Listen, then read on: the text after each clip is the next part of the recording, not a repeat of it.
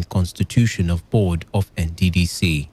On the foreign scene, Facebook Oversight Board orders Facebook to review ban on former U.S. President Donald Trump. Now, the details. The remaining 29 students abducted from the Federal College of Forestry Mechanization Afaka in Kaduna State have regained freedom. Their release comes after 56 days in the hands of the abductors. The chairman of the Forum of the Parents of the Abducted Students, Malam Abdullahi, confirmed the release to newsmen. On March 11, 2021, bandits invaded the school located in Afaka along the Kaduna International Airport Road and abducted 39 students. The bandits demanded 500 million as ransom for their release. However, 10 of the 39 abducted students were earlier released by the abductors in 2 batches of 5 each. The federal government has approved about 6.2 billion naira for the award of contracts for 6 projects in the power sector. The Minister of Power, Maman Saleh, disclosed these to State House correspondents at the Presidential Villa in Abuja. He briefed newsmen at the end of the 44th virtual meeting of the Federal Executive Council presided over by President Muhammadu Buhari. At the meeting, efforts by the government to boost power supply in the country dominated discussions as the council approved all 6 memos presented for consideration by Saleh. The power minister said the projects were geared towards upgrading the transmission system to the national grid for greater efficiency and to ensure sufficient power supply to the nation in no distant time. He also noted that the first phase of the distribution of 1 million meters was close to completion. The House of Representatives has called on the federal government to suspend planned 2021 census until the insecurity situation in the country is addressed. The House advised the federal government to suspend the exercise till such a time the country was safe enough for it. This was disclosed in a series of tweets on the official handle of the House of Representatives. The resolution of the House was passed following a motion moved by a member representing Boso Paikoro, Federal Constituency of Niger State, Shehu Beji. The lawmaker told the House that several factors would work against the accuracy of the figures that would be obtained and the overall success of the exercise due largely to insecurity. The prayer was endorsed by the House in a majority voice vote. The House also invited the chairman of the National Population Commission, Nasser Issa Kwara, to explain the feasibility of conducting a population and housing sex census in the country amid the current security challenges. The Pan-Niger Delta Forum has criticized the presidency over an allegation that some persons were plotting to overthrow President Muhammadu Buhari. The presidency had claimed it had evidence to show that some elements were recruiting ethnic groups and politicians with the motive of convening conferences where a vote of no confidence would be passed in the president. Opandev said the presidency was chasing shadows rather than looking for ways to tackle the numerous problems facing the country. The group, through its National Publicity Secretary Ken Robinson, described as shocking that the presidency would, under the prevailing situation of disastrous insecurity, tag religious leaders and past political leaders as disgruntled. The South and Southeast zone of the Arewa Consultative Forum has attributed the security challenges across the nation to the alleged refusal of the regional leaders to speak the truth, thereby abandoning their primary aim of acting as a link between the government and their people. The chairman of the group in South, South and Southeast, Alhaji Musa Seidu, who made the claims, was reacting to the alarm by the presidency that some regional groups were planning to pass a vote of no confidence in President Muhammadu Buhari. Alhaji Saidu, in an interview with our correspondent Uchendu Ejiowo, said the leaders who are supposed to speak the truth have now aligned themselves with politicians, thereby allowing their subjects to attack the government.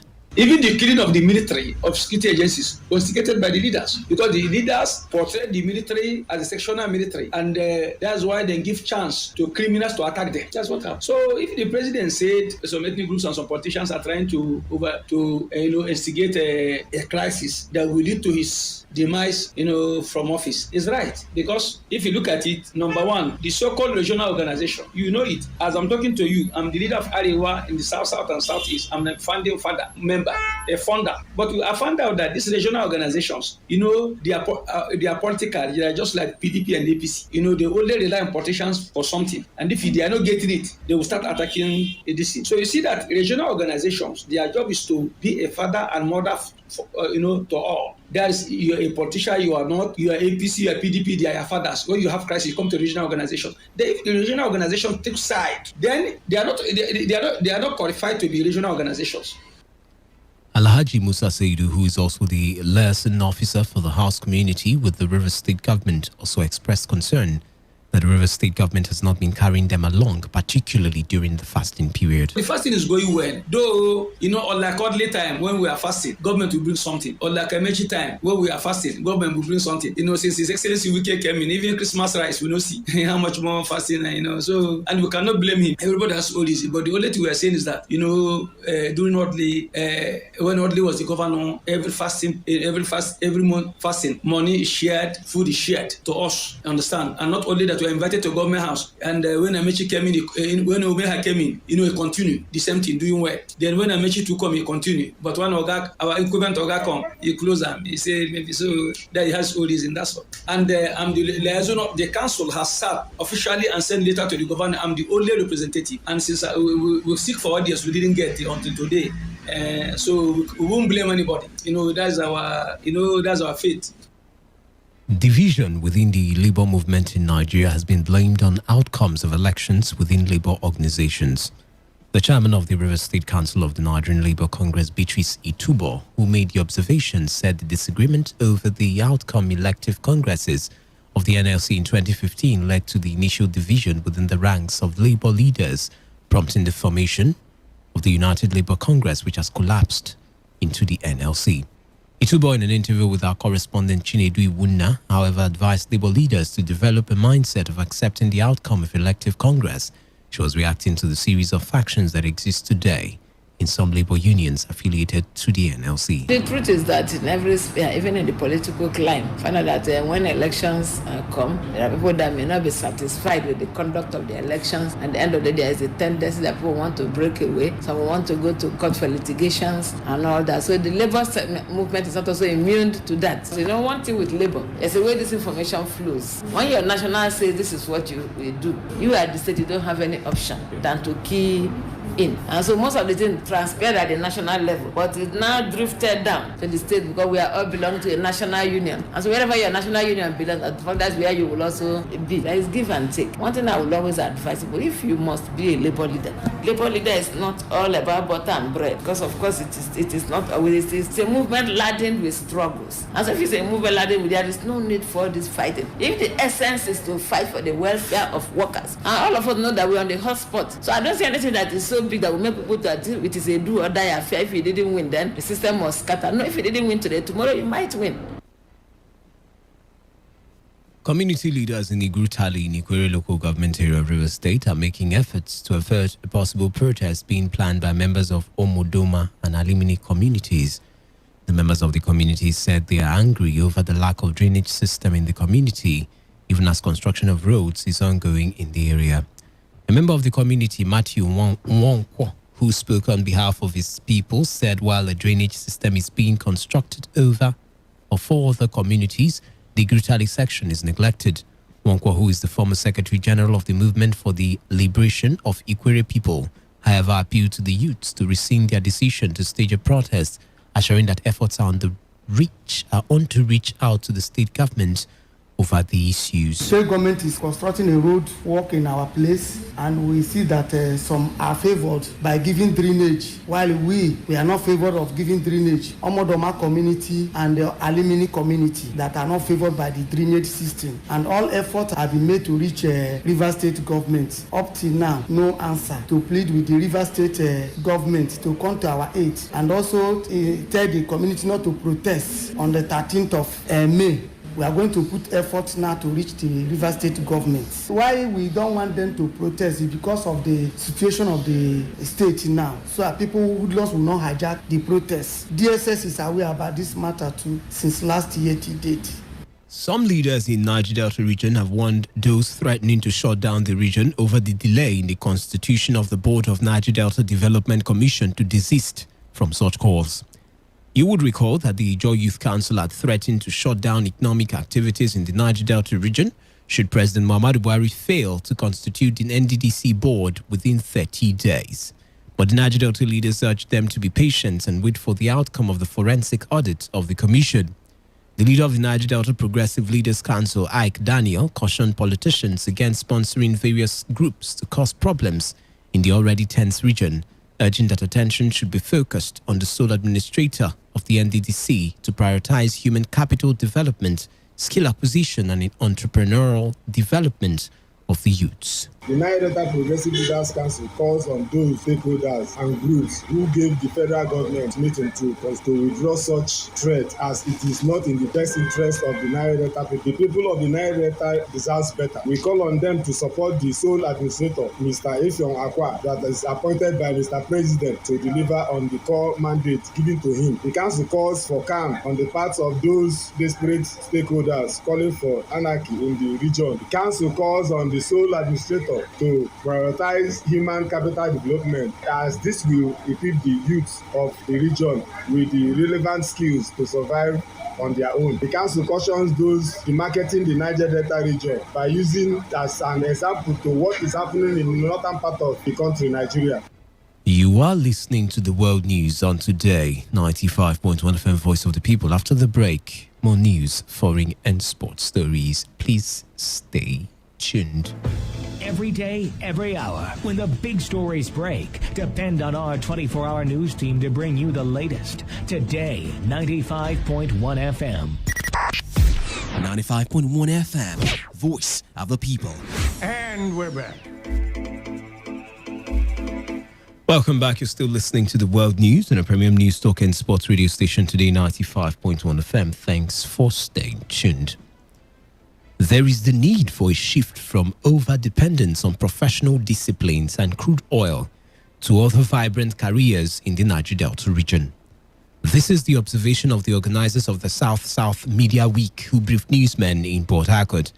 The team leader of this year's South-South Media Week, Tammy Halliday, during the briefing said parts of the issues to be discussed during the Media Week are insight and inspiration to help people and businesses understand how to achieve more in an ever-increasing digital world. The Niger Delta is a sub-region, 9 states, the population of about 31 million people of more than 40 ethnic groups. The region has the highest deposit of mineral resources in Nigeria, although over the time, the media has entangled our image in conflicts, political violence, and undulating leaders, which we believe isn't the true reflection of the people, places, and opportunities found in this area. We regularly don't get to hear about the Niger Delta of opportunities. We regularly don't get to hear about the Niger Delta where people are looking for partnerships and collaborators to take charge of their futures and destiny. The fact is, young people are now taking advantage of the technological advancements happening all over the world, with over 50,000 professional skills on offer. And digital marketing being the most sought after, there's bound to be a shift from the overdependence on professional essential disciplines as well as crude oil to other vibrant career paths.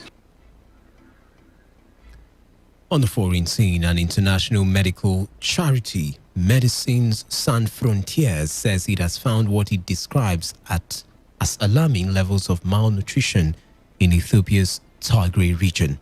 Tens of thousands of Tigrayans have been displaced during 7 months of conflict between regional forces and the Ethiopian army.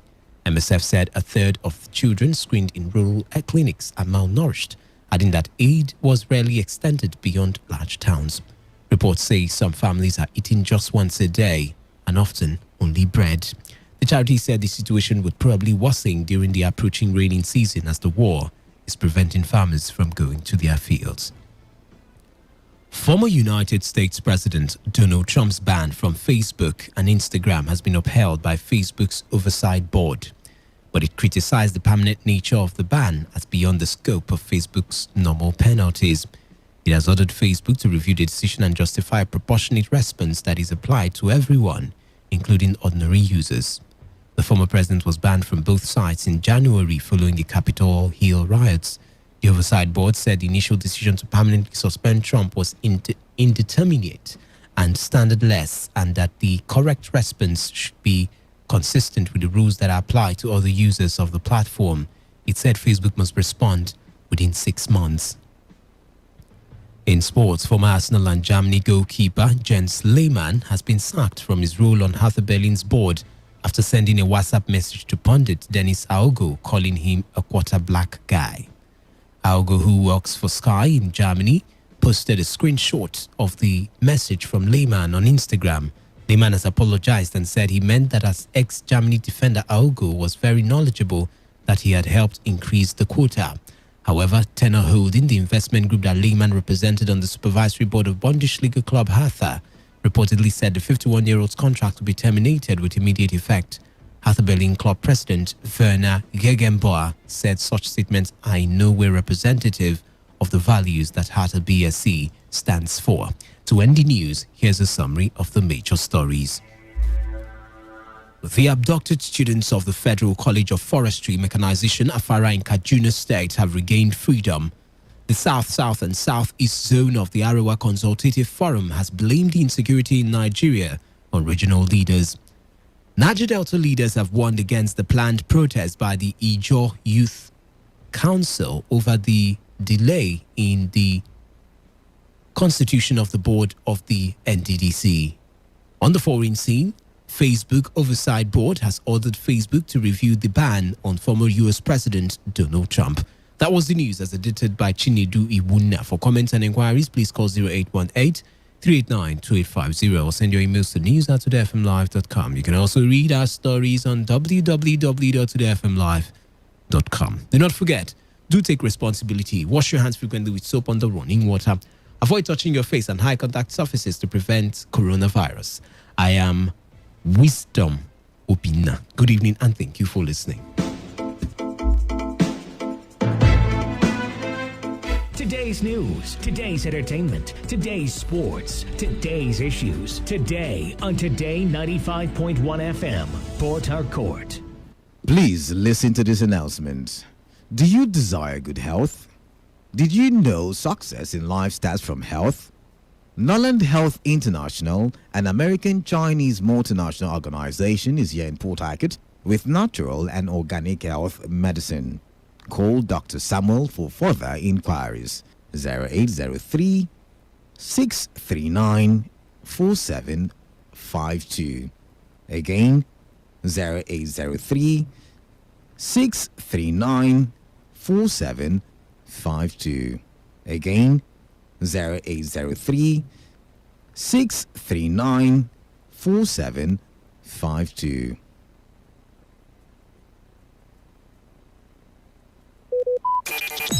Talk radio. I listen to a lot of talk radio. 95.1 FM.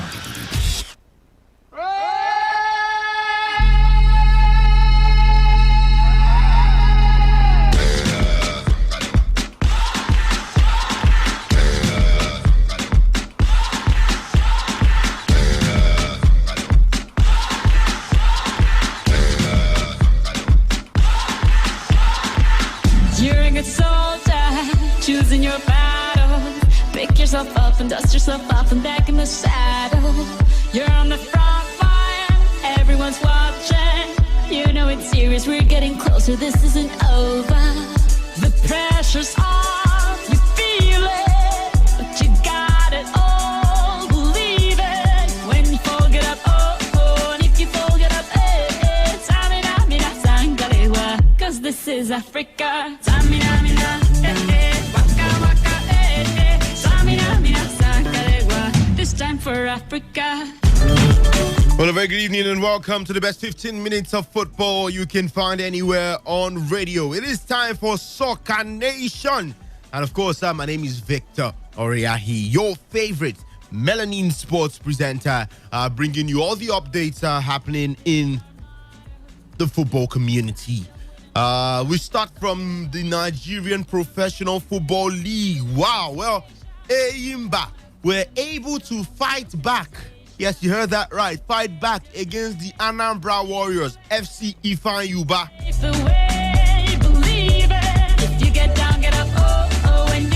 Well, Ifeanyi started the game with Sadiu Adamu getting a goal in the first half. The 29th minute of that encounter, the man did put FC Ifeanyi ahead, and at the end of the day, just few minutes after the second half began. On the 61st minute, Sadiu Adamu got his brace after getting Awazie's square pass over the line. But it seemed like all 3 points were going the way of the FC Fanyuba team, who are deep in the relegation zone. But somehow Eimba were able to fight back with Ruben Bala having the deficit for Eimba in a rather fortuitous fashion.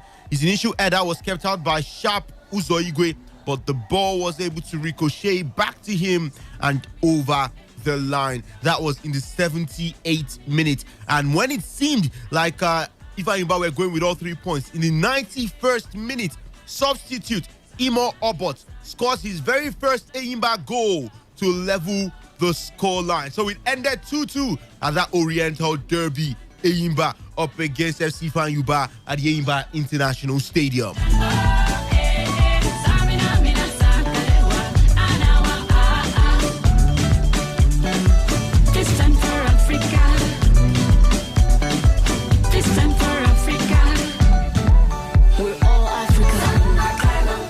Well, not the best of results you want to say for Fatayo Shaw's men, but well, they would be satisfied with the 1 point, I tell you. All right, well, let's move to other matters. Still talking about Nigerian footballers. Well, Belgian club KAS Eupen are the latest club to show interest in Eimba winger Anayo Iwala. Well, according to Lavenere, representatives of the club have contacted Eimba over the winger. Eimba have already put a €1 million price tag on the 22-year-old. The People's Elephants, according to reports, are however open to listening to offers below the price tag. Well, Uwala has been one consistent performer for Eimba in the Nigerian Professional Football League as well as the CAF Confederations Cup. The man has been capped twice by the Nigerian Super Eagles.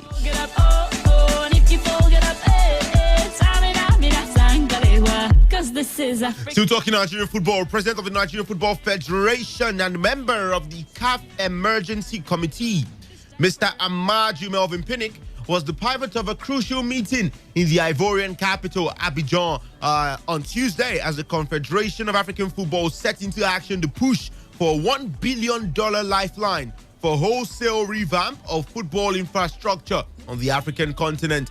Well, the NFF Supremo, recently elected into world football's highest decision, that is FIFA, the FIFA Council, was in eminent company with the president of World Football Governing Body FIFA, Mr. Gianni Infantino, and the president of CAF, Dr. Patrice Motsepe, as they paid a visit to the president of African Development Bank, Dr. Akinwumi Adesina, in Abidjan. Pinnick says it was a very important meeting as we started a push for our objective of raising $1 billion to change the face of football infrastructure in Nigeria. You'll recall that the CAF president made a statement regarding the need to raise the money for the sake of football infrastructure on our continent some weeks back. This new CAF regime is a doing team, not just a talking one, so we have set out to work. The president of FIFA was there as solidarity for the steps we are taking. We had a very useful and positive meeting with the president of the African Development Bank. Further talks are lined up. We are also going to meet up with other institutions and individuals who have the means and the willingness to help African football to realize its potentials and break into the big time.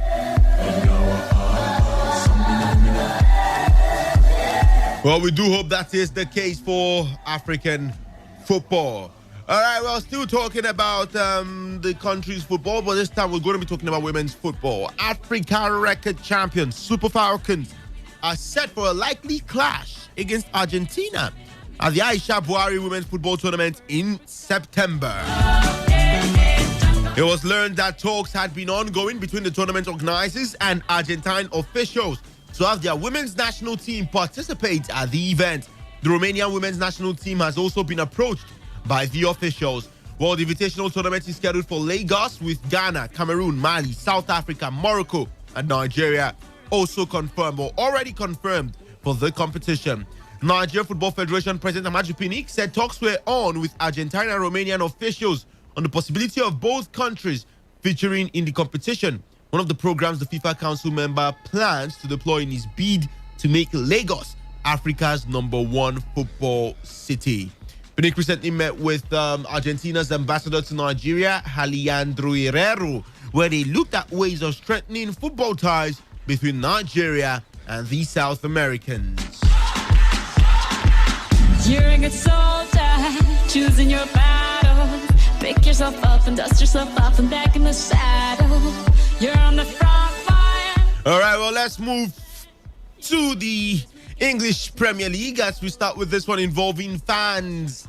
Well, fans will return to the Premier League stadiums for the season's final 2 rounds of fixtures later this month, subject to the United Kingdom government's expected easing of lockdown restrictions. Well, under the government's roadmap out of lockdown, crowds of up to 10,000 of 25% of capacity will be permitted from the 17th of May. As a result, the Premier League has altered its fixture schedule to ensure that each of the 20 teams get the opportunity to host at least one home match with a crowd.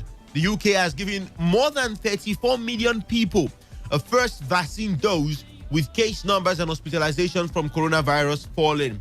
Bar a short-lived experiment with maximum crowds of 4,000 in areas with low COVID-19 rates in December, the entire 2020-2021 English season has been played behind closed doors. The Premier League said in a statement today, the Premier League has today confirmed the final 2 match weeks of the 2020-2021 season will be limited to home fans, subject to the government easing lockdown restrictions in the United Kingdom.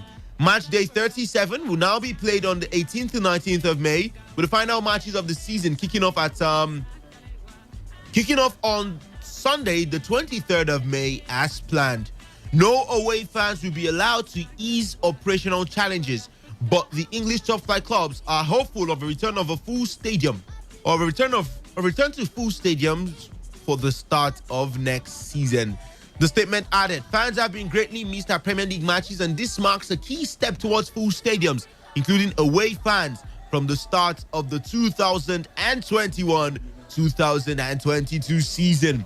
Well, a crowd of 21,000 will see the FA Cup final between Leicester and Chelsea on the 15th of May. Wembley is also set to host 8 matches at Euro 2020 with at least 25% capacity.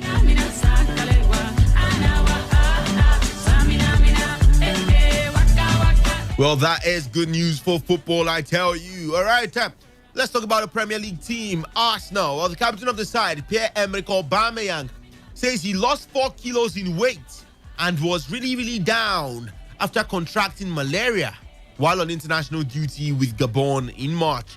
The 31-year-old made his return as a substitute in the Europa League semi-final first leg defeat by Villarreal last week. Aubameyang said, "This was the worst moment of being sick in my life because it was very hard. I was feeling very bad." Well, the forward who scored in Gabon's 3-0 win over DR Congo in the African Cup of Nations qualification on the 25th of March said he began to feel unwell during Arsenal's home loss to Liverpool on the 3rd of April. He says, "As you know, going to Gabon is not so close to here. I feel just a bit tired, especially against Liverpool, but I thought it was just because of the travel. I had 3 days in a row, fever all day and all night, non-stop. Even the paracetamol and stuff had no effect on this. After that, I spoke to the doctor. I said I needed to go to the hospital because I had traveled to Africa, so maybe it was something like malaria. I stayed in the hospital for 3 days. I was really down, and I think I lost 4 kilos. It was a really bad moment, and I think my family was a bit scared to see me like this." Well, after playing in Arsenal's Europa League quarterfinal first leg against Slavia Prague on the 8th of April, Aubameyang missed the second leg and 3 Premier League games for the Gunners. He was added to the starting lineup to face Newcastle at St. James Park on Sunday by manager Mikel Arteta, and repaid the Spaniard by grabbing a goal and an assist during the 2-0 win. Well, Aubameyang believes he's fit enough physically and mentally to face Villarreal in the second leg of the UEFA Europa League semi-final on Thursday and help Arsenal reach the Europa League final in Poland on the 26th of May. Listen to your life. This is our motto. Your time to shine. Don't wait in line. We're still talking about Arsenal. The coach of the side, Mikel Arteta, believes his side can take their biggest step forward under his management if they end a turbulent season by booking the place in the Europa League final. Well, the Gunners welcome former manager Unai Emery back to the Emirates Stadium on Thursday for the second leg of their semi-final with Villarreal. The Spanish side hold a slender 2-1 advantage from the first leg at El Madriga, with Nicolas Pepe's penalty giving Arsenal what could prove to be a crucial away goal. Well, if Arsenal win, they will most certainly face Manchester United, who are on the brink of reaching the final after beating Roma 6-2 in the first leg of their tie. Arsenal have not played Champions League football since 2017, but winning the Europa League will take the club back into the elite competition next season.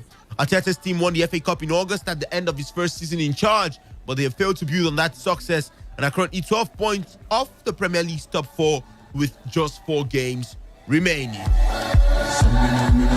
Quoting Arteta, he says all the instability, rather he says it's a big moment. Again, not for me, but for the club, for everything that has happened in the last 2 years, in the last months. All the instability that we've been here with for so many different reasons. So I think it will be a really important and our biggest step forward if we're able to be in that final and have the opportunity to win that trophy. Well, thousands of Gunners fans vented their anger at US owner Stan Kroenke before the recent defeat to Everton at the Emirates, with Swedish billionaire Daniel Ek publicly talking about a potential takeover bid. Another protest has been mooted ahead of Thursday's match. Arteta said he had no problems with supporters making their opinions heard, but did not want to see a repeat of the disruption by fans that led to the postponement of Manchester United's match against Liverpool at the weekend. He says, I think they have to be able to express themselves, and if it's done in a specific way, then they have the right to do it. We have to prepare for the game in the best possible way. I wouldn't like to use any excuses. If something happens with that, then I know that the only purpose of the fans is to defend the club and that they want the best for the team. We will try to do the same. Choosing your battles, pick yourself up and dust yourself off and back in the saddle. All right, well, let's head to the UEFA Champions League. We're getting closer, this isn't over. As Manchester City reached the Champions League final for the very first time in the club's history, as Riyad Mahrez double saw off Paris Saint-Germain yesterday to seal a 4-1 aggregate win. Mahrez's goal also decided the first leg, and the Algerian, who grew up in the Parisian suburbs, haunted his hometown team, that is, with 2 clinical finishes early in each half.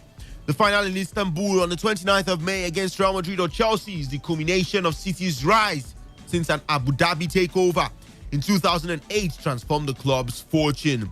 Meanwhile, 4 years on from making Neymar and Kylian Mbappe the world's 2 most expensive players, PSG's wait for a first Champions League title continues. Mbappe could only watch on from the stands due to a calf injury, as just like in last week's first leg, his side imploded after an excellent first half performance. Well, it was a night to remember, I tell you, for Riyad Mahrez. The man was fantastic, but then Saul added to injury. The visitors were left to rue huge big chances by Marquinhos and Angel Di Maria before Di Maria lashed out at Fernandinho to leave PSG down to 10 men for the final 20 minutes. Speaking after that particular game, the coach of the side, Guardiola, says this is remarkable. People believe it's easy to arrive in the final of the Champions League. Getting to the final now makes sense of what we have done in the past 4 or 5 years. Every day, these guys have been consistent. We scored a goal through the hips of the defensive wall in the first game. And today, Marquinhos hit the bar in the first half. You can be out for little details. Manchester United won a title because of John Terry's slip and scored in the last minute against Bayern Munich. And Real Madrid won a title against Atletico in the 93rd minute. It's a competition that is so difficult, and something in the stars is involved in that. I want to thank the owner, the chairman, and the staff at the club. The club is about all the people that work behind the scenes. It's not just about money. If you want to think that, then you are wrong. Well, Guardiola's side have been knocked out in the quarterfinals in the past 3 seasons by Lyon, Tottenham, and Liverpool, and lost in the last 16 to Monaco in his first campaign in charge. They are playing in the Champions League for a 10th successive season, and had only once before reached the semi-final stage, losing 1-0 over the 2 legs to Real Madrid in 2015-2016, when they were managed by Manuel Pellegrini.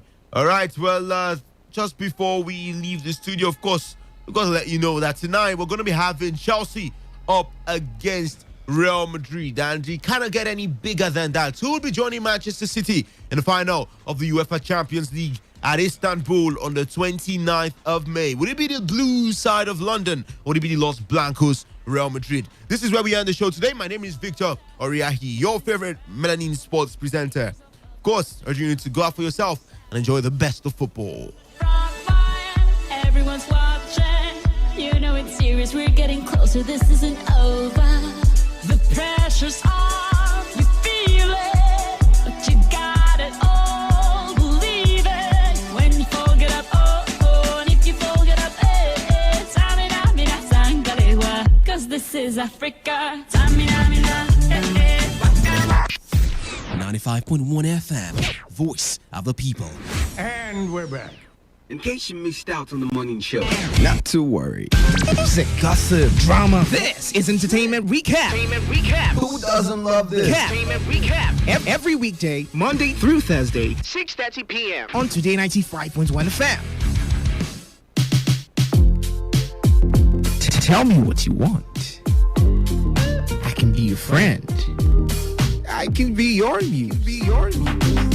Call my name and I'll be there. Do you know me? Do you know me?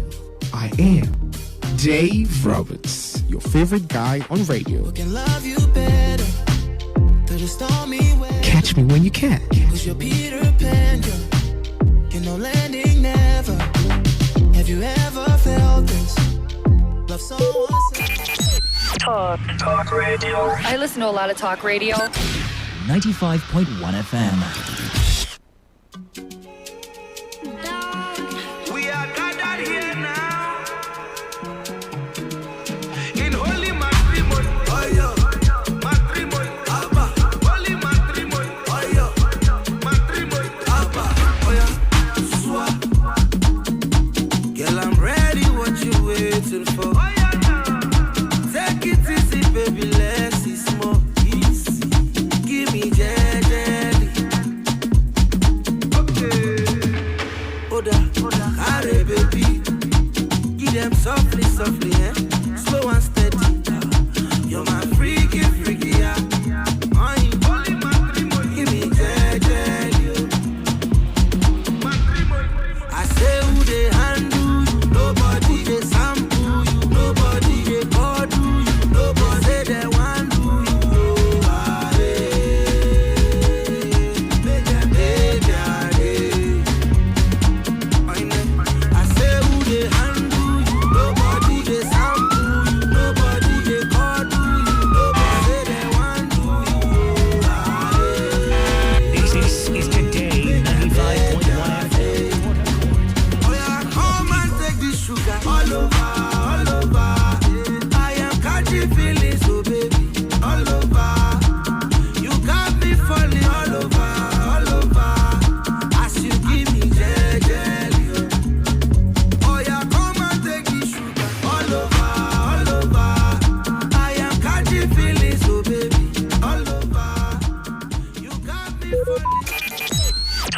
Talk radio. I listen to a lot of talk radio. 95.1 FM. Madam, now wetin you want do with this blade waiting for your hand? Not to circumcise the pikin. There is no need to subjugate woman in that manner. Female genital mutilation is a crime against God and humanity. One day, one show, one stage, two plays. Penuela Events and River State Arts Council presents Evil Blade and Orukuru. You have taken everything from us, white man. What else do you want from us? Depart from here, now! Cast Dan the Humorous, Ibinabofi Bresima, Bobby Ogoloma, Ovunda Ihunwa, Karina Israel, Alex Bobo. Directed by Eze Ekegu, produced by Churchill Ene, written by Amatu Braid and Professor Henry Belgam. Date, 16th of May, 2021. Venue, Theatre Hall, Osney Family Place, Abacha Road, Port Harcourt. Time 6 p.m. Tickets, rug 5,000, VIP 20,000. For inquiry, call 0803 702 6414. Do you want a theater experience? Don't miss this. This event is proudly supported by Today95.1 FM.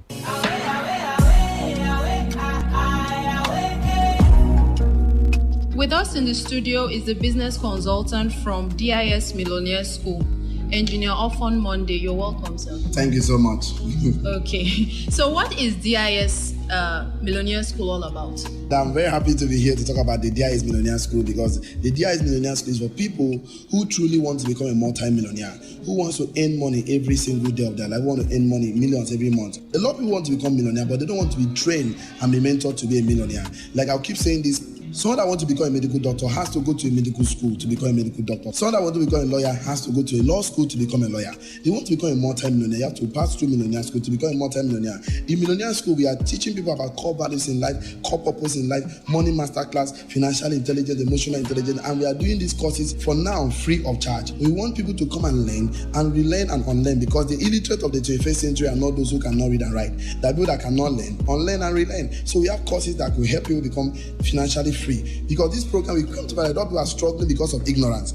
The book of life says people perish for a lack of knowledge. So we want to train people how rich people think, how rich people behave, how to set up, how to know them between liabilities and assets. We want to train people to know their left and right. So the Millionaire School is to mold you, train you to become successful, and that is why the program is a 6-month mentorship program. You can do it part-time, online, offline. Of course, you can do it, of course, wherever you are. We are organizing a one-day powerful business opportunity to encourage people, to show people how the Millionaire School and the opportunity that lies for you in the DIS Millionaire School. All right. So you talked about people who want to become a millionaire by, joining the Millionaire School. So do you have any preference, like who can be part of this school? Actually, the project is for everybody. You're a doctor, you're an engineer, you're a commissioner, you're a reverend, you are looking for what to do, you are a housewife, you are trying to survive in the present economy. You have to be part of the Millionaire School, because it is open for all. People that want to make a difference in their life, want to make money, want to achieve their dream, because there's abundance in my generation. There's no scarcity anywhere. We only have scarcity mindset, because a lot of us are associating with a lot of people that is not helping to become successful. Like I always say every day, we have a law called the law of association. That law says that we are the average of 5 of our friends. That means anytime, any day, you want to become broke and poor, you don't need fasting and prayer to be a poor person. All you need to do is to associate with 5 broke men, 5 poor people, become the next 6 poor person. Any day, anytime you want to become rich and successful, you need to associate with 5 rich and wealthy successful people, become the next 6 person. Because what poor people do basically is to discuss people, talk about Chelsea, politics, things that don't bring money into their pockets. That is basically what they do. Why? A rich and successful men, we always talk about ideas, business, innovation, creativity, opportunities. So this is what happened in the 21st century. For you to actually become successful in the 21st century, you must be part of the class of people who discuss, who work with the same mindset like you, who want to achieve success like you. That's why we are encouraging you to be part of a one-day business opportunity presentation about the DIS Millionaire School, where you can achieve more dreams and your financial dreams and goals in life. And it's free of charge. If you are interested in part of the project,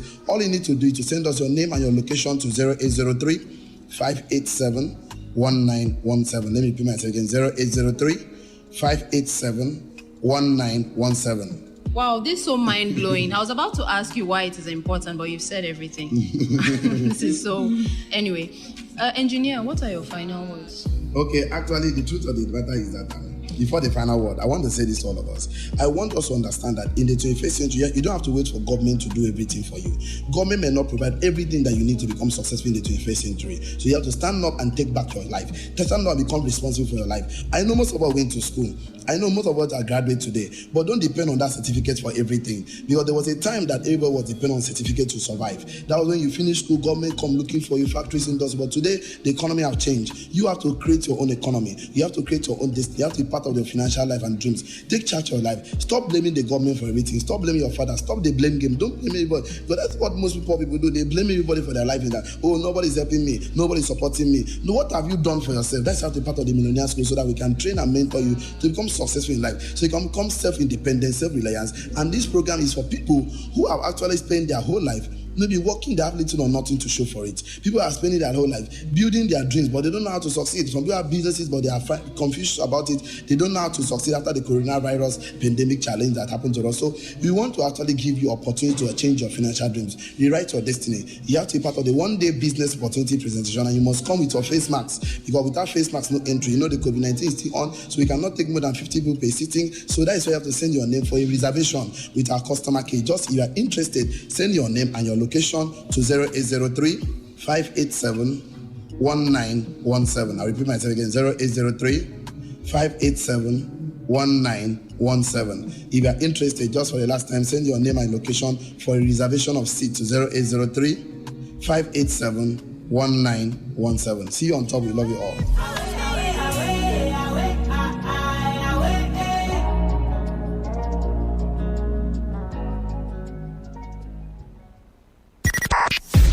95.1 FM, voice of the people. And we're back. It's hot, spanking new. On Today 95.1 FM. Voice of the people. Yeah. Boy. Ding, ding, ding, ding, ding. Boy. Yard running out the scene. Boy. Sure. I say they feeling that. Boy. All of them holla. Boy. International. Boy. At the fire. Boy. Them they mad fiddy. Original yard. Boy. Mr. Mali Biddy. Boy. Make the girls holla. Boy. From J-Town. Boy. I'm that Igbo. Hot call Biddy. I they worry them. Boy. Lagos holla. Boy. London para. Boy. My men wire. Jaye tire. Yard man. Ever blazing. On the road steady navigating. Rasta, elevating. Spit a fireman and kill a reed. I'm about to take it back to SOS. Mr. Marley about to do a hard reset. Brand new zing. I'm sure I'm turning up and busting up your speakers right now with the song Boy Young L right here on your premium talk news and sports station Today 95.1 FM on this very wonderful Wednesday evening. How y'all doing? It's a very fresh Wednesday evening. All right, I'm feeling really cold. I really don't know, but I'm not sure it rained because I was in the building all through, but I'm not sure it did rain. All right, but if it did rain in your area, shout outs to you. It's River State, yeah? Just deal with it. All right, welcome to the show. Entertainment recap right here on your premium talk news and sports station Today 95.1 FM. Yo. I know you're feeling the boy, all right? Check me out, all right? It's Dave Roberts, your favorite guy on radio, your radio music, exotic zaddy, dripping with opulence. How was your Wednesday evening going, all right? I was, this is true. Like, I wasn't this fired, and then I listened to the song, and it's like, yo, turn up, all right? Just turn that energy up. And this is what you should do, all right? If you're feeling really negative, or something is not really working with you, or you're not really happy, I think you should just turn up and just dance a little, and probably you just be happy, all right? Because you just live once. You only live once, all right? So take out time to be in the moment and be happy, all right? I'll be here making you happy, giving you all the best. Everything trending in the world of entertainment, from the latest gist to the gossips and the stories and everything, all right? Right here on your premium talk news and sports station, the J95.1 FM. Shout out to everyone celebrating their birthdays today. Shout out to you. Oh my God, I'm really sorry, okay? Now, I know my friend Dina is waiting for me right now, and I pray I met the the whole celebration up, but if I don't, shout out to you, Dina. Congratulations, happy birthday.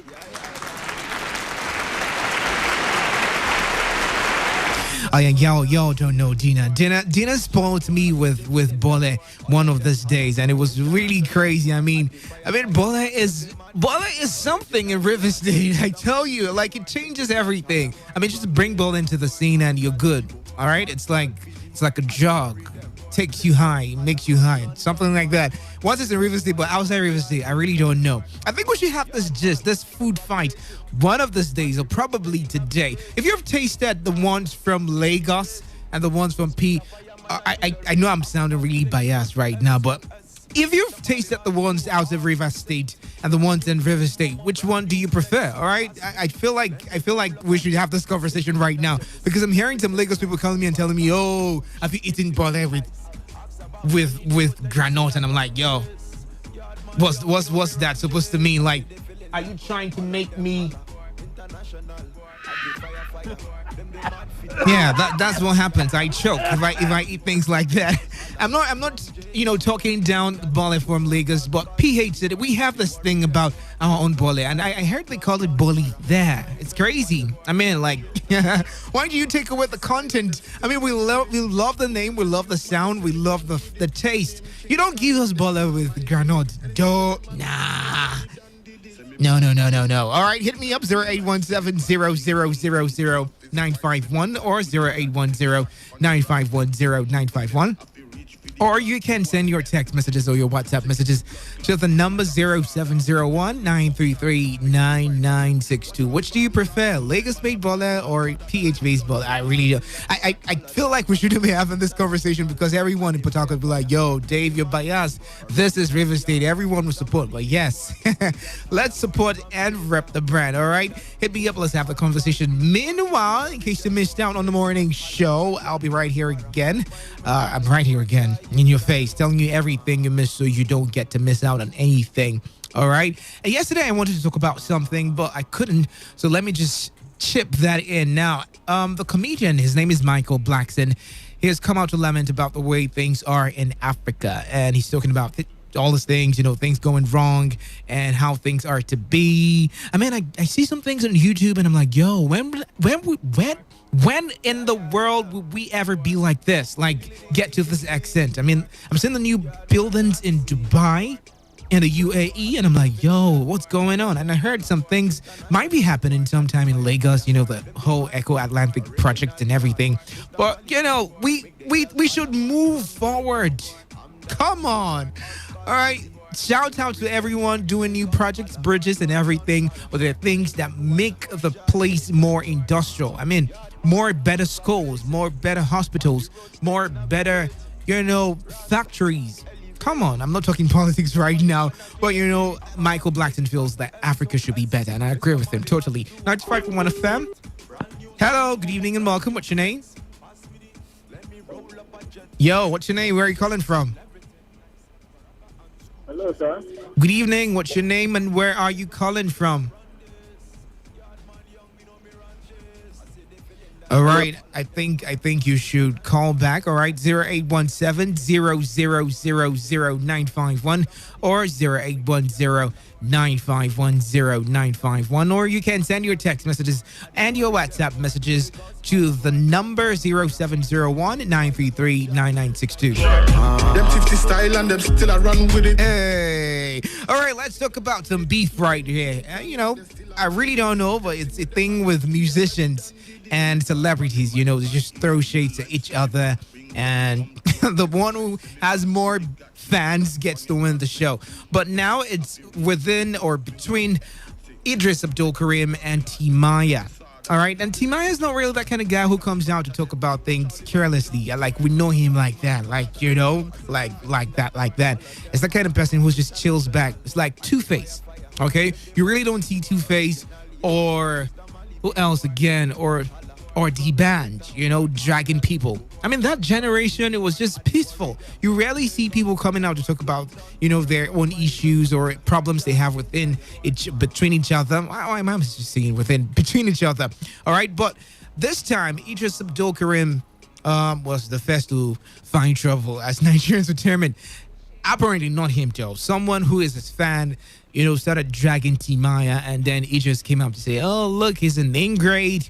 He doesn't remember what I did for him and everything. And Timaya is like, yo, I didn't even see anything you did for me. All right. You said you took care of me. You gave me the platform, which of course he said before this time. And we all felt like, okay, Timaya was, given the platform by Idris Abdul Karim, only for us to know and find and discover right now that Idris, according to Timaya, Idris wasn't taking care of him at all. Like, he didn't spend anything, any dime, any shishi on him. He didn't pay him. He was using his transport to get to, every event. And after every event, Idris will be like, yo, nothing come out to just go home like that. And this was how he was until Timaya became who he is right now. And Idris is saying, look, you're an ingrate, you owe me, or stuff like that. I really don't know. I mean, what's happening with this legend? Come on, what's really going on with them? Okay, Idris also came out last week to jag Festus Kiyamo and stuff like that. I really don't know what's going on with him, but I feel like you should just give us good music, all right? Just good music, and that's all. Leave all those problems alone, okay? Even if everyone knows everyone is trying to chase cloud, blah, blah, blah. But just leave all these things alone and focus on giving us good music, all right? I also told you that someone has come out to drag. I mean, we're just so pissed on social media. There's negative energy everywhere. If you can't stay, just gently carry yourself and leave. All right, don't be there. Don't be in that mix, because sometimes it gets to you in the very wrong way. Now, someone came out to say that Don Jazzy is a demon. Yeah, it's like demon from the pit of hell. You know, those kind of things that you watch in the movie Angels and Demons. or those movies, those very scary movies.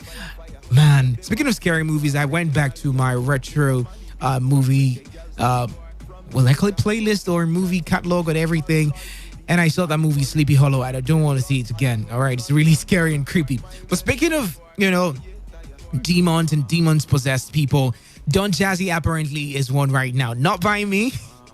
Not proven by me, but someone has come out to call him and, give him that title as a demon who has a contract with the devil, to lure souls to, of course, hell. And I know some African parents will be like, yes, I knew it, because of what he does in his music videos. Are you serious? Now, I listened to this conversation one time that Don Jazzy had with Ebuka.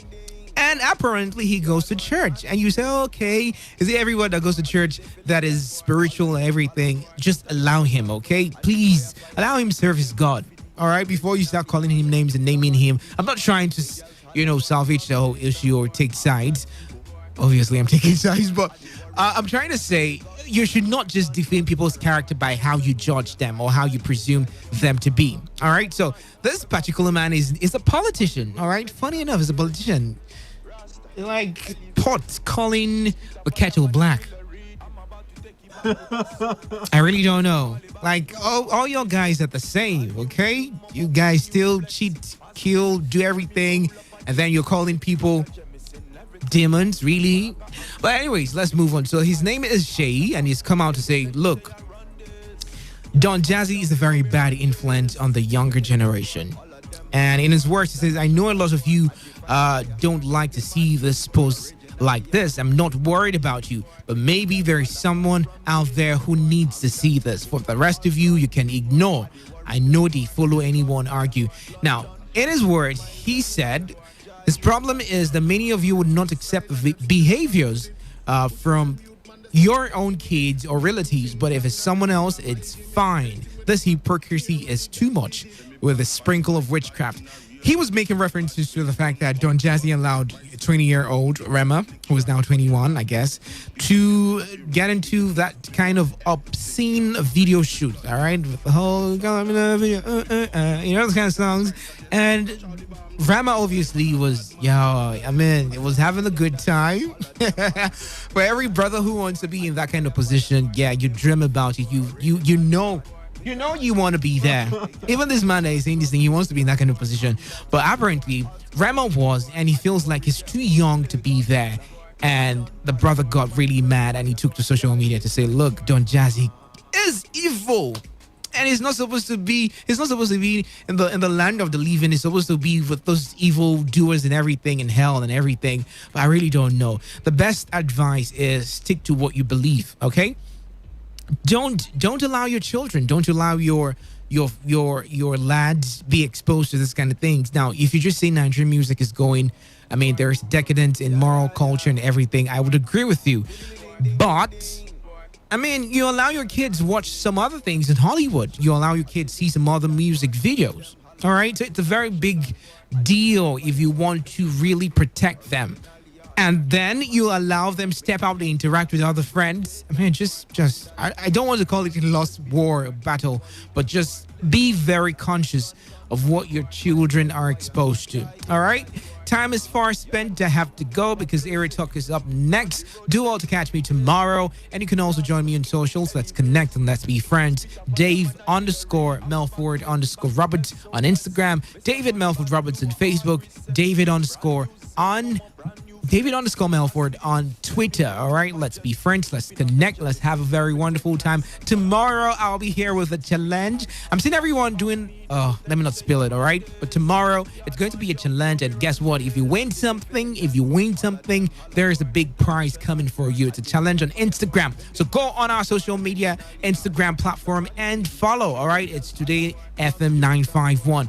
Follow us on social media, Instagram and Twitter. It's the same name, Today FM 951. And be sure to participate tomorrow because it's going to be awesome. All right. After bounce right now, have yourself a very wonderful evening.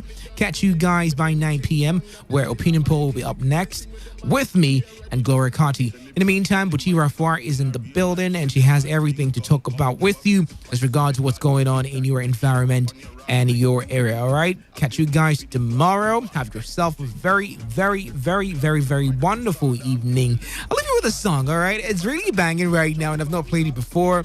So I think I should just sample it right now for you. Chocho by Davido and Zlatan.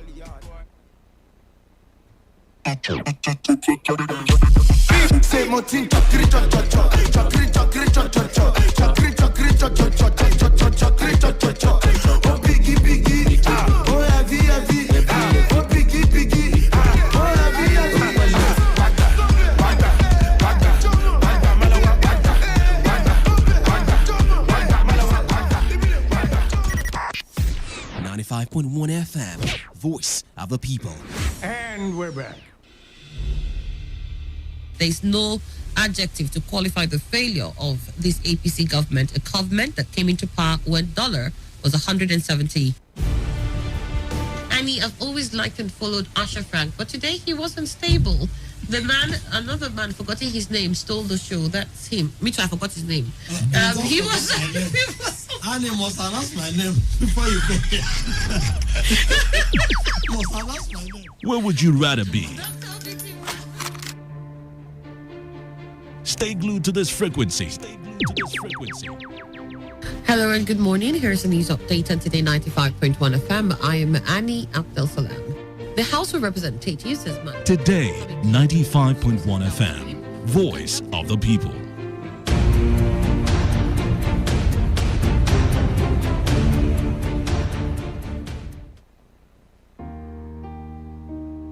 You don't have to be in government to serve. You don't have to hold a political office to change lives. It was Mahatma Gandhi that said, the best way to find yourself is to lose yourself in the service of others. So before you point out how the government has failed in service, ask yourself, are you being of service to your fellow Nigerian in your own little corner? As Mother Teresa puts it, unless life is lived serving others, it is not worth living at all. This message is powered by Today 95.1 FM, the voice of the people.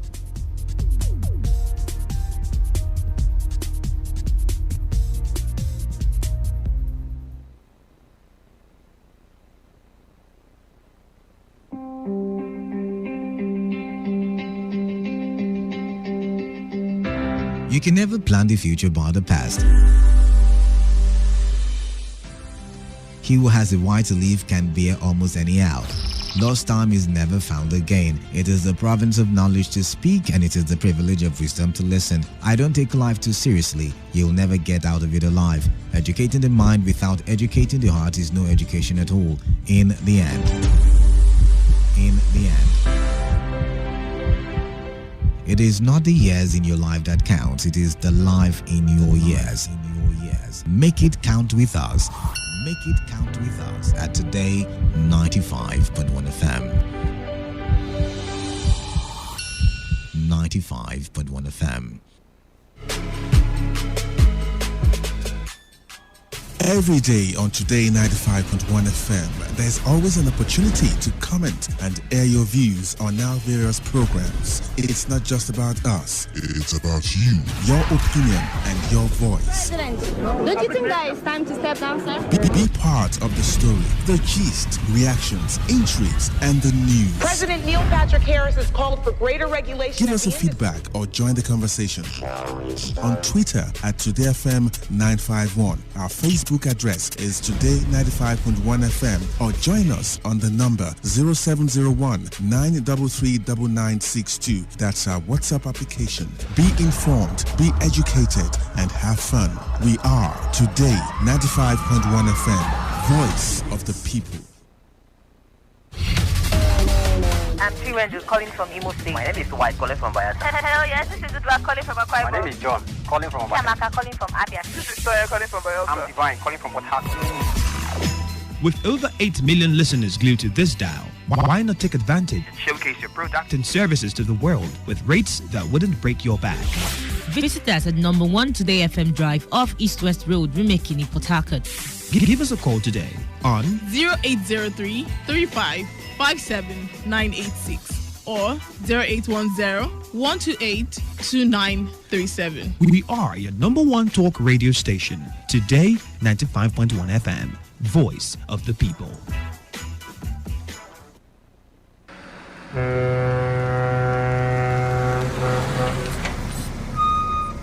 Officer, take. Officer, give me number. No time. Ma dey match am. They go. What? You bribing the officer of the law? You under arrest.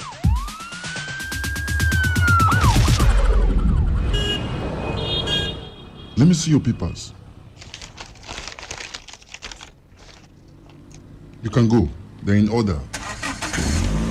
Drive safe, okay? I don't understand though. No be the same country again.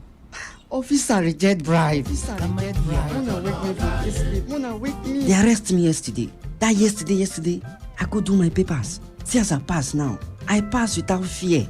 You too, make you do wetin dey right. For we country to better, it dey for we hand. If you like, do like say you no hear am. To give or to take bribe, na offense. Una don hear am, abi? You hear am too, abi? You hear am. You hear am well. They themselves, they hear am. Now the voice of the people. Now him bring this message give me. Today 95.1 FM. Now, what is happening in your community? Does your community feel government presence?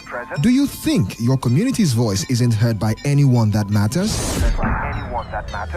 Join us on Area Talk, the platform that zones in on happenings in, out, and around your local communities. We focus on the problem and take eyewitness accounts to help us get a better picture on any issue. Every Tuesdays to Thursdays by 7 p.m. on Today's Connect, only on Today 95.1 FM. I feel to reach you anywhere you day, brother man. You day.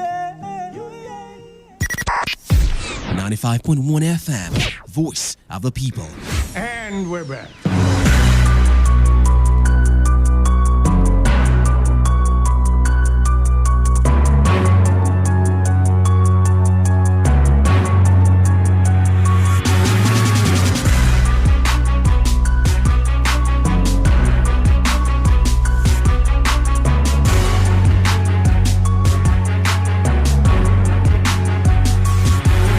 Government is constructing a road walk in our place, and we see that some are favored by giving drainage, while we are not favored of giving drainage. Omodoma community and the Alimini community that are not favored by the drainage system, and all efforts have been made to reach River State government. Up till now, no answer. To plead with the River State government to come to our aid, and also tell the community not to protest on the 13th of May. We are going to put efforts now to reach the River State government. Why we don't want them to protest is because of the situation of the state now. So that people who lost will not hijack the protests. DSS is aware about this matter too since last year to date. Well, if you ask some persons, they will tell you right choice because of the state of security in the country at large. Good evening to you and welcome. Thanks for joining us. My name is Buchira Foa. I trust you're having a beautiful day. So there's been thunder and lightning for about an hour now and it hasn't rained yet. I don't know what exactly is happening. Is it raining somewhere and we're just feeling a bit of its impact over here? I'd love to hear from you. Wherever it's raining, do also call in and tell me, but it's raining over here and it's been raining for this long and this and that. I'd really love to hear that. And most especially if you're in traffic, please do also call in so others can actually find a better route so they can meander their way home without getting stuck in the traffic. Unfortunately, with you, since you're already in the traffic, you just keep us updated. Good evening to you. I had a very boring day. I don't know how your day went, but mine was really boring. And just being indoors under the weather, there's nothing interesting about that. But I'm sure you had a very wonderful, interesting, fun-filled, and splendid day. Do also call in and share with me some of those things you got to experience today and maybe in some days past that you believe is newsworthy and you would love each and every one of us to be in the know of. Do also call in on the program. That's what we're about here on Area Talk. You share eyewitness reports about things happening in and around your community. Good, bad, ugly. We take them all here. I don't know. Are you favored? He said that their community is not favored regards drainage. But I'm asking if you're favored by the current government in Rivers State in particular or any of the states within the South. You heard from some persons around Igruta, the community leaders in Igrutali in Ikwe local government area here in River State.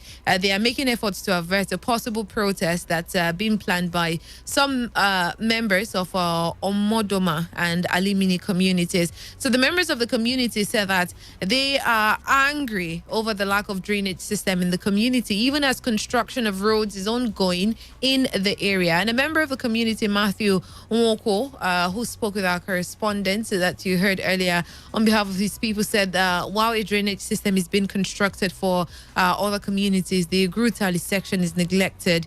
And he is the former secretary general of the Movement for the Liberation of Ikwere People. However, he appealed to the youth to rescind their decision to stage a protest, assuring that efforts are on to reach out to the River State government over this particular issue. But then that's just for River State government. Now let's move to Edo State. I'm sure you all are aware of NDDC and all that's been happening regards NDDC and well, some of the projects they've carried out in some communities within the South. The Edo State governor, that's Governor Obaseki. He's reiterating the call for the reconstruction of Niger Delta Development Commission, stressing that such will drive the development of the South region. Now, Obaseki made the call during a meeting with the South Zone Working Committee of the People's Democratic Party at the Government House in Port Harcourt. According to him, in his words, I quote, "In the South, we must stand up to defend ourselves economically, politically, and security-wise. We have pretenders in the region who try to exploit the region, and we must stop them."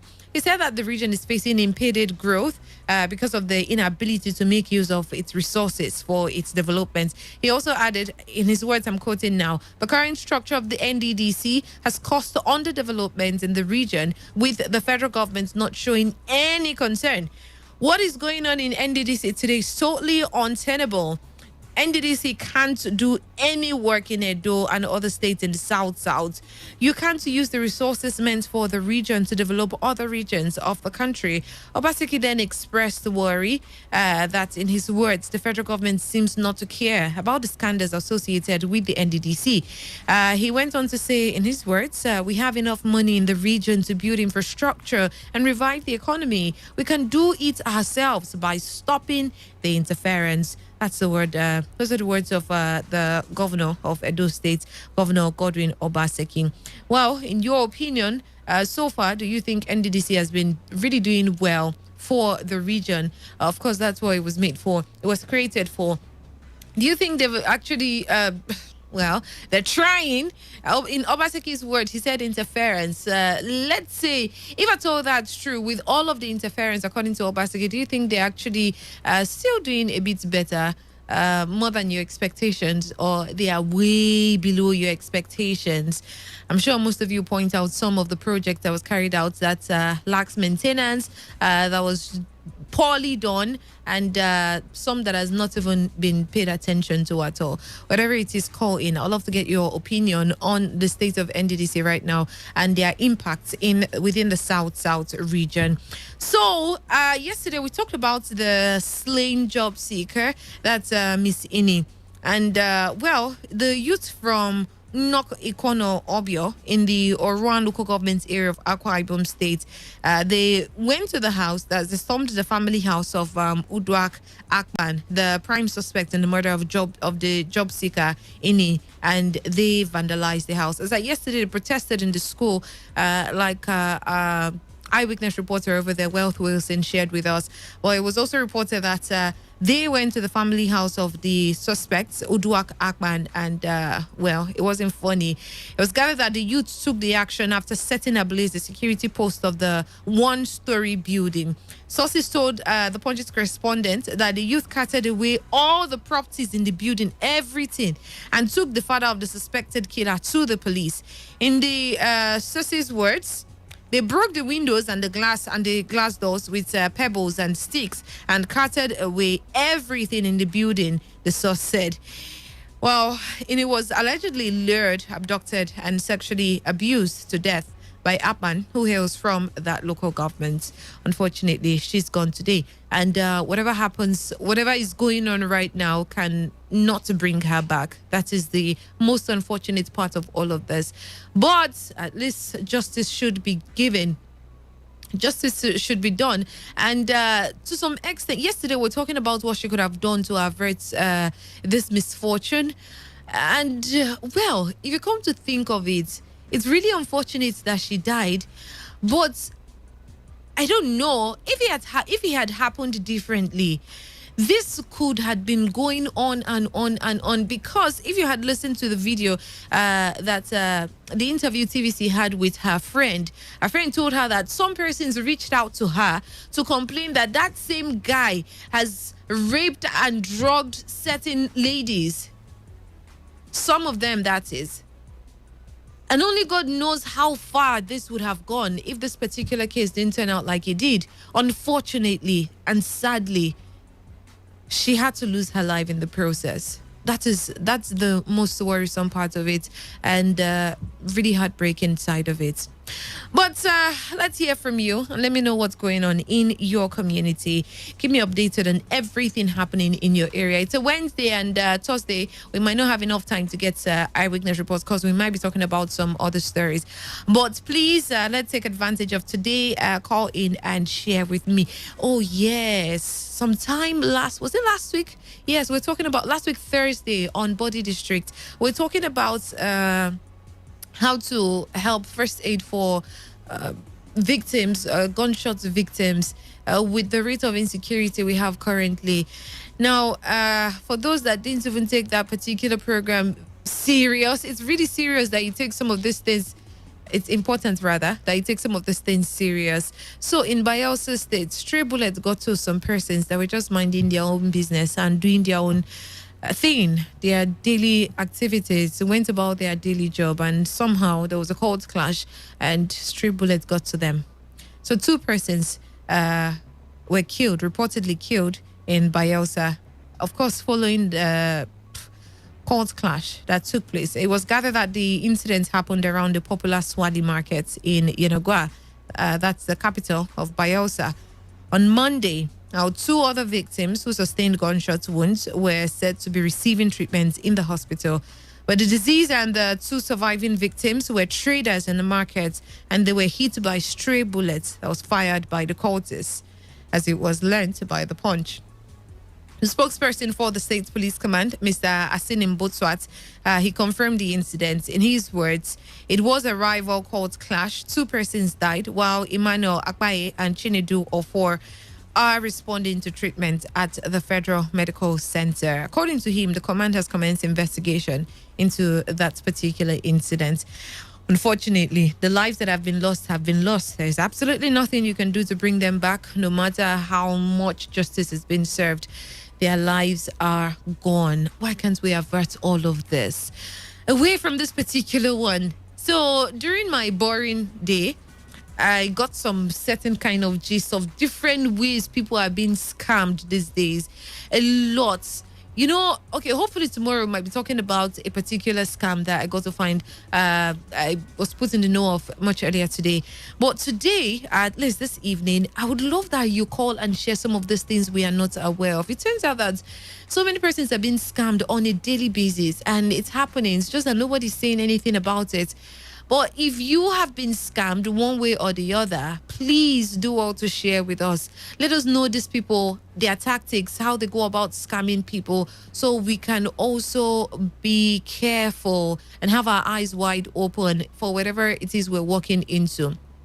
Now, while you're calling in to share this particular report, I would also advise that you, for certain names, because some persons would want to take advantage and smear some organizations' character or spoil their name.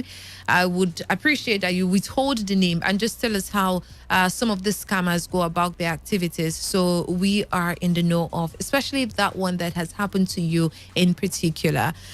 All right, the numbers are 0817-0000951 or 0810-9510-951. Just before I take any call, I'd love you to take a listen to this one.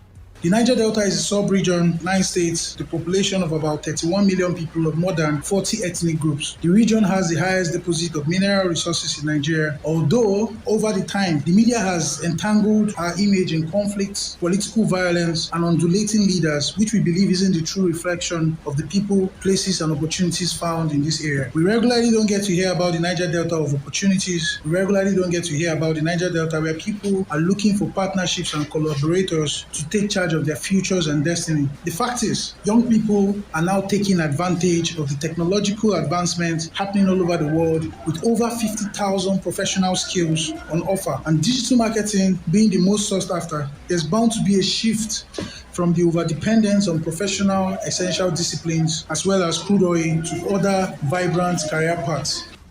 Well, that was team leader of this year's South Media Week, Tammy Halliday, during the briefing. He said that part of the issues to be discussed during the media week are insight and inspiration to help people and businesses understand how to achieve more in an ever-increasing digital world. They observed that the organizers of the South Media Week that briefed newsmen in Port Harcourt, they observed that there is the need for a shift from over-dependence on professional disciplines and crude oil to other vibrant careers in the Niger Delta. Good evening and welcome. All right. Unfortunately, I lost that call. It's so annoying losing the first call. Well, the numbers are 0817-0000951 or 0810-9510-951. We still might not be able to take your messages today, so we might need to work with the phone lines like we did yesterday. Good evening to you. Welcome. Good evening. Welcome. Who's that? Ozed, it's good to hear from you today. Turn off your listening device. All right. Thank you. How far? Very well, thank you. What of Canada? He's good. You hear from him soon. Hello, is it there? No, he's not. But it's not good though. I would like to hear that my voice before I take my area report. Yeah. All right. Till then. I want to hear his voice. Please don't be angry, please. Don't worry. When Canada comes, you hear his voice. Unfortunately, you won't be able to share your eyewitness reports then. Good evening to you.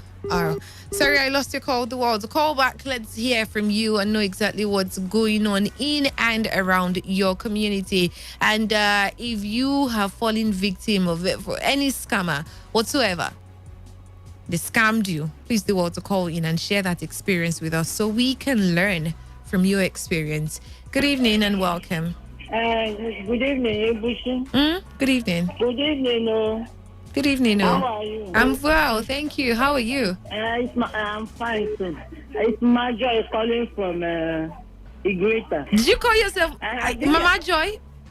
Yeah. Oh, all right. Okay, I have been a victim of such a circumstance. Even my daughter. When? When did it happen? My daughter's own happened. Was it last month? Okay. But my own happened 2 years ago. Okay, what happened? I as my daughter was coming back from work, she entered a taxi from Mbova to Lumokuta. That is where the incident happened. She said as she entered, they started discussing about politics inside the car. It was a taxi. Okay. They started discussing about politics. This one, I make you weaker, all this one. She said she was looking at them, you know. They were telling her, can't you say something? Weaken not your brother. Don't you know I make it? My daughter says, as they were saying those things, she cannot even understand what they are saying. You know, what she experienced that time, that somebody, a lady there, just crossed her hand on her lap. And she crossed her hand on her lap. She just feels free as if she's a lady like herself. Before she knew, something touched her on her body. She was forced to tell them, so I want to calm down, please. No matter she has not reached where she's going. She just dropped down. Immediately she dropped down. The cash inside her pocket is no longer there. Wow. The handset is no longer there. Wow. She was confused. The ATM card was not there. She was, what is happening to me? She can't understand herself. Then she rushed to the nearest bank where she blocked her ATM before any other thing can happen. But the handset and all that thing lost. What I have to say is that even on my own incident, my money is inside my bag, about 50,000 naira. Before I know, both the polythene bag, both everything, I did not see it again. Wow. But I feel that something has gone out from my body. That is how you will feel. I say, what has happened to me? Before I know, that money vanished. What I advise people now is like, everybody has to be very, very careful. And before you leave in the morning, make sure you pray. These people are using a different title. If they follow this one, it didn't work. So you think it's not like they are so good at stealing people's properties? It's that they're using other diabolical means. Is that what you're insinuating? They are using terms that I'm telling you nothing but the truth. I have been, even people that is closer to me, they have testified. It's not an ordinary something. Wow. Even the talk you exchange with them, you are in trouble. Even just to open your mouth and talk with them, it's a problem. It could be a problem. You never. Even if that discussing heaven and earth, don't even hear any word from them. That's the one will attract them and make them. Some even fall a victim of them, raping them. As my daughter was a fellow worker too, they raped the girl and collect everything and push out of the car. Before the girl can regain conscious, it was late. You see? So everybody should be very, very careful. I don't know what Nigeria is turning to, that you cannot move freely in this state or other states.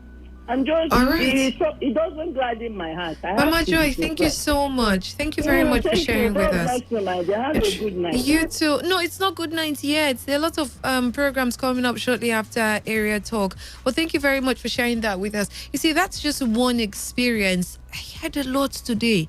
And it's really scary. Yesterday, was it yesterday or the day before yesterday? I was saying, like, even to just open your door and look outside with the kind of stories flying around, it gets really scary.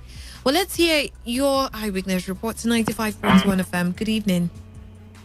Good evening. Good evening to you. My name is Joy, calling from Bukoku. Welcome to the program. All right. Due to that common stuff, what that woman just said is correct. That's what they do. You've experienced it before? Okay? Has it happened to you before? Yes, it happened to my sister, my own sister. What happened? She entered a vehicle from Bukoku to airport. So the people inside the vehicle were talking about politics. One time, one of them said he wants to come down. He brought out $1 to give to the driver. But this one is...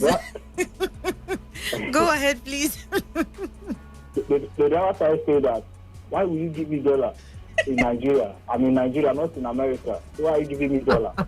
That this $1, that this is, I told you. You see, the passenger said that, you know, that your guy blew the change. The man died in Kanu. So everybody that lives with him took the money that the man have. So there's a lot of money inside the booth now that the driver should help him. He doesn't know anybody here. As they were discussing, they asked call my sister. They want to invite my sister into that discussion, but I trust my sister. I start looking at them. They say, put your mouth now. And that's all they talk about here. I think that, say, my friend, you drop me. One of them now say, this one a bad market. So that's how they were engaging in any discussion. If you are not mindful enough, you get carried away and you are unconscious. So you know there were thoughts from you.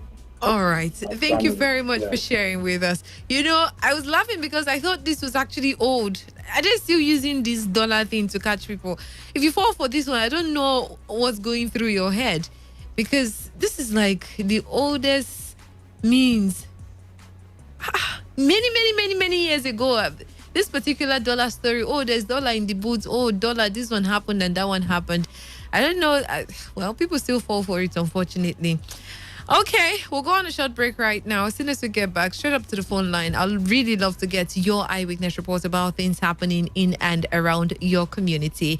And also, if you've experienced any of this one chance scam, whatever it is, please do also share your experience with us on the program so others can learn from yours. Just stay with us.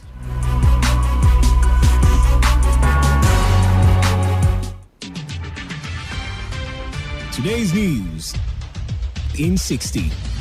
The Nigerian Institute of Electrical and Electronic Engineers has challenged Nigerians and Nigeria on safety and improved working environment. NIEEE said a better working condition would spur workers to perform better. TechPoint Africa has made public the West African Startup Funding Report that looked into millionaire startups in the West African region. The report showed that Nigerian tech startups raised $219 million, an amount that is almost triple the combined figures of Q1 2018, 2019 and Q1 of 2020. Search engine giants Google is supporting African tech startup ecosystem with empowerment capacity and developer scholarships. This is as it opened up applications for its 6th class of the Google for Startups Accelerator program recently. Facebook is inviting community leaders from Nigeria, South Africa and Kenya to apply for the 2021 Facebook Community Accelerator program. The program offers participants training, mentorship and up to $50,000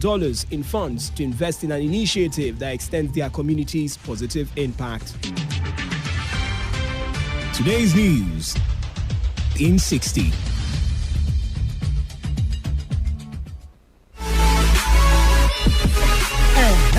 It don't happen to witness 7 wonders in Kingdom of Jordan. Na your number 1 ticketing company. You fit fly, bring them to owner. Shebi you know say Jordan na another beautiful country where they for Middle East with the rich historical sites and plenty delicious food. Where we say if you taste them, you no go one left the country again. This ogbonge trip to Jordan na the Afro Juju creator SSP Sashino Peters go lead them. Now from Sunday, May 30, go reach Monday, June 7, 2021. All of us go Baladu for Jordan. No be for Malto. If you know there, you know there anywhere. Now make me the tell now. Say make you forward to match now. Go to you Fit Fly office at number 49, Semokul Building, Iwofe Road, opposite First Bank, off Ada George by Pepperoni, Port. Telephone 090-703-73696. You Fit Fly 2021 tour to Kingdom of Jordan. I must today there. 95.1 FM, voice of the people. And we're back.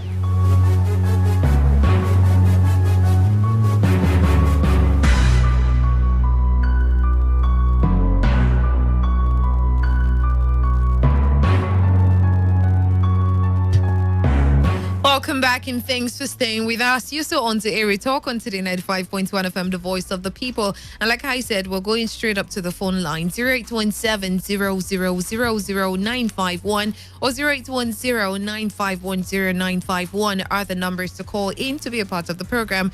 Good evening to you and thanks for joining us. Hello, Buchi, good evening. Good evening. Welcome. I'm Chima calling from Eleko Nemo Haleka government. Good to hear from you, Chima. Go ahead, please.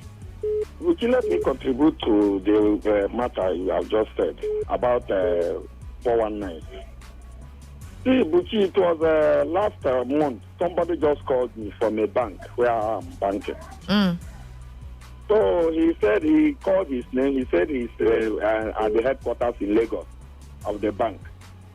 That they say this is the one to upgrade me to WhatsApp. this. He said so many things. He said he was going to send a number, and after that, he said that he has done it. So he want to get my what is it called, ATM card number, the last 4 digits. So he said I should call the number. I said, okay, you want me to call the numbers? He said yes. I said, okay, let me call the numbers for you. I called some numbers. I just forged numbers and called to him. He now said, okay, yes, that's right. That I think this so name is my name. I said, yes, that's my name. He said, okay. So later, when I called him back, as we were discussing, I said, okay, so my brother, sorry. So that means you have looked the whole Nigeria. It's me who is from 1419 that you want to play. his response was your father. I said thank you. So Koniman very up. Good evening to you. Welcome. Oh goodness me. All right, 95.1 FM. Good evening. Welcome. My own FCMD here. Okay, thank you very much. Like I said, would rather you do not even call the name of the organization. If an organization is involved, would just stick to your experience so others can learn from it. No matter what it is, whether it's a job scam or business scam, or it has something to do with your bank account, or it's this one chance, or people standing by the road in crowded places, whatever it is and you've been scammed, please do well to share your experience with us so others can learn from your experience, because there's been lots of conversation about people getting scammed, people entering one chance, that's when it comes to taxes and the rest of it. So we're just trying to keep each other safe by sharing our experience so others would learn from your experience, and then when they see something similar to what you talked about playing out, they'll be aware of exactly what it might turn out to be. 95.1 FM. Good evening. Good evening. Welcome. Good evening. Thank you. My name is Abu. Abu, where are you calling from? From Port Harcourt. All right, go ahead, please. Okay, mine is the experience was at around Room Martin. Just after Air Force. So I was with my bag, my laptop was inside. Sorry, when did this happen? It's not quite long ago. I can't recall. It's not quite long. Okay, go ahead. So I was standing by a filling station around there. So I saw these guys. They were on Aba Road. Me, I was on Old Aba Road. So I saw them. They were going. When they saw me, they now branch. And came around that side. So they say, well, I'm at the go slaughter. I tell them, yes, I'm going to slaughter. They say, okay, I should join them. I say, how? I say, how I go take enter here? How? Now when they go about road up now, I cut my hand, come here. Maybe I just enter motor like that. Come I go find all of Nadia. I was just shouting at them because the way they move and everything was just clear that these guys they were just ready for me. I didn't agree. Then another one again, they beat me up. Only you? You don't see them now. Okay. This one I didn't know. But my bag was fine with me. The guy at the front is very fast. They make sure that the guy is very fast. So now when I enter, they say I should adjust the chair, I don't adjust anything, no. So the guy said, okay, it was just doing and now I was feeling someone's hand by my back, and now pulled the person's hand. Started dragging. And I came down and I left them. I'm always at alert because I went to Lagos one time. I wanted to enter a vehicle. The guy I followed him said, here now Lagos, so Lagos just jump enter motor, just drag me back. That you wait first. I should be looking at people. I should always say, so since then, I'm very careful. All right. Very careful. Okay. All right. Don't mind that I'm laughing. It's how some persons put their statements that just makes me laugh. I'm sorry. But let's get your eyewitness reports while we also share. Oh, okay. I don't know how much credit they sent for me, but after I received a lot of that credit on my phone, so somebody called me that he made a big mistake. He want to send credit to his father. So the thing now about to my number. That should help him. They send the message back. Okay, I told you that I'm driving. So when I park, I will send the message back. You know that I send the message back. They called me again. So I say I'm a good man. Say God will bless me. So he said, hold on, that he want to give his father phone to thank me. The father said, yes, he the Baba, he Jabodo. He's a native doctor. That he will make me rich.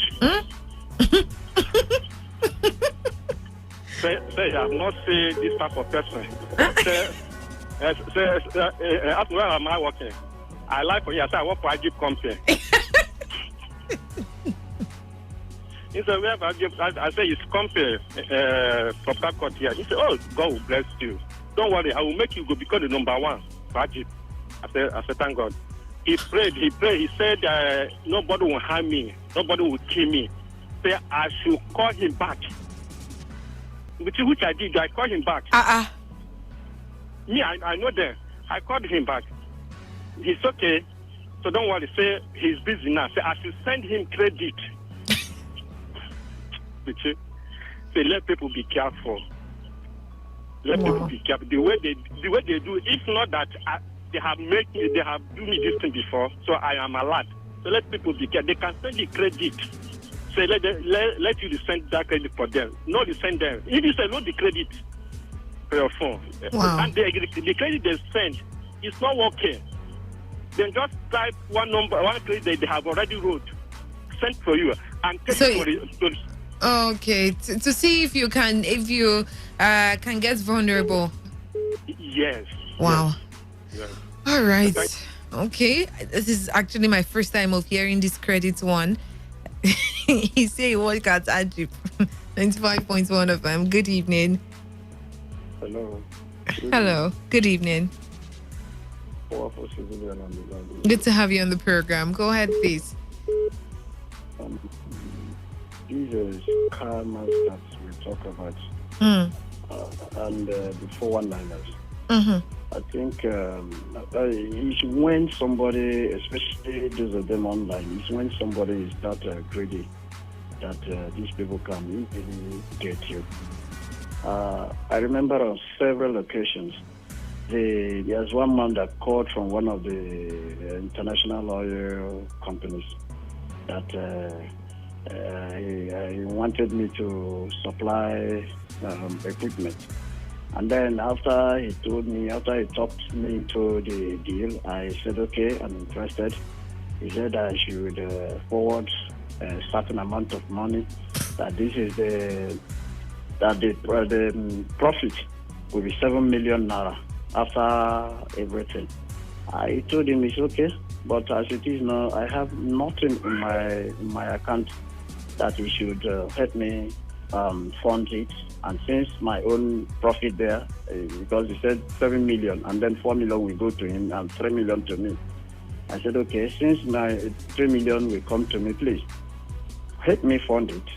And when the profit comes, out of my own 3 million, you take how much that you spent and give me the remainder. And he switched off his phone. So, yes. And these are one of the things we see.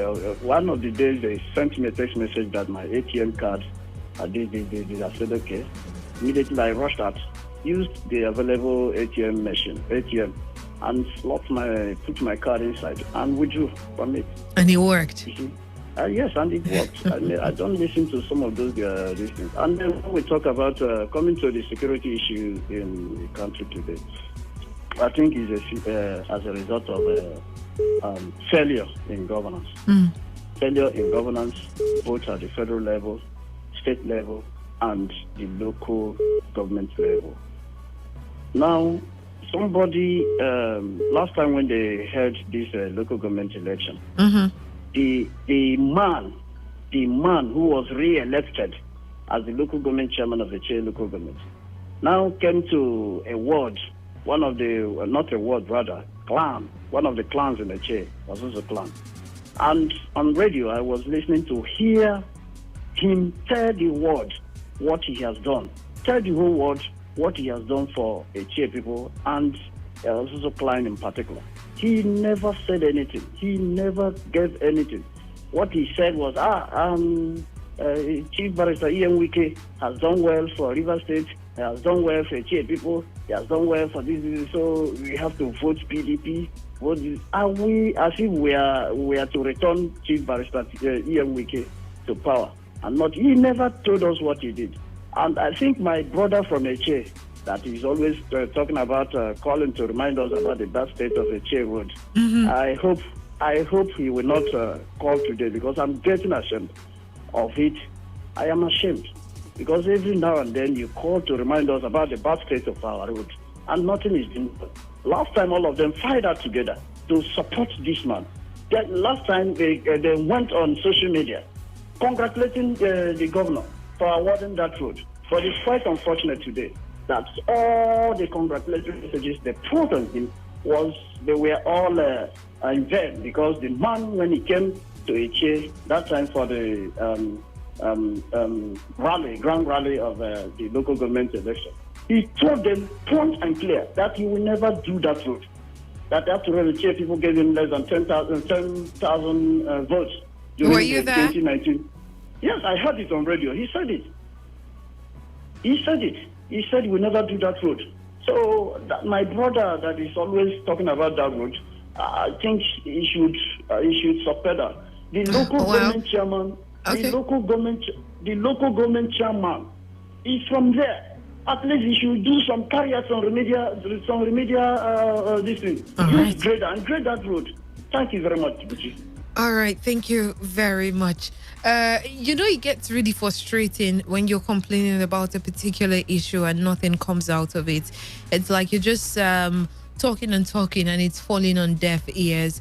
But I used to feel that way about certain things before now, until I got certain feedbacks on this particular program.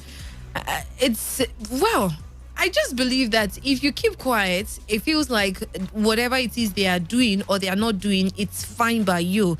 That's the only information you're pushing across. If you keep quiet about certain challenges you're going through because you've complained and complained and complained and nothing is happening. Let's take Nigeria as a whole, for example. Most persons have been complaining about Nigeria since the day we got independence. Until today, we're still complaining. Because if you keep quiet about it, it feels like everything is good and well and okay. And whoever is doing whatever they are doing will keep doing what they are doing because nobody's saying anything about it. Now, talking is one thing and taking lawful action is another thing. Taking lawful action regards setting of your rights and privileges as a citizen of a country is another thing. And also talking is another thing. But you cannot stop talking about these issues because the day you keep quiet and let them have their way, that's all. 95.1 FM, good evening. Good evening, my sister. Good evening to you and welcome. My name is Professor Ekita. I'm calling from the United States of Harlem. Good to have you on the program. Go ahead, please. My sister, I have opportunity to move around Port Harcourt today. Oh. What I saw, I'm not happy. What did you say? Why our government are using to waste our soldiers' life like this? Why the government are using to waste our Nigerian police life like this? Because I heard how much that they said that they want to use to purchase arms for these people. But now we don't even see single arms on our hand. You will see, for example, if you go to presidential junction, you will see more than 7, 8 soldier men. What they hold for hand is ordinary sticks. I heard myself say, if those boys come, is it this stick? I don't know whether you do that for that stick that they use to protect themselves. My sister, it's a very laughable. When you come to this around this law, you will see policemen, especially all those these people are. You cannot even count how many guns going there for their custody there. What we see for their hand, ordinary stick.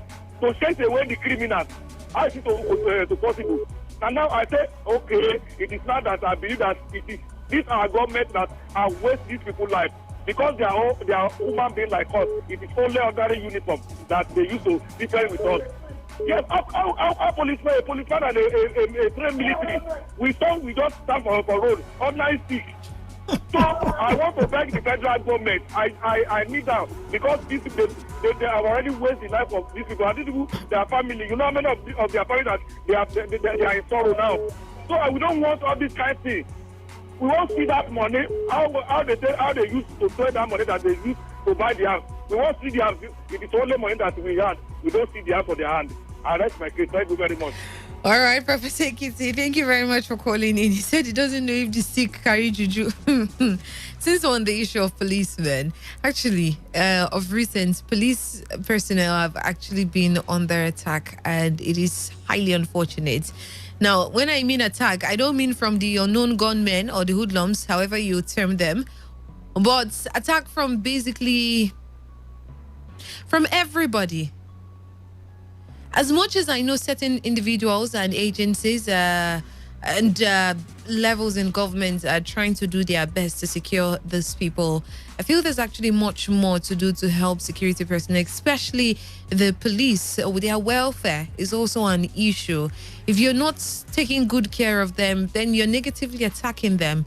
And as citizens, if you're not sharing vital information with them, okay, well, at least going through the most reliable portal, you're also attacking them, because every attack that comes from the hoodlums is because something failed, and that's why the hoodlums have whatever opportunity they had to attack this policeman. In Delta State, a policeman was killed.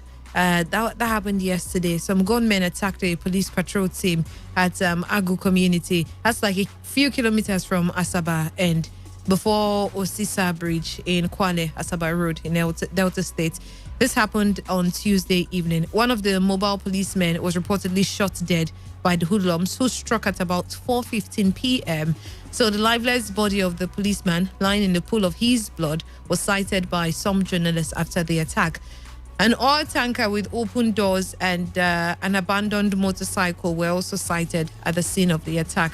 Witnesses said that the identity of the gunmen and their motives were still unknown as of the time of the filing of this particular report by the Punch.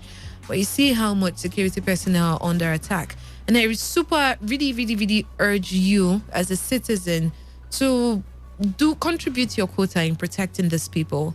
Because as much as some persons take this as a joke, if this unknown gunman or hoodlum, for whatever reason, sort of succeed in weakening the system, especially police, it would affect all of us. Myself inclusive, yourself inclusive, all of us, nobody would be left out. It would affect everybody. So the little you can do to help these people, especially by sharing vital information with them, please do, so we can save each other. 95.1 FM. Good evening. Bushi, good evening. Welcome. Bushi, it's Cookie again, Bushi. It's good to have you on the program. Bushi, I ran into somebody yesterday today, Bushi. Do you know what I ran into? Who? One of the staff of this Bushi school that we can refuse to pay for 5 years. Okay. Bushi, the man has sold his property and wants to back to village. He's going to village. They have stopped school. The man is going begging money around Port Harcourt. A man that has worked for something years has sold all his property. Bushi, the children have been sent to village. He's trying to back to village. Now what he's looking to is going around begging money. Bushi, that issue of that school is a pathetic in River State. Bushi, I don't know why no press in River State is carrying that matter. No press. Bushi, this matter, I want to accuse press. That matter that a court judgment has given to people. I think the highest court in Great Matter has given a judgment to the government to pay those for 5 years. This is going to the PM now. Government is paying them. And nobody is talking. No radio station, not a radio station, no print media that is talking about the River State. It's like everybody is afraid. They thought the government will close their station or they will buy their resources to sell. That the first one that I got a court judge, valid court judge for the appeal court in River State, I said that appeal court. They just paid for 5 days. I go back and be paying them. And people are going back selling their properties, going back to the village public school, and nobody is taking property with it. Well, I understand where you're coming from, and I, to some extent, can understand what these people are going through. But saying nobody in River State or no media house carried the story or talked about it, I know I've talked about it on this program. I know some of my colleagues have talked about it during one of these afternoon programs. And I also know that we have carried it on our news. So it's not something nobody's talking about. But then the best we can do is to push information across, get your feedback, push across to those in authority, and also share theirs with you. And also push for better change in the community at large. But then, like I said, accusing the media of not talking about it or doing something about it, I don't agree with you on that one. We have to go now. They're already here. They are here already. Good evening, and thank you so much for joining us. Gloria, it's good to see you. You're looking really good. Any eyewitness reports you want to share with us? No. None at all? No. Okay. All right, we'll go. That's all. That's all. All right. All right, we have to. I don't know why this guy likes harassing me. Somebody should come and arrest this boy. Come on. All right, we have to go now. My name is Buchirafa, and it's been a pleasure hearing you share your experiences and your eyewitness reports with me. Do stay with us. A program comes up shortly, and then Unveiling with Kalada Korobatubo and Gloria. Unraveling. Not unveiling. I know you're wearing a veil. Oh, unraveling. I know you're wearing a veil. It's unraveling. Good evening, and thanks for joining us.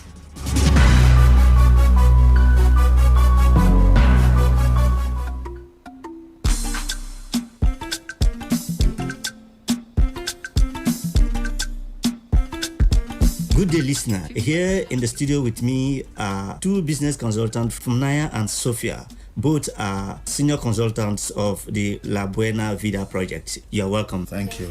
From Naya, let us know about this La Buena Vida project. What is it all about? Okay, thank you. Now, the La Buena Vida project is an international cash flow and lifestyle initiative that enables qualified individuals to 1. Tap into its cash compounded business services to generate funds for business or projects. 2. It allows you access to discounted and free lifestyle packages globally. 3. It enables you access to effective health maintenance organizational services, also known as the HMO services. 4. It enables you to own your dream home through our e-block channels. 5. It allows you to access discounted and free exquisite vacations across choice locations all over the world. And 6, it allows you access to our car program and gives you an opportunity to own a brand new car. Now, it is the first national cash flow lifestyle and housing platform in Nigeria with billion-dollar global partners in health, construction, beauty, and lifestyle sectors. We are in partnership with Nature's Way in the US, DSM,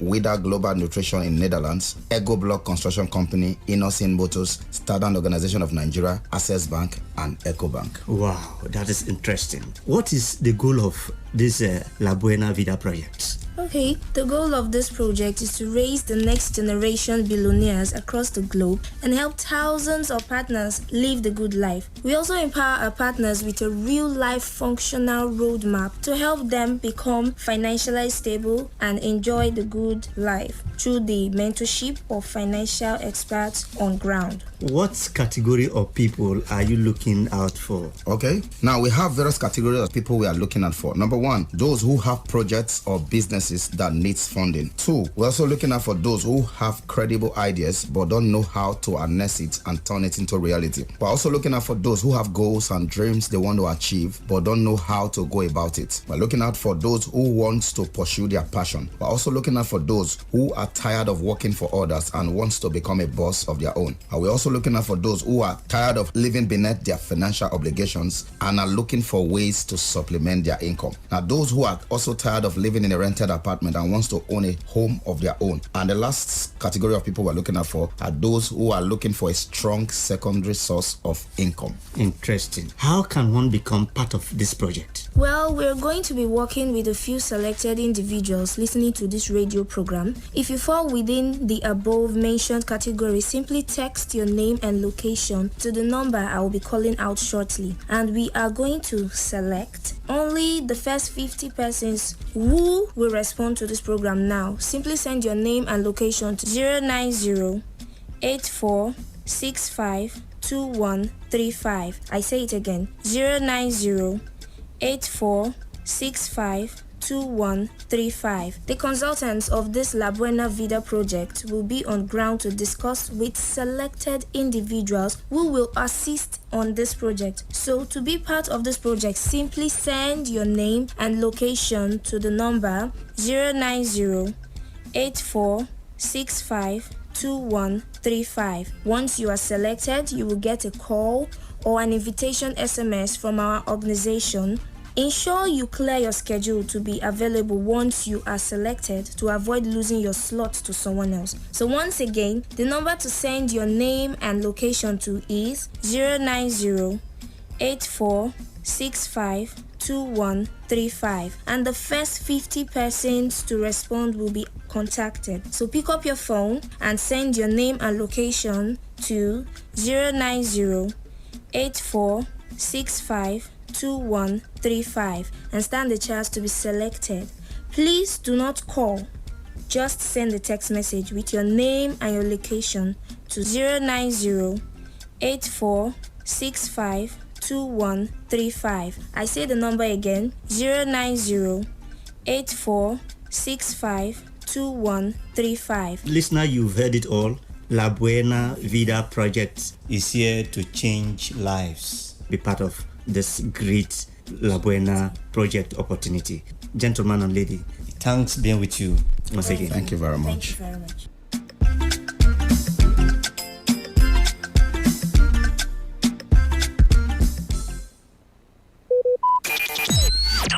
Talk radio. I listen to a lot of talk radio. 95.1 FM.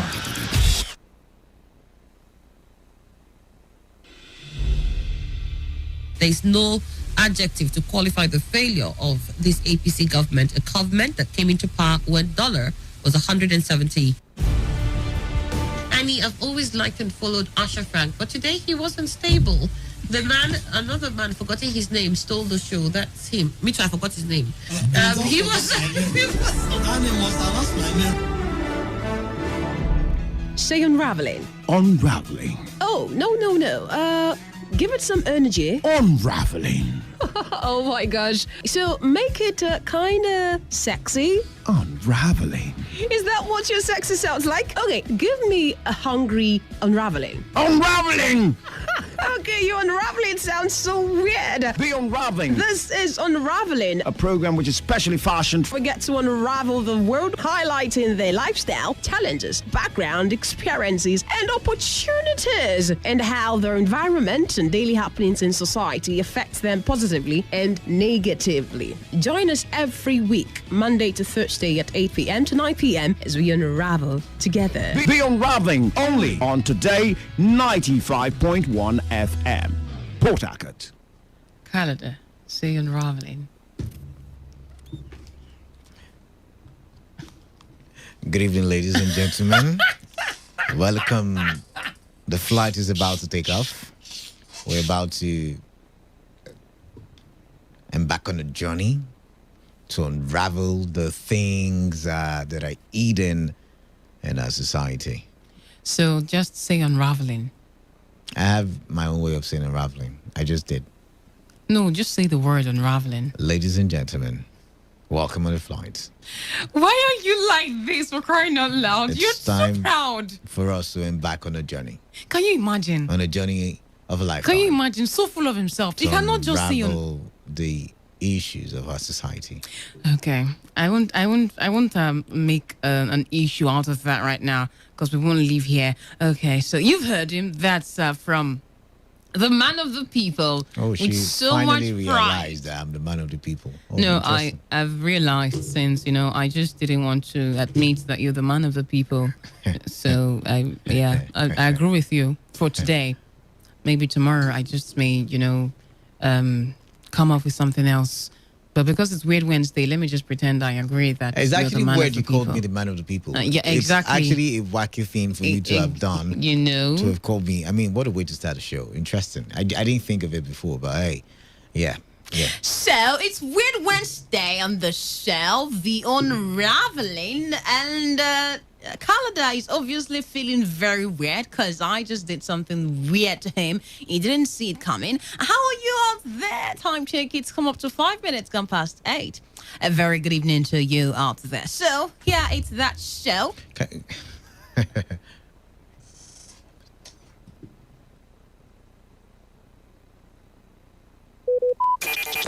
Talk radio. I listen to a lot of talk radio. 95.1 FM. Okay.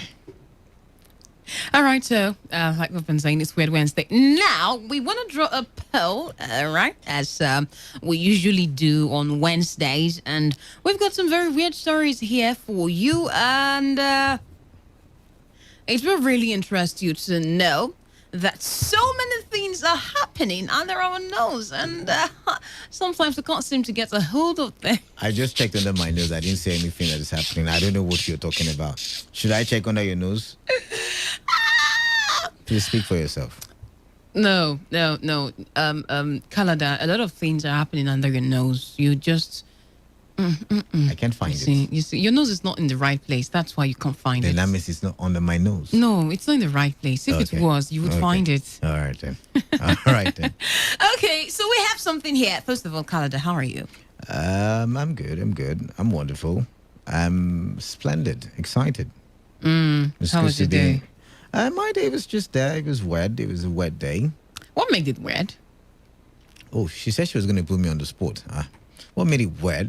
Things didn't just go as planned. So, yeah, that's what made it wet. But then again, it was a wonderful day. It was a wonderful Wednesday. It was, like I said, I'm splendid. I'm wonderful. Okay, so it was weird. It was a weird and wonderful Wednesday. Good to know.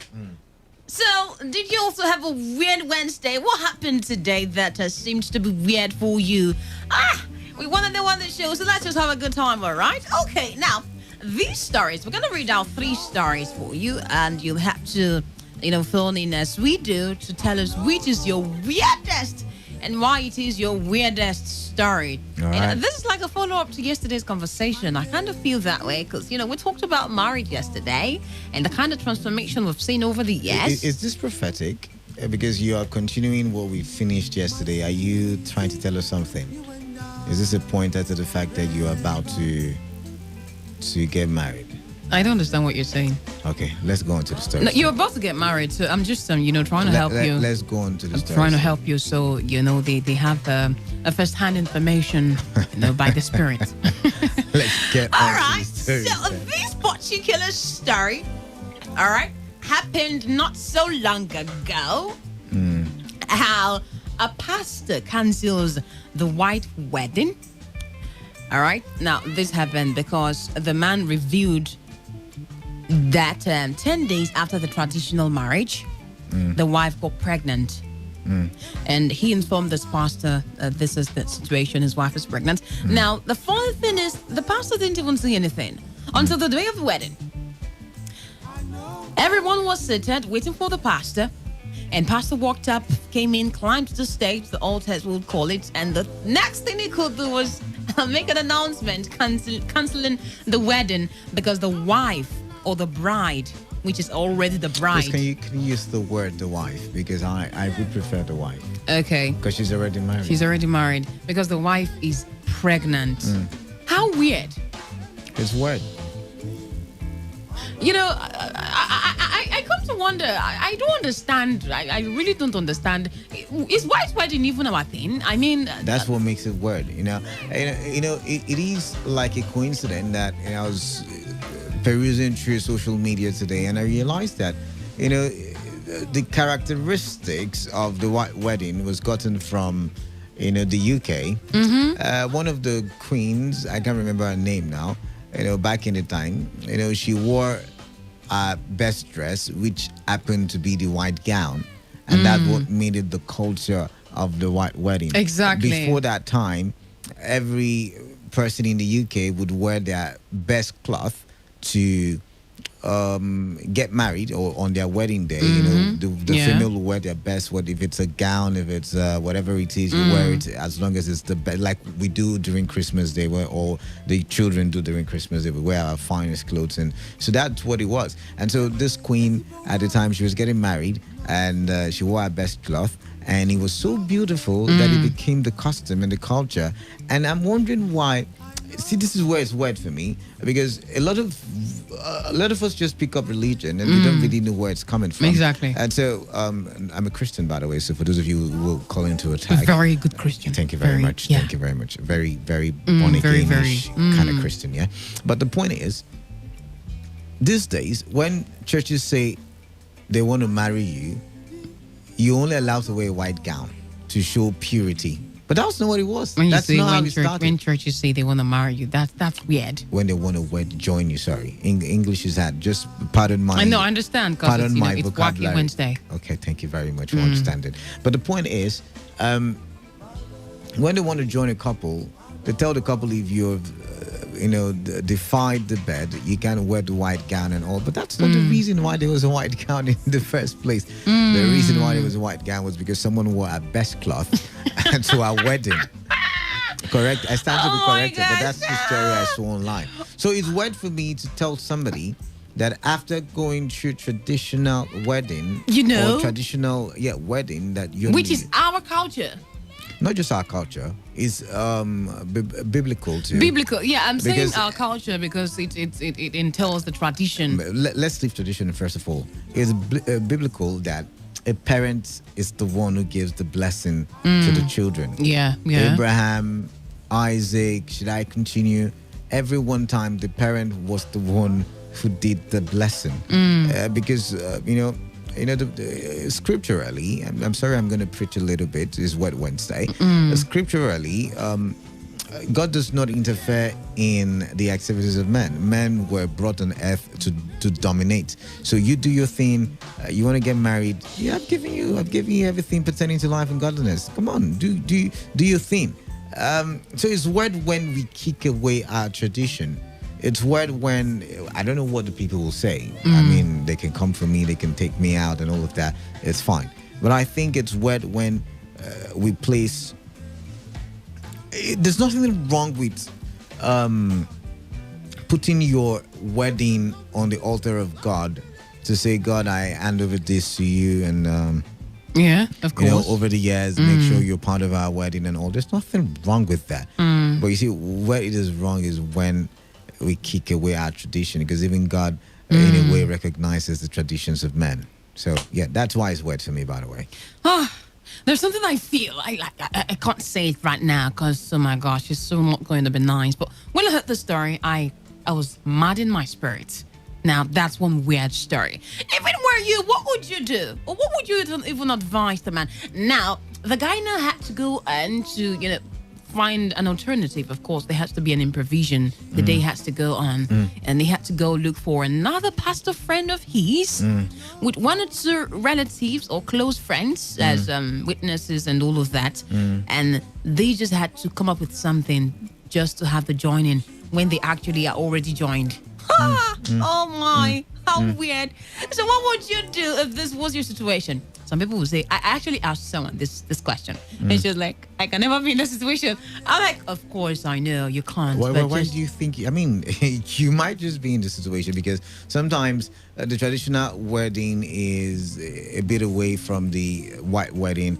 And so sometimes you just might, in that case, according to the church, fornicate. It's no longer fornication, but let's go with the church now. This very church, because I don't think it's every church that does. Yeah. So let's go with this very church. So it's going to be like fornication. You're going to, the possibility of you fornicating, and in the course of fornicating, you take in. Now you're married, so why would you be removing? Removing in the first place is wrong. So why would you be removing when you're not even legally, traditionally allowed to get married and all of that? So I mean, and someone asked the question. Nobody should say they can be in that situation. Yeah, true. Someone asked the question. So, Why did the man even go to tell the pastor that probably was excited. The wife was pregnant or something? Probably was excited. You know this Puro brother. Oh, God has done it for me. God has blessed my family already. You know, we do this sometimes. We do it. And another person was like, you see, this is why you don't have to be very, very open with your pastors in certain situations. Testimony. It is testimony. Oh my gosh. But let's okay, so let's move on. That's one story. The other one says, my wife slaps me whenever I discipline our children. Why are you laughing? You seem to enjoy the fact that she slaps him. It's like you slap your man a lot. No, you sound like someone who slaps a man a lot. You slap him a lot. No, I'm laughing because domestic violence. This thing is stupid and funny. It's not funny. It's someone's reality. I don't know if he's saying the truth. I don't know if he's saying the truth. He was telling the court, and the woman also attested to it. That she slapped him because he was beating her up. That's why I'm saying I don't know how true it is, but if we should run by it, the woman always slaps him whenever he's trying to discipline their children. And she doesn't pay as much attention to him. She pays all the attention to her children. And what else again? The woman said, no, that's not true. I only slapped him because he was beating me up. And so I was doing that in self-defense. And she went ahead to say that he's promiscuous and I don't love him anymore. So, but let's focus with the allegation from the man. Of course. The woman slaps him every time he disciplines. And I'm sorry, I tend to believe the man because, I mean, even if the man wants to divorce, that's going to be like the most hilarious reason for him to use as a divorce in a court. I want to think he would have said she's disobedient. I mean, something. But, I mean, even looking at it as an excuse, to get divorced, it's weird for me. I mean, the woman slapping him every time he tries to discipline the children. What is she trying to do? I'm wondering. I'm wondering in my head. I'm also wondering. Are you sure you're wondering? You're laughing. You sound like you're happy she slaps him. You sound excited. You sound like woman emancipation. That's what you're sounding like right now. And what's wrong with Kalada tonight? It's Wed Wednesday. I'm wed. This is so funny. I'm just trying to imagine the scenario. Imagine, Kalada, we're both here right now. And let's just say there's a kid here. Our kid, for instance. No, use someone else. Use someone else. You should be happy I'm using you in this scenario. No. And you try correcting the kid, and I come slap you. That is why I don't want you to use me as an analogy. Hey, that's why I don't want you to use me as an analogy. Oh my gosh. So those are two stories right now, two weird stories. Okay, so we're drawing a poll tonight. And the third one says, which doctor dies inside grave while exhuming body of maltreated housewife in Enugu? I don't understand. This one is not hilarious. This is scary. So I want you to laugh. It's also hilarious. I want you to laugh with caution, Gloria Kati, because I mean the story. I think you should even read the full story on this one. Read the full story on this one. A witch doctor contracted to exhume the body of a woman said to have suffered injustice in the hands of her in-laws, collapsed and died inside the grave. The witch doctor, named Idike Ezikanyi from Wani Amaboku village in Aku town, Igbo Etiti local government area of Enugu state. Why would you not collapse? Just go on. Was allegedly recruited by the late woman's husband, one Nadi, and other members of his family.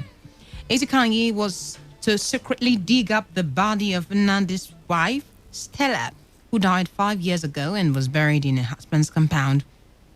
An eyewitness told Vanguard that on the fateful night, the Nadi family got more than they bargained for when the witch doctor suddenly shouted from the grave, begging the ghost of the dead woman to have mercy on him.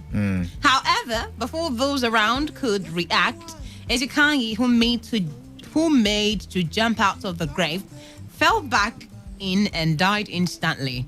Sources reveals that the widower had succumbed to pressure from his family members to secretly exhume the body of his late wife and throw it away so that her spirit would be blinded from disturbing those living at the house which she built. Another very weird story. The sources said the family members of the husband had hated his late wife with passion and even disinherited their son. The late wife had a bad leg, a deformity due to an infection in infancy.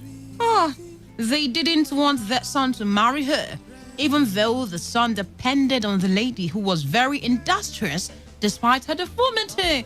Oh my gosh. Despite the pressure and blackmail, the two got married and completed a 3-bedroom house of their own.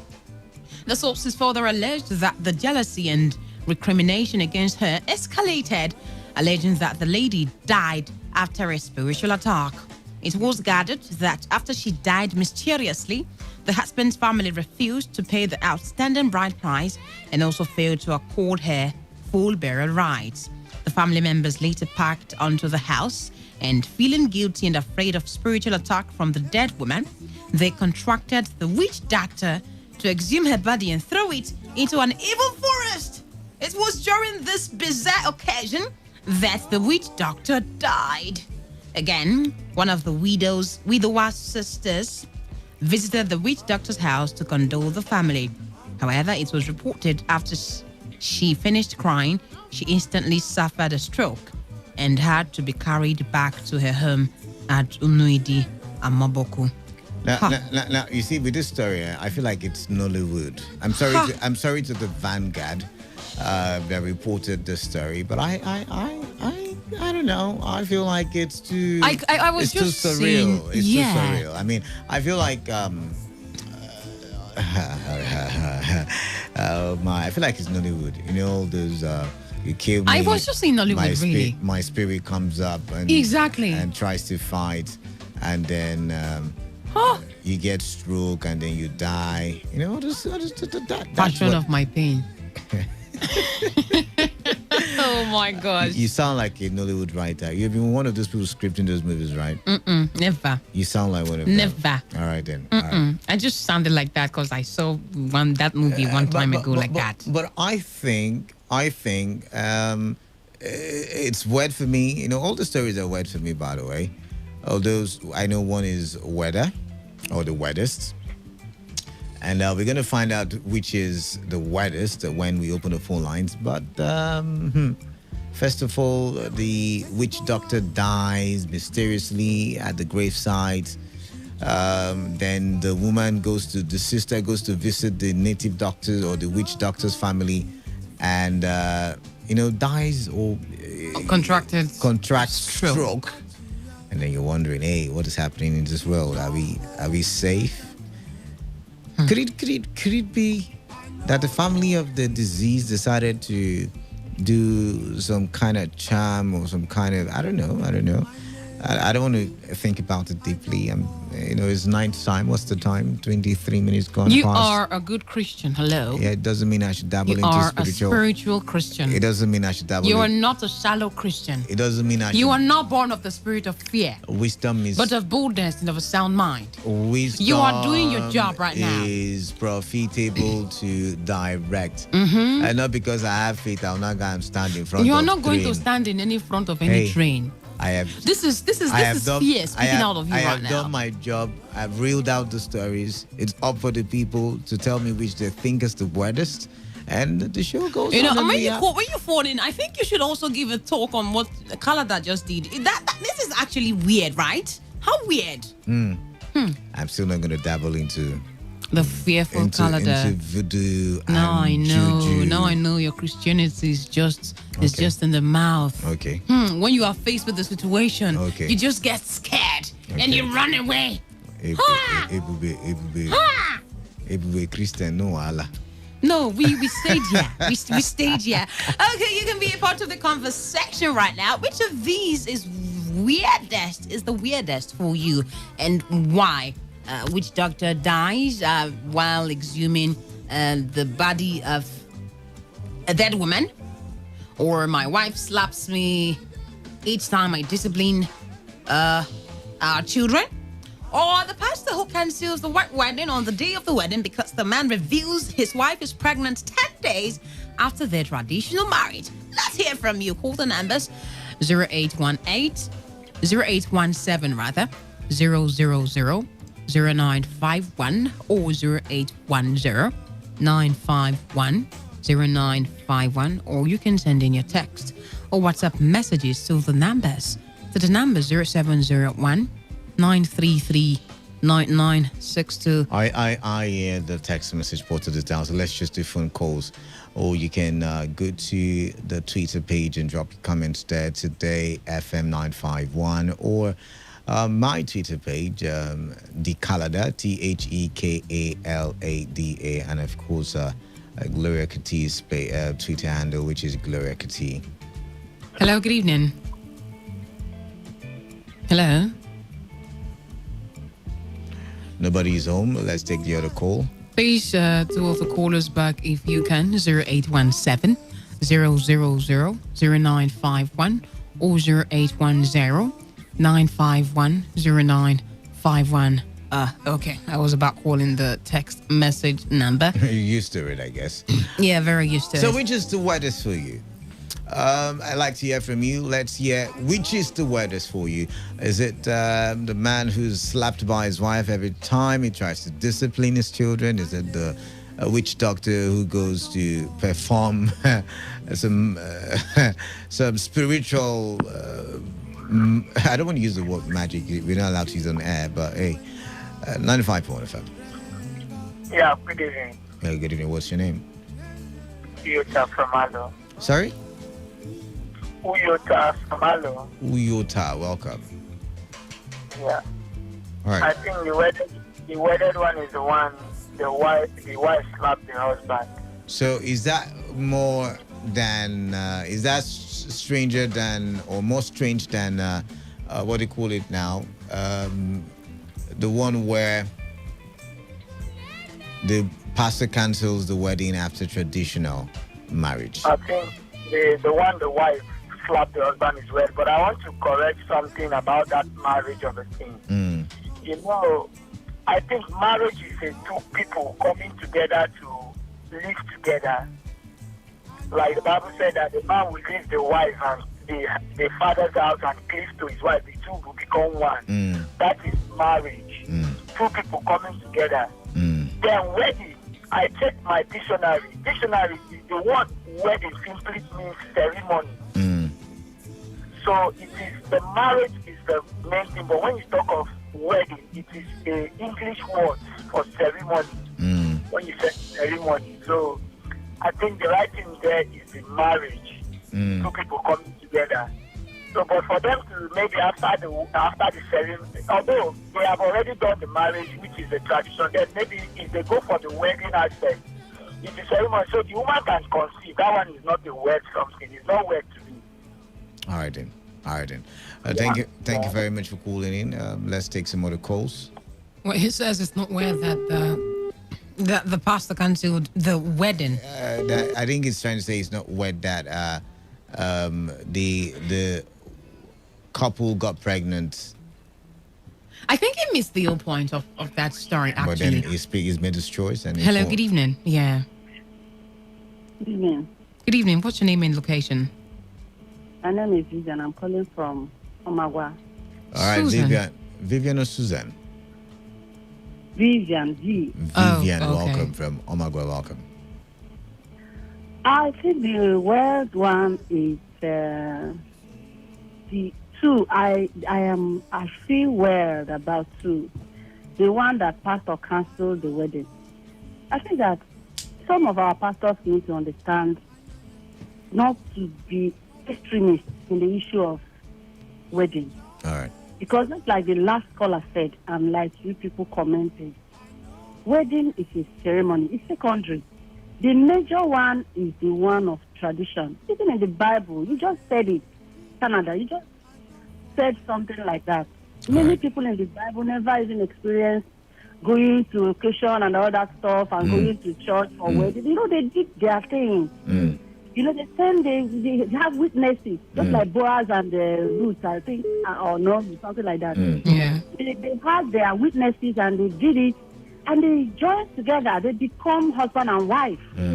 So these are pastors. They really need to understand these scriptural things, not to overreact over nothing. That kind of incident. It's like embarrassing. So for you, that's the wettest.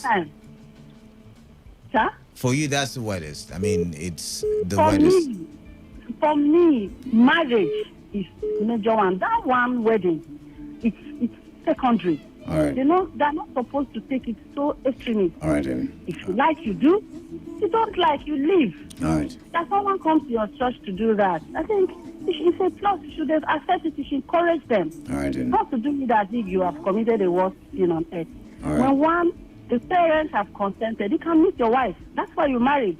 Conceive. Glory be to God. No offense in that. So I never liked what the pastor did. It's weird to me. All right, then. Thank you. Then, for the spiritual aspect of it, the native doctor, I think that they really, you disturbed this woman when she was alive. The family never liked her. Only God knows what she passed through in their hand. Now, you spiritual witch, you still want to disturb the spirit of this woman, even in death. So, I think that whatever they see, they deserve it. All right. They deserve what they saw. All right. And I like that instant judgment. I like it. All right. It will keep happening like this. I like it. But if you like it, then that means it's not as wet as it should be. No, it's weird, yes, but I like the judgment of you want to do such a horrible thing against the spirit that is resting. All right, then. All right, thank you very much. Thank you, Vivian, there from Omagua. But let's try to take another call. Interesting conversations with Vivian there. Which do you think is the wettest? The pastor cancels the wedding because the couple is 10 days pregnant. I mean, they got married. The wife is 10 days pregnant. It's a couple now. The both of them came together to get pregnant. But it's the wife that is pregnant. Okay. Hello, good evening. No while. Hello. Hello, good evening. All right, good evening. What's your name and where are you calling us from? My name is Dante. Your name is what? Dante, D-A-N-T-E. Oh, Dante. Dante, you're welcome. So which is your weather story? Yes, for me, Holly, it's very, very serious. But the one that touches my heart is the one that the family is trying to maltreat the widow. Widow? She's dead already. She's not a widow. She's dead. Okay. He's dead already, right? She is dead. Yes, so that story is so touching. Now, there's a difference. There's a difference. I want us to get the facts right now. There's a difference between the story being touching and the story being weird. Weird means the story is strange. It is out of this world. Yes. It's strange. It's strange. Okay. It's strange. And once again, that caught my attention is that the question I need to ask there: who impregnated the wife? Is it not him? Huh? Yes, the husband. The husband. The traditional husband. Why must he call off the wedding? It's not the one. It's the pastor who called off the wedding. It's the pastor that called wedding off. Yes. That's so painful. But it's okay. Thank you. Have a lovely night. All right then. Thank you very much. I was going to ask a question concerning what Vivian said. How do we trouble a dead? How do we trouble a spirit? A dead person? Am I dead? Am I dead? How do you want me to answer the question? I'm really? No, really. Or do I look like trouble of spirits? Am I dead? Sometimes I wonder, spirits that is... See. That is... Let me give you a map to this Port Harcourt cemetery. I'll tell you how you find it. No, I don't want to go there. No, you please. Want to know how to trouble the dead? No, I'm not saying how to... I want to know how to trouble the dead. You asked the question, how do we... How does somebody trouble a dead spirit? A spirit. You get to know by gathering knowledge. How do you garner knowledge? By experience, by experiments. So I give you the map. You go to Port Harcourt Cemetery. You try and see. You trouble number one. The spirit has gone back to where it came from. Oh, the spirit has gone back, but he killed the witch doctor. It's not the spirit doctor. Well, the grave that killed the witch doctor. It's a stronghold in the family So that killed the witch doctor. It's not the spirit of the woman. You know because you're part of the family or The what? spirit of the woman that's gone back to where it came from. All right then. Hello, good evening. How do you know it has gone? Have you been dead before? It's the Bible that told me it has gone back to where it came from once a man dies. What I find weird. Sorry, what's your name, please? Lady, my name is V. Vivian, the you one called that back. slaps the husband anytime the husband disciplines the children. I don't understand. I'm from Nigeria. Yes, sir. Very well. 100% Nigerian. Enugu States. Enugu State. Yeah. Is the man under an influence? Maybe he used jazz holamo. I don't know. That is why he went to report. That's why. I have no idea. I have no idea. So I don't understand why. That is, anytime he disciplines the kids, he should check very well. Maybe he's not the father of those children. There is a possibility. Well. I did not see it from that angle. There is a possibility. I did not see it from that angle. All right then. All right. He is not the father, or maybe for a man to be that weak, maybe she's the one sponsoring the family. Now they carry all the responsibility. Right. Just they take out the bitterness. All right. And then the pastor that cancelled wedding because they found out that the lady was married, Abby. Was pregnant. Yeah. Well, but so they hid it from the church. No, they've done traditional marriage, and in the course of traditional marriage, they decided to after the traditional marriage, they decided to do the do. Yeah, that's what I'm saying now. I'm not sure that the church is aware that she's pregnant. No, the man told the pastor, "Oh, God has blessed us. We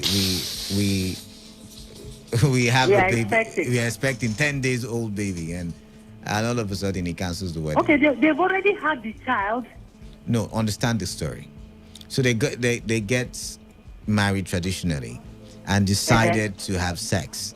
And after having sex, maybe the woman was ovulating or something. She was in a fertile period, and then she conceived. And then in that spirit of joy, I'm having my wife and my kid come in the same period. He goes to tell the pastor.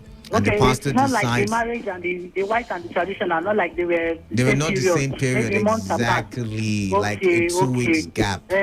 All right. Well, that kind of thing now. You see, the right thing to do is not to cancel the marriage.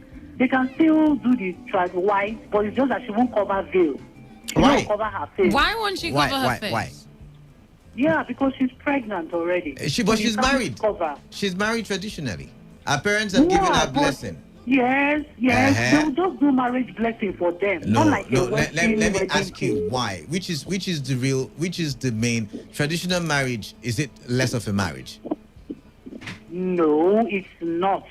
You get, but if you are coming to do white wedding all through, that is in its full force. Yeah. You're not going to cover your belly because exactly. Now, thank you very much. Marriage is the bed undefined, but now the bed is not defined because she's traditionally married. That's what we're trying to point out to you. Traditionally. Yeah, that one is tradition now. They have not gone before God for blessing. In the Bible, in the Bible, the marriages that were written, how many of them did God come and bless? Was it not done traditionally? Even the one Jesus attended. It was done. It is true. How many of them did that with children in their womb? How many Bible stories? You're not getting the point. When she did, listen. When she did the traditional marriage, she was not pregnant. It was after the traditional marriage that she became pregnant. That's what we're trying to tell you. Yeah, this thing is just. See, the thing here is that they should do normal marriage, but don't cover your face. All right. That's just it. For the native doctor, now God they fight for the woman. All right. Only God knows how the woman take die. So now God just disgrace those people. All right then. All right. All right. Thank you very much. All right. She says no. She would don't do. She can't get married. That's what the last caller said. What's the big deal with covering the face with a veil? Don't even start. I don't get it. Don't even start. The veil. Anyways, let's go back to she mentioned something. Don't start. Don't start. You won't be. I had to leave you to have that conversation with that woman. I told you not to start where you cannot. So that 95.1 FM. Calad and Gloria. Yeah, welcome. What's your name? It sounds like B.O.B. Good evening. AB is my name. AB, sorry. Yeah. You're still at Choba? Let me look at the time. But I'm about leaving now. 8:39. It's getting late. I actually leave by 9. It's not more than 20 minutes to my house. So I'm not afraid. All right. Well, to me, none of the stories is weird. To me. What I think what the man needs to do is just to go and report to FIDA. Simple. Now. Which of the man? The man that the wife is slapping when he disciplines the child. Now that's a weird answer. That's a weird answer. Because with the having this issue reported here and there that there are women that beat their husband, but you hear people crying about the men who beat their wives. Because that's an agency for the women now. Maybe we should form our own agency. No, that's not an agency for the women. That's why you should go to that agency and report the woman to that agency. All right. So that's what the man should do. But like the last caller said, I guess maybe the woman could be the breadwinner. And so whatever happens, the man must tolerate so that he will have food to eat at the end of the day. But right now he has gone to court and he's saying, "I not do again." It could be that he has gotten a job. There's a possibility. The veil has been torn. All right, we lost you there. You know, it's going to be so... Lord. See, for me, this is the weirdest story, actually. You can be a part of this conversation. Which of these is the weirdest story for you? 0817 000 0951 or 0810 951 0951. Hello, good evening. Hello. Good evening. Good evening. Yeah. Good evening. What's your name? I'm Pinto calling from Port Harcourt. All right, welcome. Yes. According to the illustration that you people have given, the pastor canceled the wedding. Is that the story you choose as the weirdest? I heard the story about the woman. Understand? And the couple that after tradition, then the pastor now canceled the wedding, no, they can't hold it. All right. The pastor have done well. You understand me? All right. There is difference between wedding, marriage. What's the difference between wedding and marriage? Okay. The difference between wedding and marriage is that they are already married traditionally. You understand me? Yeah. After marrying, they want to do the wedding in the church. Just the ceremony of the marriage in the church. You understand me? Yeah. So, biblically, you understand me? Somebody that already took in like 10 months or any month. You understand me? It's illegal for a pastor to wed them together in the church that maybe. Do you realize? Let me take on this argument. Where in the Bible is it written it's illegal? See?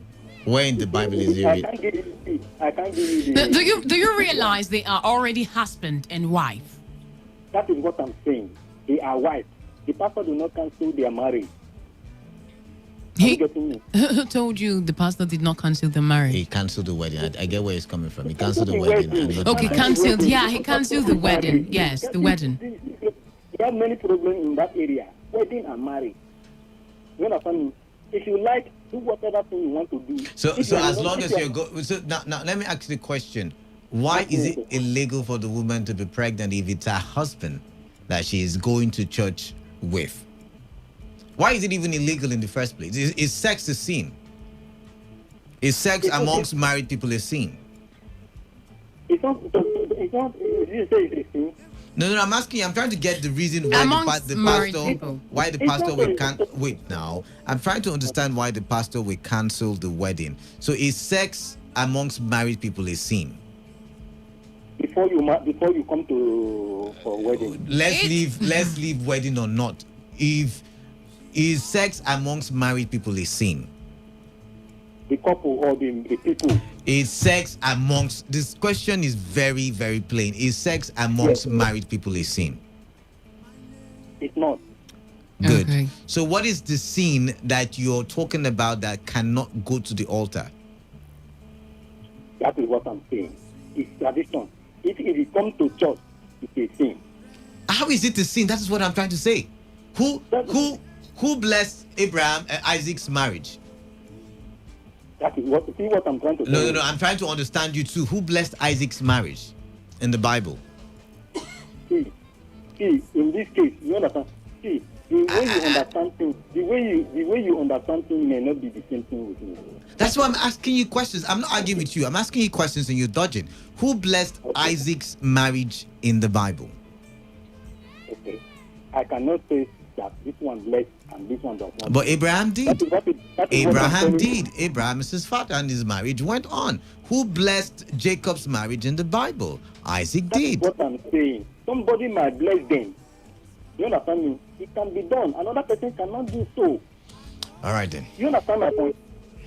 Another person cannot do so. If another person can do that, that is the thing. All right then. I don't understand why I don't understand where you're coming from, but thank you very much. You don't understand. Thank you very much. Because now the reason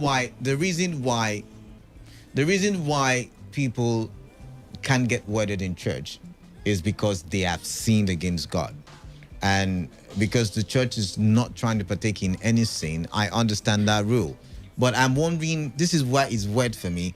Where is the sin? Because the man has been married. Exactly. He's only coming to church because he also believes in the white wedding.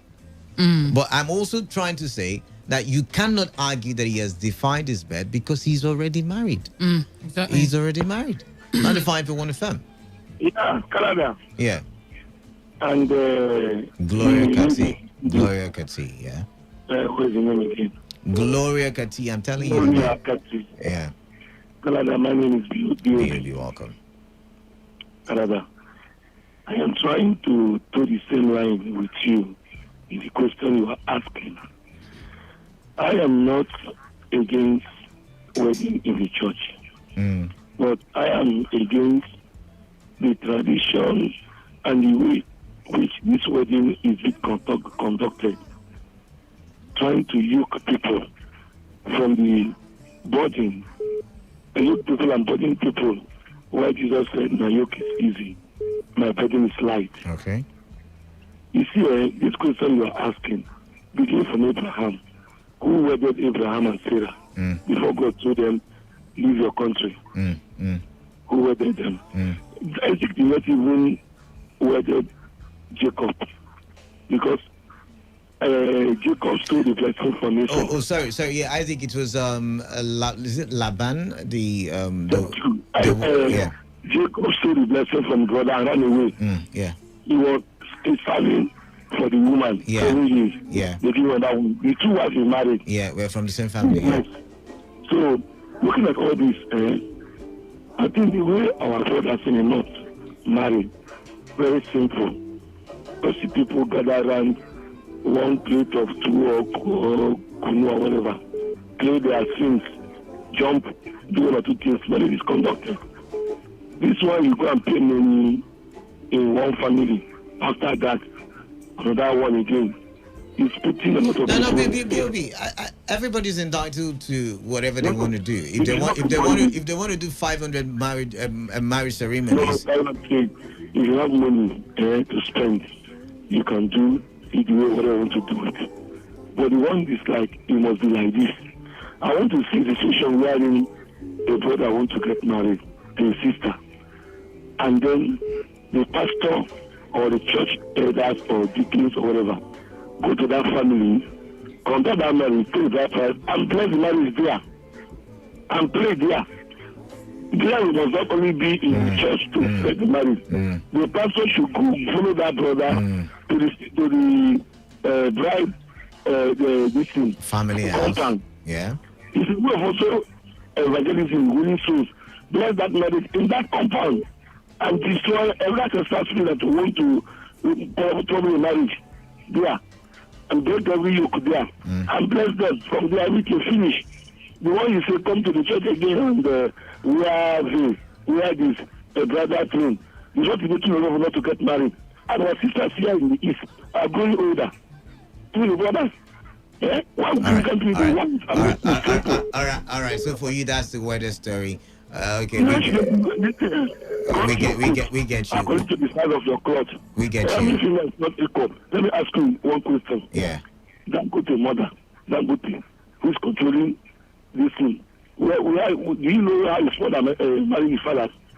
I was not there, but I mean, Dangote is older than me. So why are we making the kind of this thing? All right, thank you very much, B.O.B. Thank you very much, B.O.B. Let's not derail the conversation. Thank you very much there. Let's take you to the call, 95.1 FM. Hello, good evening. Hello? Okay, we lost that one. Nobody home there. 95% FM. Hello, good evening. Good evening. What's your name and where are you calling us from? I'm Victoria, calling from Boko. You're welcome, Victoria. So which is a weirder story? For me, it's the one the pastor cancelled. I knew. You know, this one is... The way she started the car, I knew she was going there. Welcome. This is taking the poll tonight. All right, let's hear you. Okay, because, I don't know, we're hearing stories of pastors cancelling weddings. For us here, it's the traditional marriage that... When you say for us, where are you from? I'm talking about African culture. Oh, okay. I'm not African, by the way, so that's why I was asking you. In the traditional marriage thing, because that's where the real thing is. And if you still go to the right wedding in church, the pastor will still ask if the man has performed right. He's owing anything. Yeah. So if they don't acknowledge the traditional marriage, I don't see reasons why the pastor will ask that. You have a point. For us here, basically it's just because of this person don't do, and most times because of the pressure from maybe parents or our peer groups, our friends. If you don't do on your own bad part, you know, those kind of things. That's why most persons engage in it, and you find out that at the end of the day, these churches make the couples to lie. There's some churches you go to ask. Have people slept with each other? You know, are you married, Victoria? Yes, I am. You seem to know a lot about these things. From experience. You seem to know a lot about these things. Oh, my. Wonderful. Welcome. So these people end up, lying to the church. It's not supposed to be so. So they should just what they will just do, since they have acknowledged the fact this has happened, you just go ahead with the marriage. There's no big deal about it, because some persons might nowadays, I know there's a trend of just the traditional marriage and it's done. So I don't see this is why a pastor will just have to call off the wedding because someone is pregnant. Victoria, where are you from? I just like the way you put everything. I want to know where you're from. Maybe I should. Maybe I could pick a wife from where she's from. Where are you from, please? Okay. I thought you said you were already getting married. Can you just allow me? Please don't answer that question, Victoria. We're in River State. Please, Victoria, thank you very much for calling us. Thank you. No, I'm not going to allow you to do that tonight. She's married already. She's married, so let her be, please. Just let her be. I someone jealous. You're already getting married. I don't understand. I don't understand what. Stop being. It's because you're at the end of affairs now. Power is intoxicated. Yes, welcome. Just 1 second. Sounds like Jesus was invited into marriage.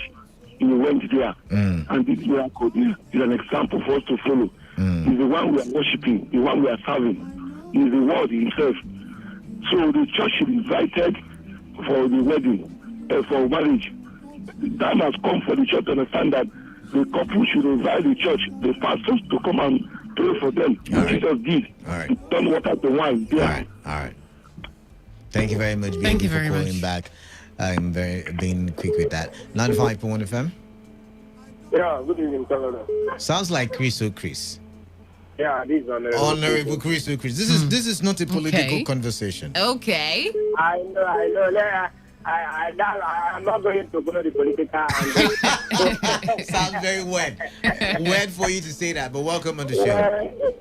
Yeah, my one story there is this marriage, the pastor that cancelled Interesting. the wedding. All right. Well, it's only let's follow the biblical thing through the Bible. And in the Bible, I didn't hear where God go for wedding, it's a traditional thing. So to me,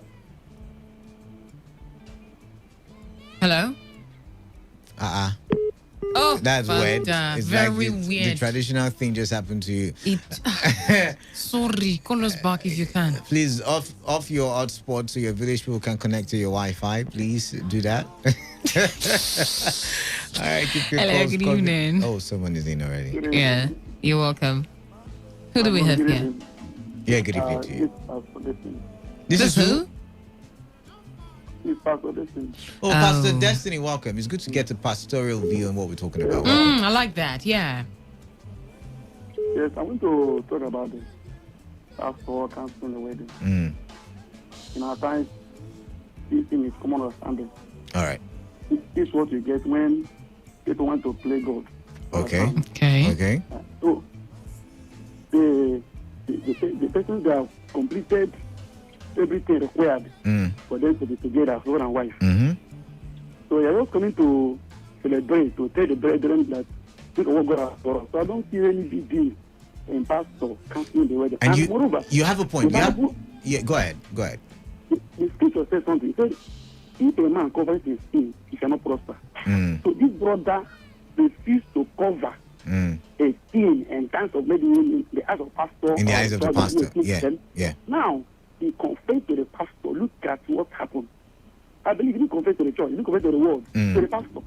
So this is something a pastor should use common knowledge, to handle, not to come to embarrass the guy on that. And also, the risk of what he has done, like, he also pushed the guy to the devil.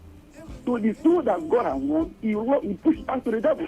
There's a point you made that did catch my attention, Pastor. You said that he has fulfilled all the rights needed. So that means before he even went ahead to do the traditional marriage, he has gone through the rigor of being scrutinized by the church. Yeah, by the church. Interesting. By the church.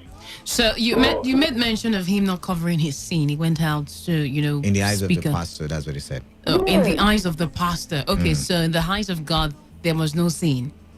There's no sin. So it's just men trying to play God. Understand? Okay. So when people try to play God, this is what you get. All right then. So that's no. But when you say try to play God, what do you mean? He canceled the wedding now. Is he not playing God? Yeah, he just canceled the wedding. In the eyes of God, these people are free. Understand? The eyes of God, they are free. They are free. Okay. God is not counting anything against the people. They are just free. All right then. Just free. I'm just telling you. All right then. So that's why we stop to the extremists. Okay. I think I should bring to the center stage again the 3 stories that we have tonight, because it looks like. Are you looking at it? This particular one is oh my gosh! The last time I actually checked the time, it was like 10 minutes to, and now we're already out of time. Can we take one more call? Yes, no, yes, no, yes, no. It's a poll right now. Yes, no, yes, no, yes, no. You answered the question yourself. Hello, good evening. Greedy people. You weren't saying anything. Hello. Canada, good evening. Yeah, good evening. Sounds like. How can another person be answering the call and you're calling another person's name? Sorry? My name is Mr. Mike. Okay, Mike. Mike, welcome. Mr. Mike, you're welcome. Thanks. The reason I called is because of the person that canceled the wedding. I believe it's not biblically for him to cancel the wedding. All right. I believe it's a church doctrine. Okay. Every church has its own doctrine. All right. Whereby a member could not meet up that standard, the pastor has the right to cancel it or to approve it. But in the sight of God, the couples are 100% clean. So in most cases, pastors are trying to use their religion or the doctrine to overshadow the God's principle. That's just what's there. So for the man that with the wife normally slaps anytime he corrects children, from the last caller, he can go to sit down and complain. So let them pick it out from there, And for the woman that the native doctor goes to his grave to exhume the woman, the God has fight for her. So doesn't have to take lessons from there. All right. All right. Thank you very much, Mike, with that one. So I shouldn't be answering calls again. Yeah, we are already out of time. No, you were raising a word argument. That. Yes, no. That. Yeah, no, not that one. Which one? That you said somebody. Yes, somebody will answer the call. They'll be calling another person's name. I don't understand.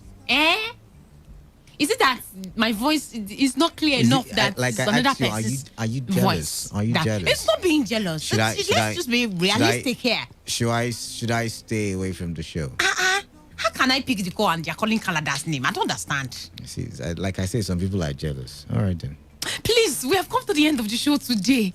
Thank you very much. You do the show alone tomorrow. Thank you. I will gladly do it alone. Go away. You will do the show alone tomorrow. Go away. So don't forget to join us tomorrow again for Throwback Thursday. It's always interesting on Throwback Thursday. And I can't wait to have you join us. And let's have a nostalgic feel tomorrow. Thank you very much. All right. Stay tuned to Today 95.1 FM. Opinion Poll comes up next with Dave Rabbit and Gloria Kati. Stay tuned. You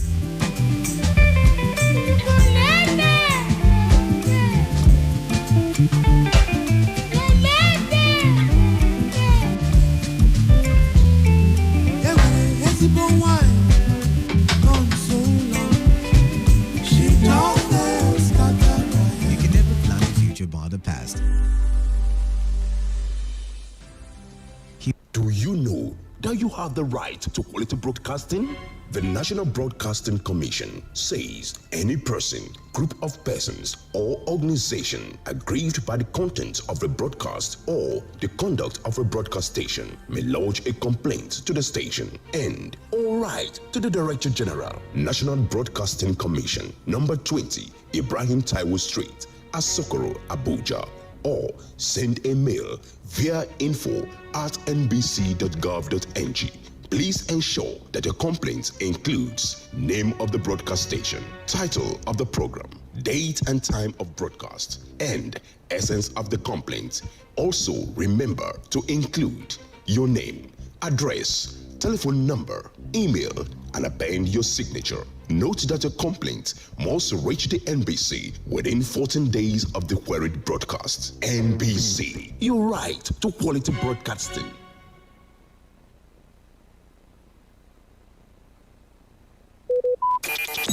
Talk radio. I listen to a lot of talk radio. 95.1 FM. You don't have to be in government to serve. 95.1 FM, voice of the people. And we're back. Today 95.1 FM. Good morning. My name is Ifeanyi. I'm calling you from. Hello? Yes, today 95.1 FM. Good morning. My name is William. I'm calling from Port Harcourt. All right, William from Port Harcourt. Go ahead. Talk radio. You have a right to say no, right? All right. I'm calling from Unipua. Okay, thank you so much from Unipua. We are the station that needs no introduction. Of course, you know, we give the best in news, sports. You like football, right? Entertainment, politics. In fact, call it talk. Yes, we know there's a lot you want to hear, and that is why we talk about everything. Talk radio.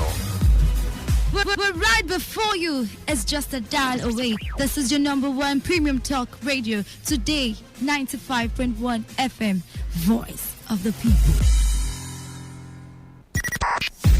95.1 FM, voice of the people. And we're back.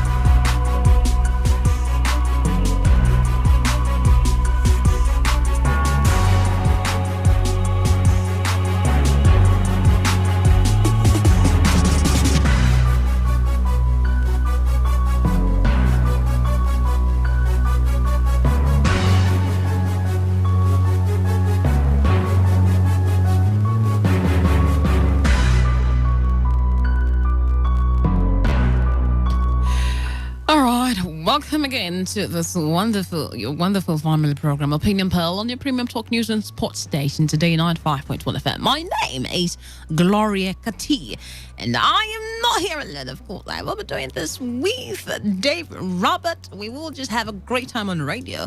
You know, it's always a very wonderful conversation we bring on the table, and from your end, you just make it so wonderful. And a big thanks to you out there who's been part of this program via your calls, your SMS, your listenership. We are so delighted to have you following our programs and contributing in your own little way. Thank you very much. We appreciate you so much. And how are you doing tonight? How was your day?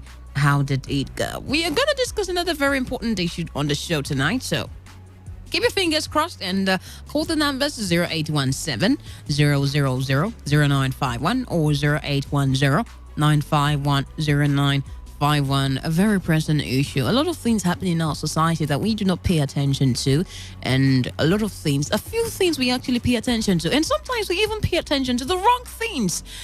And the things we should pay attention to just get eaten deep into the system, into our lives, into every various spheres of our lives, and it becomes a major issue eventually. And this is another very present issue that we've ignored for quite a while now, and it's been telling on us. It's been telling on the society. It's been telling on the system. It's been telling on our daily living. Because we tend to lose our loved ones. We tend to spend so much more than we ought. We tend to be neglected. We are affected both psychologically and emotionally. And we want to look at this particular issue tonight with your contribution. That's going to make it a very interesting one. So don't go nowhere. I will be right back to unveil what we will be talking about on the show tonight. Don't go anywhere. Just after the short break. Stay with me.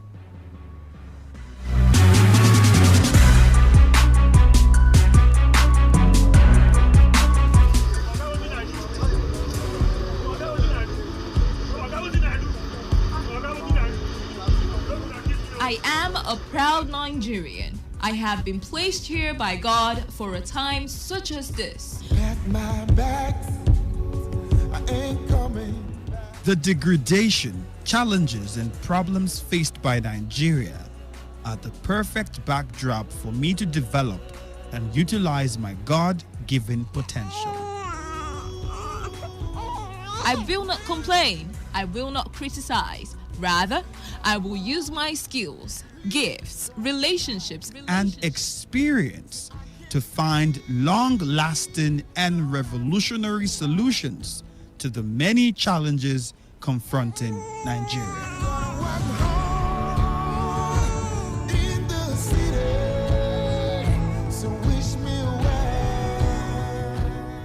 Nigeria will rise again. Because I am here, I will leave this nation a better place than I met it. I will work to make Nigeria a praise on the earth.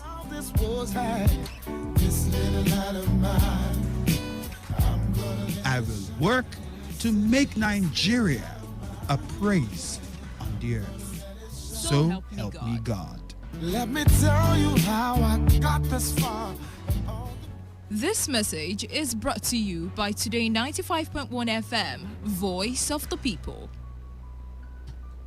All right, so it was quite intentional that I played that jingle because we will be looking at something that has to do with how intentional we are and how we contribute to the society, to the betterment of the nation, how we contribute our quota in our various spheres, our working environment, our relationship with people, our residential environment, and everything that has to do with people and our day-to-day living. All right, time check, it's come up to 8 minutes gone past 9. Welcome back. It is Opinion Pearl on your premium talk radio, Today 95.1 FM.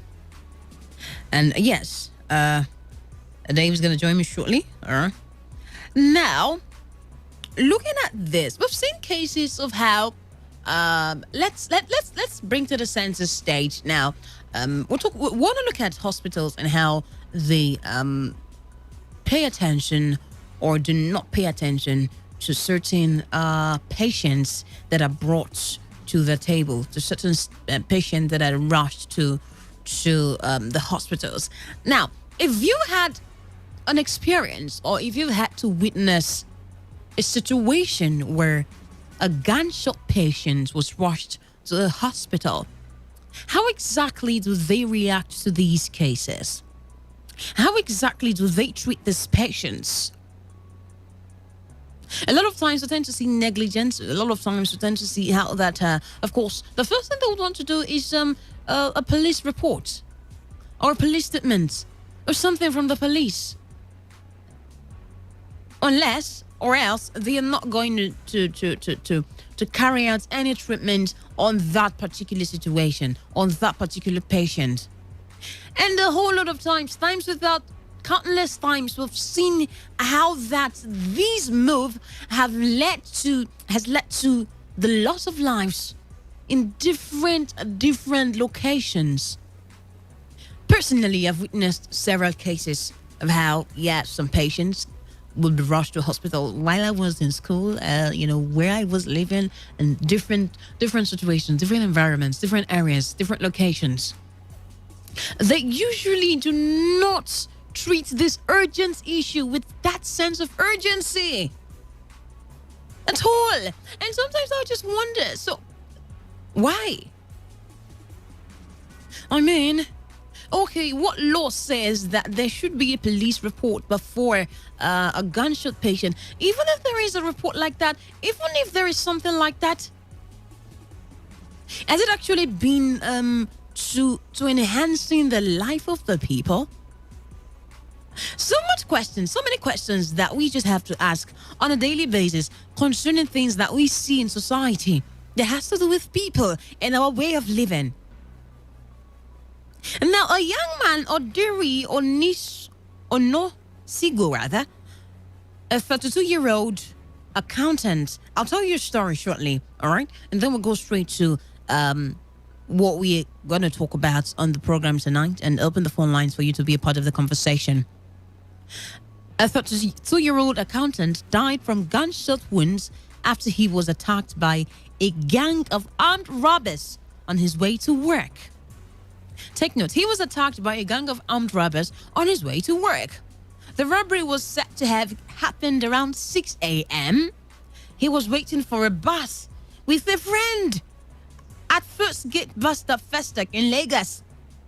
Now, it is even sadder that he may not have died if he had not been rejected by some hospitals and had received prompt medical attention. According to his sister, sympathetic passers-by had put him in a tricycle and rushed him to the Mother and Child Hospital, a public health facility where he was allegedly rejected on the excuse that the case was outside its remit. So, they had to leave the government hospital and rushed him to a hospital, another hospital, private hospital, but they rejected him there too. They also took him to 2 other hospitals, but he was similarly rejected. All these hospitals were asking for a police report, she said. It was clearly a life-threatening emergency case arising from a gun attack and required urgent medical intervention. It is disturbing that the hospitals involved failed to grasp this reality. They don't really fail to grasp this reality, or they just neglected it. They just didn't pay attention to it. They were just so interested in the police report. And sometimes, even after the police report is tendered, is brought to the table, is delivered, the next thing is hospital bills. So now, you might now want to wonder, okay, so what exactly is the essence of the hospitals? All right, now, are we now putting money first before the life of the people? Of course, the reason for the hospitals is therefore, to ensure the health of the people. So when money becomes the priority, are we actually meeting the essence of the establishment of hospitals? It was a clearly It was clearly a life-threatening emergency case arising from a gun attack and required urgent medical attention. But no, the hospitals involved failed to grasp this reality. By their inaction, these hospitals contributed to the tragedy. And someone would wonder, or someone would ask, okay, did these hospitals really contribute to this tragedy? If they did, how? How not? If they had responded to the situation right on time, the moment he arrived, they would have saved lives. Imagine how many lives have been lost due to cases like this. So what exactly can we say? This death is yet another in a long list of gunshot victims refused treatment because they could not readily supply police clearance or pay preliminary hospital charges. I've mentioned this. It's so sad. So sad that even our government hospitals, oh my gosh. I will take this again. This death is yet another in a long list of gunshot victims refused treatment because they could not readily supply police clearance or pay preliminary hospital charges or could not easily do both. Now, I remember a situation where similar case like this. It was in our neighborhood. One of our neighbors was returning from work that fateful evening. And there was just a robbery incident in our streets that night, that evening. Unknowing to the man, his phone was actually switched off. Now, that day, oh Lord, the devil just remembered him that day. Now, his phone was switched off.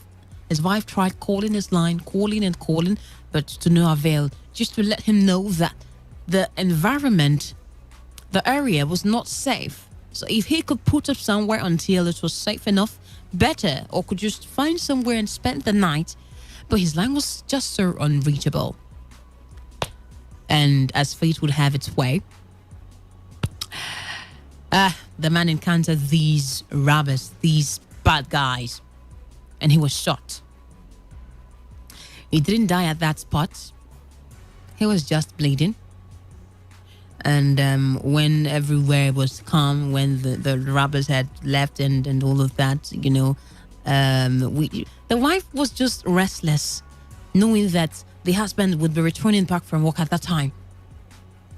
And so when everywhere was calm, she had to rush out of the house to go see, to just perhaps go wait for the man or look around or something. She was just restless. And on the way out, not so far from her compound, she found the man on the floor, on the ground. He had been shot. Oh, she called for help. She did this run, called for help. And some people came around. We also came out and saw the situation. To cut the long story short, he was rushed to a nearby hospital. They asked for a police report. How do you want to start going to get a police report in that particular situation, that very urgent situation that it's obvious this particular patient has lost so much blood that even in the process could just lose his life? Oh, police report. Oh Lord, the wife was just so out of balance, not knowing what to do. Okay, fine, we need a police report. In the process of getting the police report, this one, it's not even like they could not get the police report or something. In fact, another delay from even the police again. So many questions to ask, really. So, on the long run, she lost her husband because the hospital would not attend to him until there was a police report. Why do we always have to wait for a police report? What do you think about this?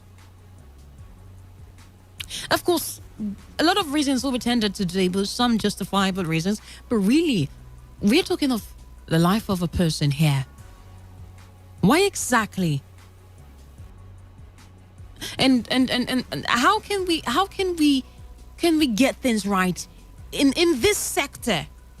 Now, having said all of this, As opposed to saying crimes, can we see or can we move for stringent laws and policies that see to the punishment of hospitals or staff that treat emergency cases indifferently? I mean, in cases of emergency, there should be a sense of urgency to patients, and not bringing up certain policies or requirements or something, or being lackadaisical. Or this is the life of somebody we're talking about here. And I want to ask a question. Say, for instance, it is a child of the doctor that was rushed into the hospital of same situation, same case, gunshots, gun attack. It was rushed in. Would he wait for a police report to treat the child? Would he? So what are we not saying?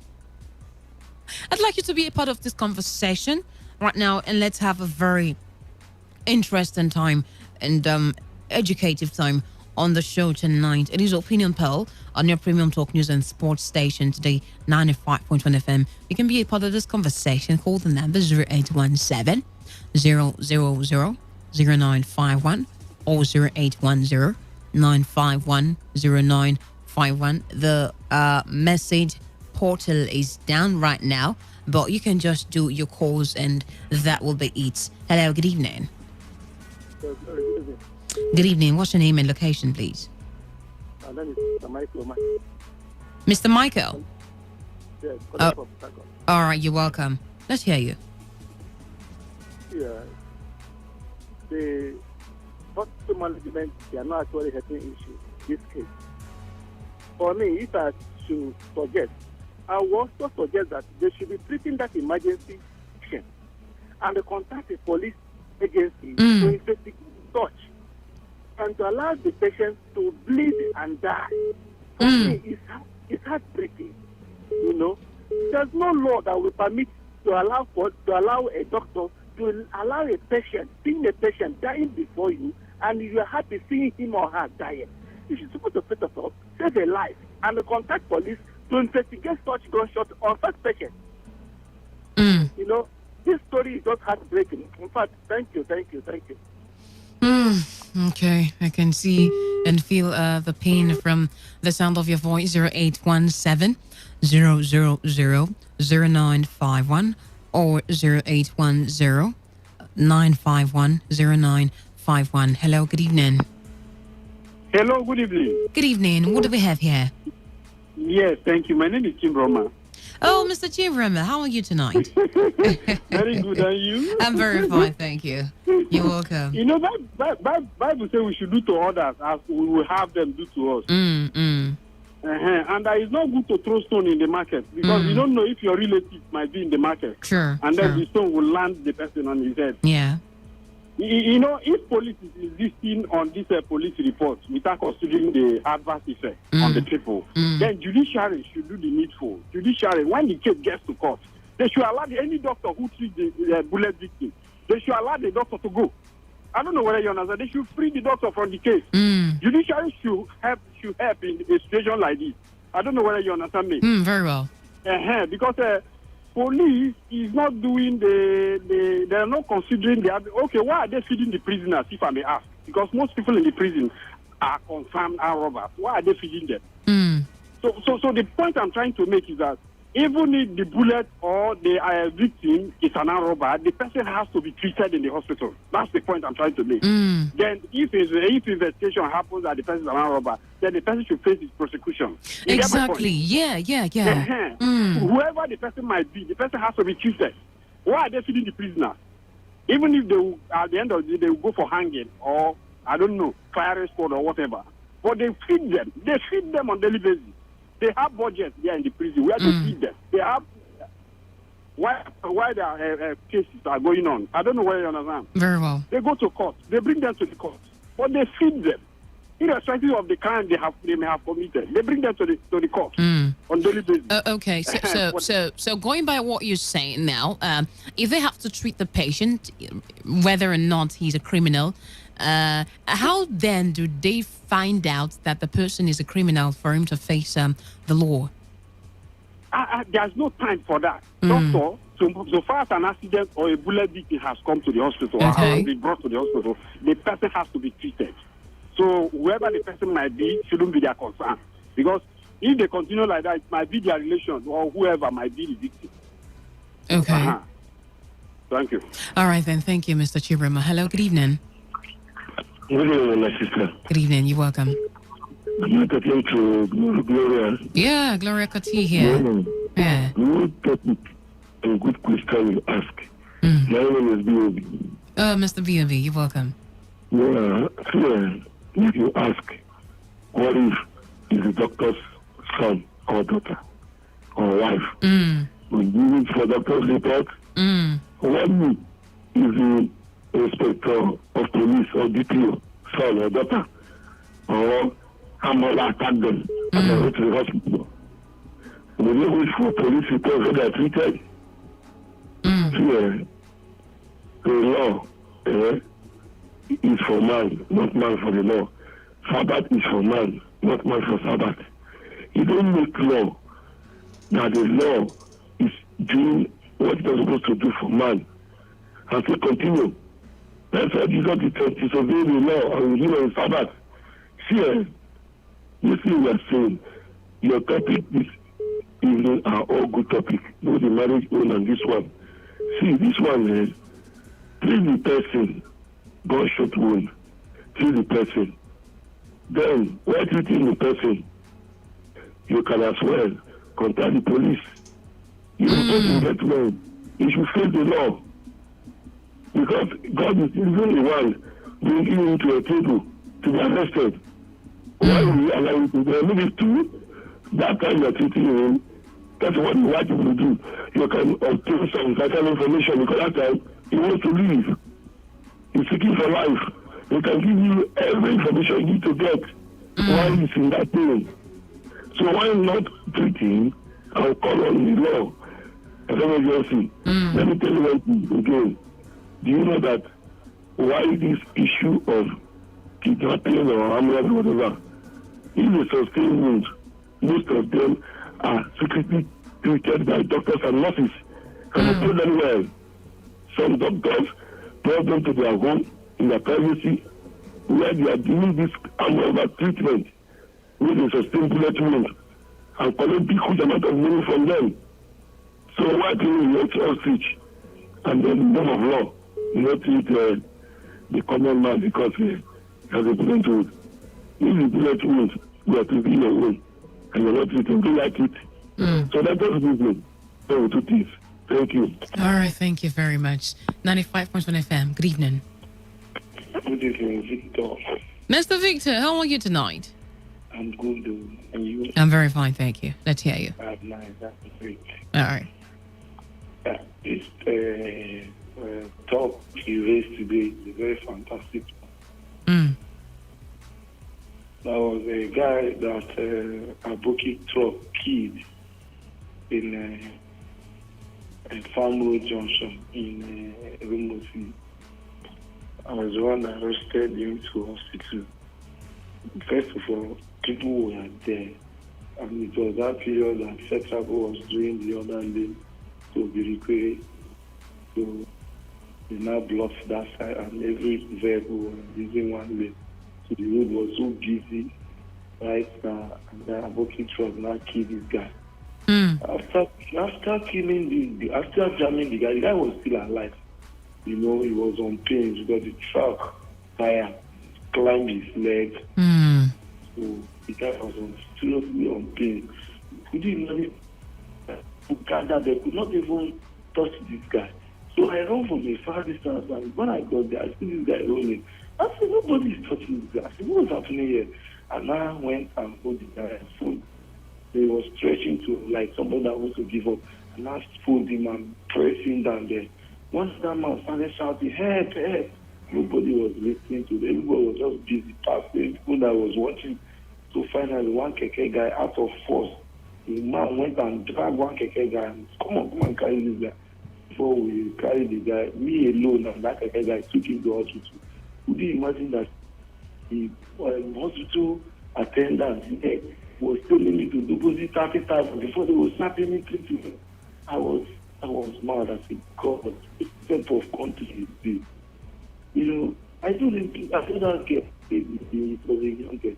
I said, please, attend to him that I'm going there to bring the deposit. First of all, I think this girl refused.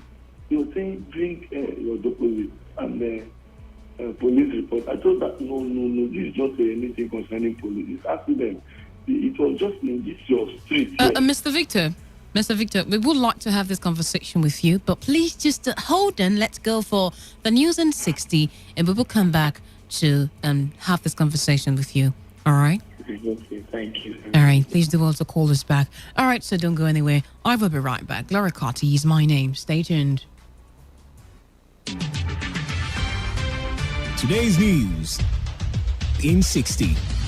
The Nigerian Institute of Electrical and Electronic Engineers has challenged Nigerians and Nigeria on safety and improved working environment. NIEEE said a better working condition would spur workers to perform better. TechPoint Africa has made public the West African Startup Funding Report that looked into millionaire startups in the West African region. The report showed that Nigerian tech startups raised $219 million, an amount that is almost triple the combined figures of Q1 2018, 2019 and Q1 of 2020. Search engine giants Google is supporting African tech startup ecosystem with empowerment capacity and developer scholarships. This is as it opened up applications for its 6th class of the Google for Startups Accelerator program recently. Facebook is inviting community leaders from Nigeria, South Africa and Kenya to apply for the 2021 Facebook Community Accelerator program. The program offers participants training, mentorship and up to $50,000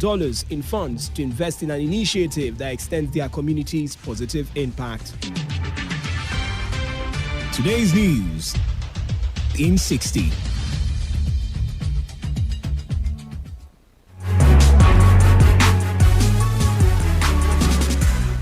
All right, welcome back to the show. Opinion poll on your premium talk news and sports station, Today 95.1 FM. And I will just go straight back to the phone lines. Hello, good evening. Good evening. What's your name and where are you calling from? Sorry, your name is what? Destiny. Oh, Pastor Destiny. Oh, okay, welcome. The problem is not a doctor. It's not a doctor. The problem is Nigeria Constitution. Okay. Yes. We are using military constitution, not the people's constitution. All right. So if they amend our constitution, this place will be nothing. So they should look into our constitution. They should look into our constitution and amend some things that will allow people to do their service. So that is the all right. I just favor the woman. Yeah. Thank you very much, Pastor Destiny. 0817 rather. 0817 000 0951 or 0810 951 0951. These are the numbers you can call to be part of the conversation. Hello, good evening. Good evening. My name is Popinelli. Popinelli, you're welcome. How are you tonight? Fine, thank you. All right, let's hear you. I actually want to contribute concerning what you're saying. All right, you're welcome. You see, the problem of this country is lack of how to address so many issues like the Constitution. Because if you watch what is happening in this country, it assumes that nobody seems to see the human face. If it comes to politicians, they don't want to pay much attention when it concerns human beings. If it comes to judiciary, they don't have human feelings. If it comes to doctors, they don't even care if human beings exist. But they forget that the major why we are living together, why we are existing together, I think is for us to be a better country. I know the reason why they are afraid of treating maybe the ones that has injury, maybe because of criminality and all that. But at least most at times those doctors, I think some of them have undergo some what is it called psychology psychology trainings At least they should be able to know who is an criminal and who is an ordinary citizens. At least they can be able to differentiate them, so that once something like this come up, they can be able to know that this person, at least, is very bad for them to lose an individual, a body like this, to lose it is very bad for a society, like, because one life matters. One life matters. So you don't know what that person can contribute to the society tomorrow. Then if you lose that person, you don't know what else again. But look at it, what is happening in this, what is the generating of this problem of incessant killing from one place to another? Because so many people have so many grievances as a result of all these kind of things. So it's very bad. It's very bad. Let's have a human face in terms of handling issues like this. Thank you very much. Oh, thank you very much. Hello, good evening. Oh, I lost that one. 0817 000 0951 or 0810 951 0951. 95.1 FM. Good evening. Hello. Hello. I can't hear you. When you call back, please do well to turn down the volume of your listening device. Hello, good evening. Good evening. Good evening. Who do we have here? Dante. Dante, call back again. Dante, you're welcome again. Yeah. Based on what you presented this evening, in fact, it's a pity when events like this happen in the society. So what I would suggest as an individual, even no matter the status of the person, when things like this happen, the person should be treated first and proper investigation should be made. Sure. So if the person is guilty, then you can send the person for that particular offense. You mean proper investigation should be made before the person is treated? Is that what you mean? The person's health is very important. So the attention should be given to that particular situation, and reports that they are demanding in regards to police can be carried out after when the treatment is taken. But for them to consider or concentrate on police reports and the life will go is pathetic. Are you getting me? Yeah. So let this thing, and on the other way around, the court should come into things like this and revisit some of these things, because they are the final bus stop to handle things like this. Thank you. Oh, thank you. God bless you. Hello, good evening. Yeah, good evening. Good evening. Yeah, we are catching. Good evening. This is Honorable Crystal. Honorable Crystal Chris! I have missed you! Welcome. Thank you. How are you tonight? Yeah, I'm fine.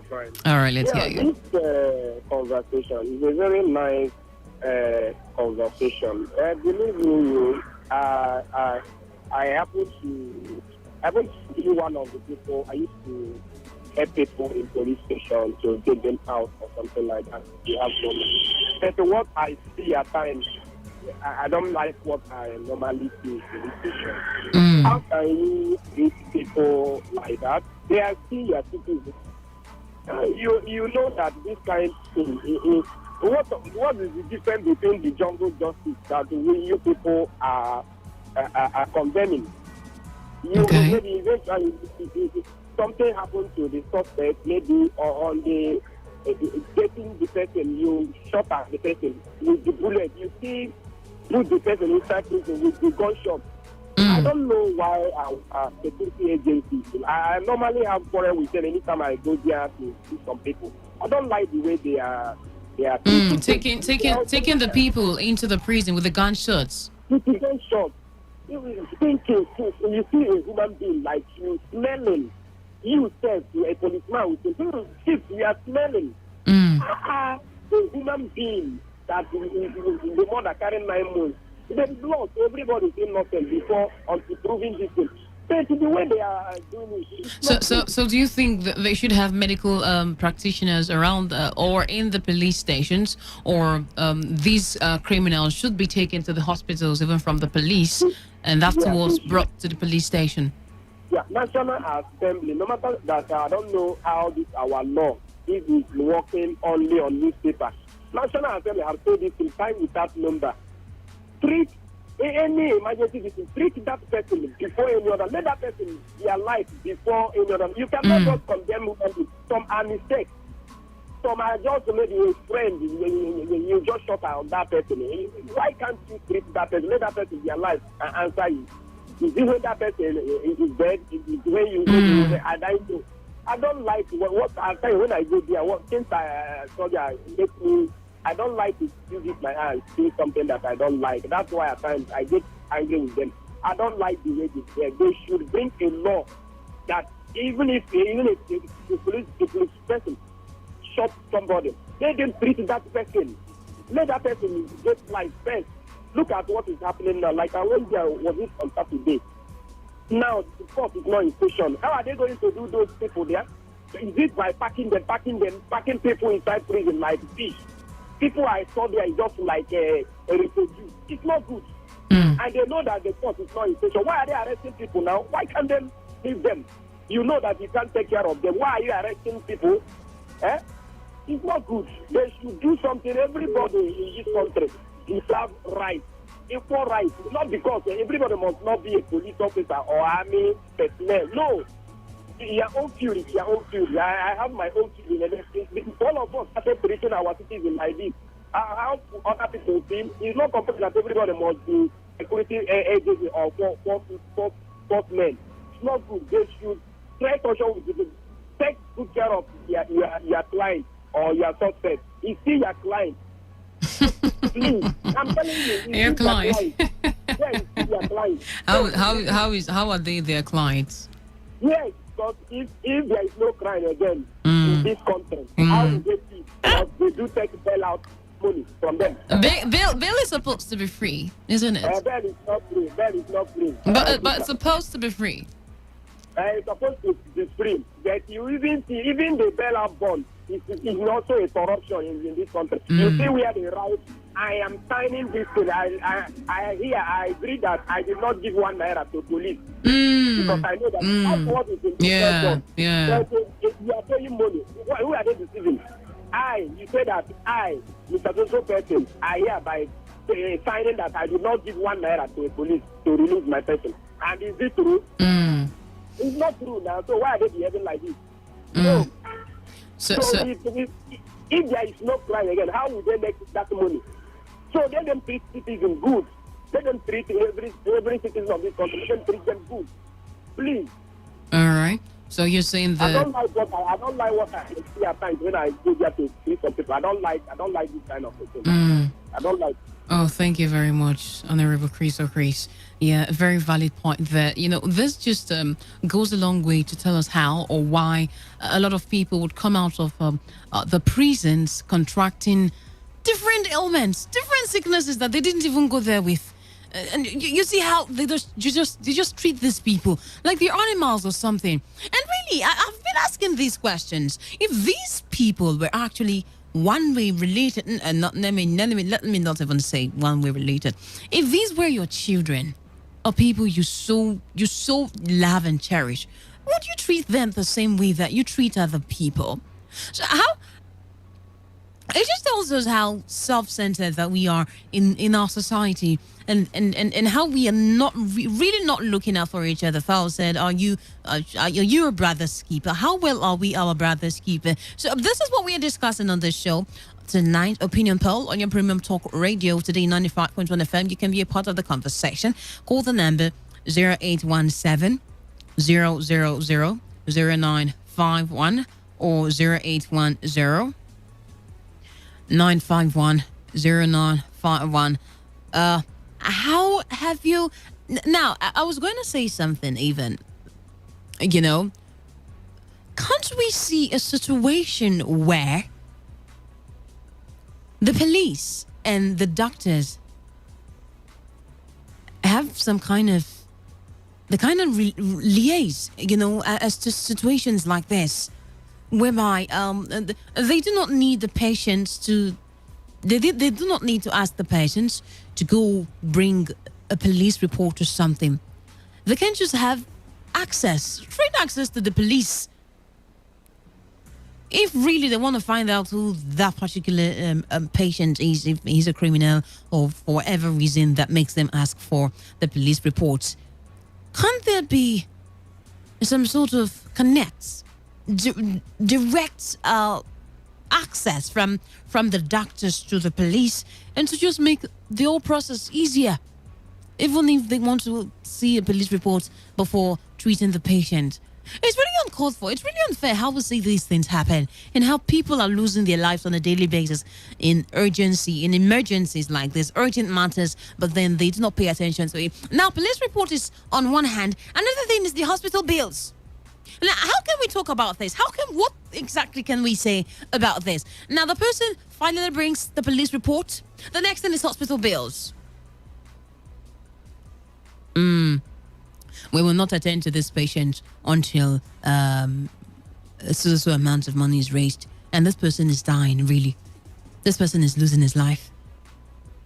This person is halfway gone. So, can't we just have a way of, resuscitating these people, or just trying to keep them? There's just so much in my head I want to say right now. Now,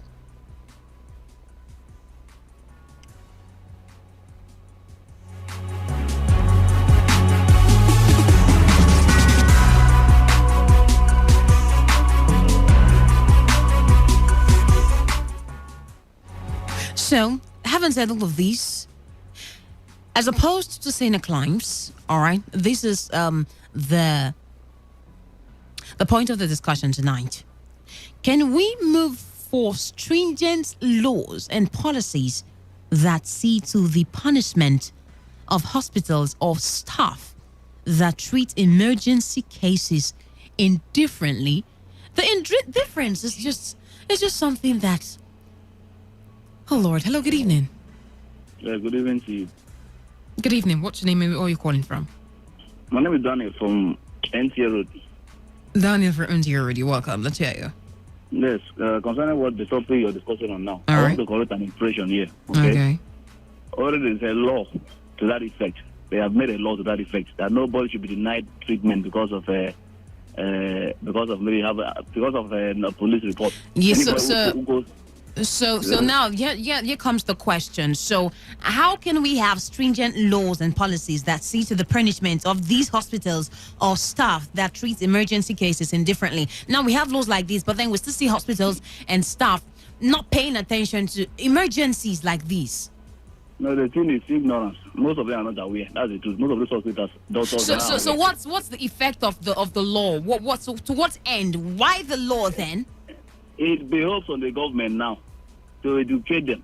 It's not enough to make law on National Assembly and then the masses will be aware. It's not enough. There's a lot of laws on ground that most people are not aware. Most Nigerians are not aware. That's the problem we're having here. So I think we should come up with such a topic or try to pass a message to the government. When they're making laws, those laws will be made public for the public to know. There are a lot of laws on ground we don't know about. These are, as you're saying now, there's such a law already on ground. Okay? There's such a law. I don't know, maybe you're not aware, so you come with this topic now. So I'm advising or suggesting you should advise the government each time they are making laws. Those laws should make public so the general public can of course access them. And of course they can do as well post those laws to those institutions. If they had posted those laws to the hospitals, they'll be aware now. So what about the laws that are public that everyone knows about, but then these laws are still broken in society? Which laws are public? Which one do you think are public? Which of them? Are you seriously asking me this question right now? You want us to go there right now? I'm not naming now. Which law do you know now? Okay, what law you know? Nigerian law you know now. Let me know. Go tell me what you know. Me, I'm telling you because I have little. You're laughing. Oh my gosh. Hello. I'm here. Can I tell you something? Yeah, go ahead. It's only our legal luminaries, all right, that have access to these things. Only our legal luminaries, and then the lawmakers is the best. Most Nigerians, they're ignorant of this thing. That's the problem we have in Nigeria. They only make laws. So are you trying to excuse these hospitals who treat such cases with indifference because of their ignorance? Are you trying to excuse them that they are ignorant of these laws? That's why they treat these patients indifferently? Well, in law, they say ignorance is never an excuse. Okay? Good, yeah. So what I expect from the government is they should also do a follow-up to see if they are really practicing this thing. That's why I said it's not to make law. Make law. You don't need the following your job. Government ought to follow up now to see. I'm not exempting them, of course. If they are caught, if you're going to punish them, I don't know. That's for government. Not me and you at all. All right then. Thank you very much. All right. Yeah. Enjoy the rest of your night. 0817 000 0951 or 0810 951 0951. Can we see or can we move for stringent laws and policies? How can we move for stringent laws and policies that sees the punishment of hospitals or staff that treat emergency cases indifferently? Have you been a victim of such, or have you been in a situation where you're sort of related to such patients, or have you witnessed a situation where such patients was rushed to the hospitals? And in fact, sometimes it's not even that they just ask for the police report or hospital bills or something. The fact that they go as far as rejecting these patients. Why do they reject these patients? They just tell you bluntly, we can't treat this issue. This is beyond what we can deal. This is that, and refer you somewhere else, or they just ask you to leave or something as though you're not a human. I ask again, if these were the children, if you're a doctor out there, why do you have to wait for a police report to attend to emergency issues like this? And if it were your child or someone dear to you that is found in such a situation, would you really want to ask for a police report before you go on treating that person? 0817 000 0951 or 0810 951 0951. The WhatsApp portal is down right now, so you can just do your calls. I missed that call. Kindly call me back if you can. 0817 000 0951 or 0810 951 0951. It's really sad how these things happen, and there has been a lot of situations like this, a lot of cases where people just tend to lose their lives because of lack of attention from our hospitals and staff. Hello, good evening. Hello. Okay, I think the network is trying to accept tonight. Do also call me back if you can. 0817 000 0951 or 0810 951 0951. Just about 8 minutes, and we will be calling it a day. The show tonight. Hello, good evening. I don't get it. What's happening already? I don't understand this network right now. Really? Oh no, network, please don't do this right now. 0817 000 0951 or 0810 951 0951. And like I said before, the WhatsApp portal is down, so just do your calls, all right? And let's wrap up the show already. Hello, good evening. Yeah, Victor, call back. Mr. Victor, you're welcome back. So at the end of every story, so finally the immediate brother of that boy came. I didn't even know the boy from the first time. So when the information I got to the boy not the immediate brother now came and transferred 30,000 naira for them. That was when they started treating the guy. And at the end of it, and the process, the boy give up and died. So this is a very bad thing. The constitution of Nigeria is the one considering these things that we're seeing, because they have already adopted to it. All the hospital institutions have adopted to it. So there is no remedy. The only solution is to rewrite the constitution and then change everything before we get better. Okay. So you're saying a rewrite of the Constitution? In fact, division of power. Division of power. Exactly. Where are we dividing the power to? Not remaining in Abuja again. All right, thank you very much, Mr. Victor. Good night, sir. Good night. All right, then. Have a wonderful night. Okay, 0817 000 0951 or 0810 951 0951. Hello, good evening. Hello. Good evening. What's your name and where are you calling from? Good evening. This is Nobu. Oh, Nabu. Yes. Are you welcome? Yes. There is a law to this effect. But the problem is that the hospitals and doctors are not aware of this, some of these things, some of these laws. One of the reasons is that the doctors, most of them don't have legal advisors. Most of them don't have lawyers advising them.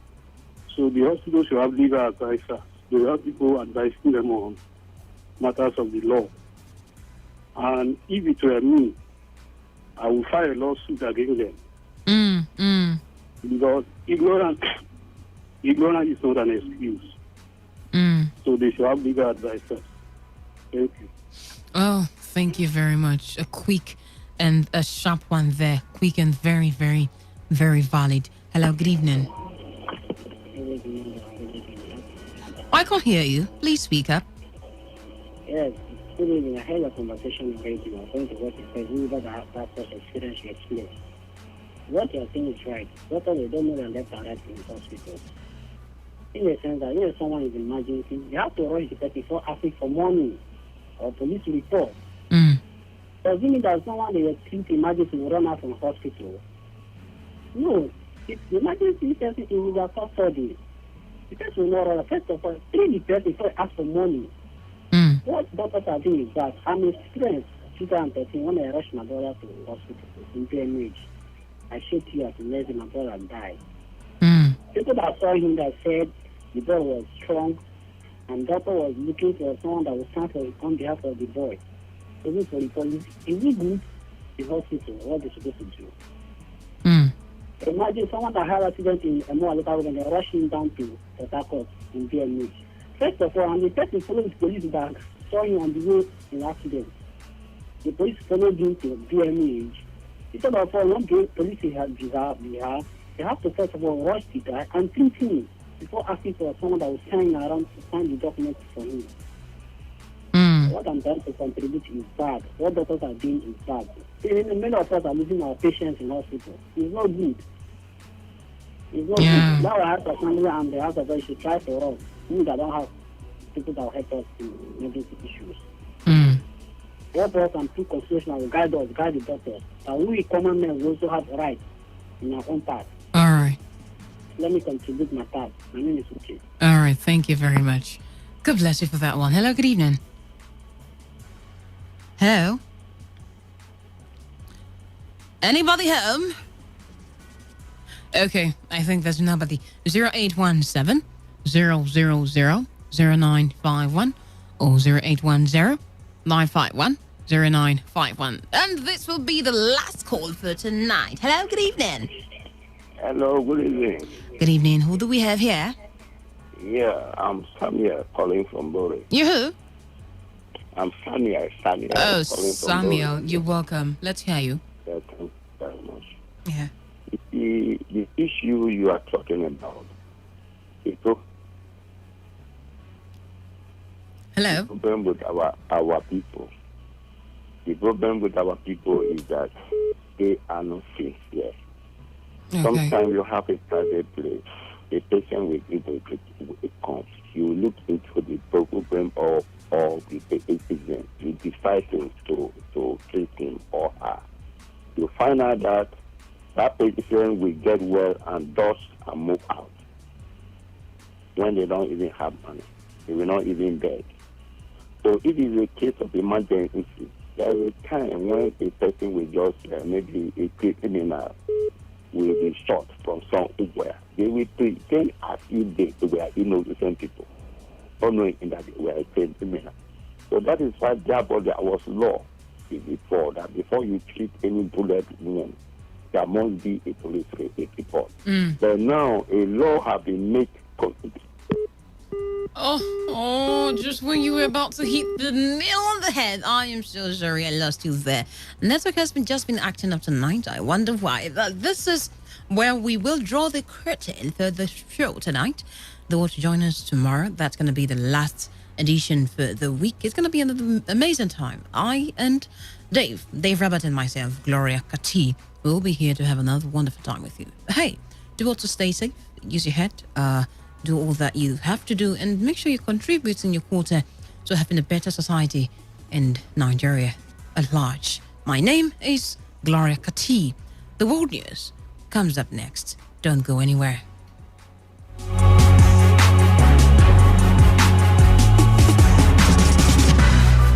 Every day, every hour, when the big stories break, depend on our 24-hour news team to bring you the latest. Today, 95.1 FM. Whether it's happening in Port Harcourt, South, Nigeria, or around the world, we've got you covered. On air, online, delivering balanced news and unbiased analysis. Today, 95.1 FM.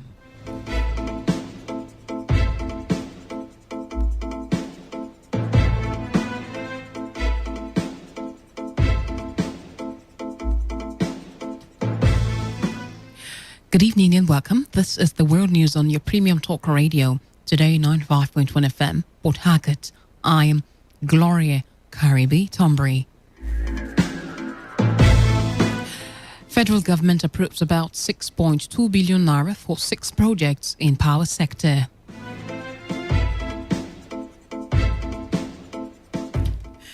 Abducted students of Federal College of Forestry Mechanization, Afara in Kaduna State, regain freedom.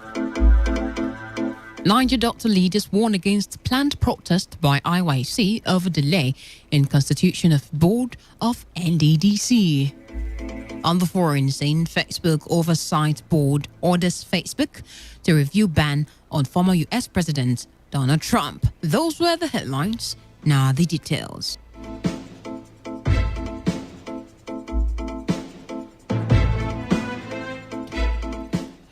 The federal government has approved about 6.2 billion naira for the award of contracts for 6 projects in the power sector. The Minister of Power, Maman Saleh, disclosed these to State House correspondents at the Presidential Villa in Abuja. He briefed newsmen at the end of the 44th virtual meeting of the Federal Executive Council, presided over by President Muhammadu Buhari. At the meeting, efforts by the government to boost power supply in the country dominated discussions as the council approved all 6 memos presented for consideration by Saleh. The power minister said the project will get towards upgrading the transmission system to the national grid for greater efficiency and to ensure sufficient power supply to the nation in no distant time. He also noted that the first phase of the distribution of 1 million meters was close to completion. The House of Representatives has called on the federal government to suspend the planned 2021 census until the insecurity situation in the country is addressed. The House advised the federal government to suspend the exercise till such a time the country was safe enough for it. This was disclosed in a series of tweets on the official handle of the House of Representatives. The resolution of the House was passed following a motion moved by a member representing Boso Paikoro Federal Constituency of Niger State, Shehu Beji. The lawmaker told the House that several factors would work against the accuracy of the figures that would be obtained and the overall success of the exercise due largely to insecurity. The prayer was endorsed by the House in a majority voice vote. The House also invited the chairman of the National Population Commission, Nasser Issa Kwara, to explain the feasibility of conducting a population and housing census in the country amid the current security challenges. The remaining 29 students abducted from the Federal College of Forestry Mechanization, Afaka in Kaduna State, have regained freedom. The release comes after 56 days in the hands of their abductors. The chairman of the Forum of the Parents of the Abducted Student, Malam Abdullahi, confirmed the release to newsmen. On March 11, 2021, bandits invaded the school located in Afaka along the Kaduna International Airport Road and abducted 39 students. The bandits demanded 500 million as ransom for their release. However, 10 of the 39 abducted students were earlier released by their abductors in 2 batches of 5 each. The Owerri Correctional Center says over 1,200 inmates are still missing following the April 5 jailbreak at the center. The public relations officer of the division, Goodluck Ubwegulam, said only 600 inmates had voluntarily returned. He also disclosed that the center had since advanced strategies to ensure that the fleeing inmates were rearrested. Ubwegulam further revealed that the service has written to the churches, communities, and village heads, letting them know the dangers in allowing the fleeing inmates to hide within their communities. There was jubilation in Enugu State today when the spiritual director of Adoration Ministry Enugu, Ejike Mbaka, resurfaced after his whereabouts had caused confusion in the state. This followed an earlier protest in the state over whereabouts of the Catholic priest. Mbaka was scheduled to attend his usual Wednesday morning prayer program, but did not show up, a situation that fueled speculation that he might have been arrested. The confusion deepened when a group, Ohaneze Ndigo Youth Council Worldwide, claimed that the whereabouts of Mbaka is unknown. The Department of State Services also denied having Mbaka in their custody. The South-South and Southeast zone of the Arewa Consultative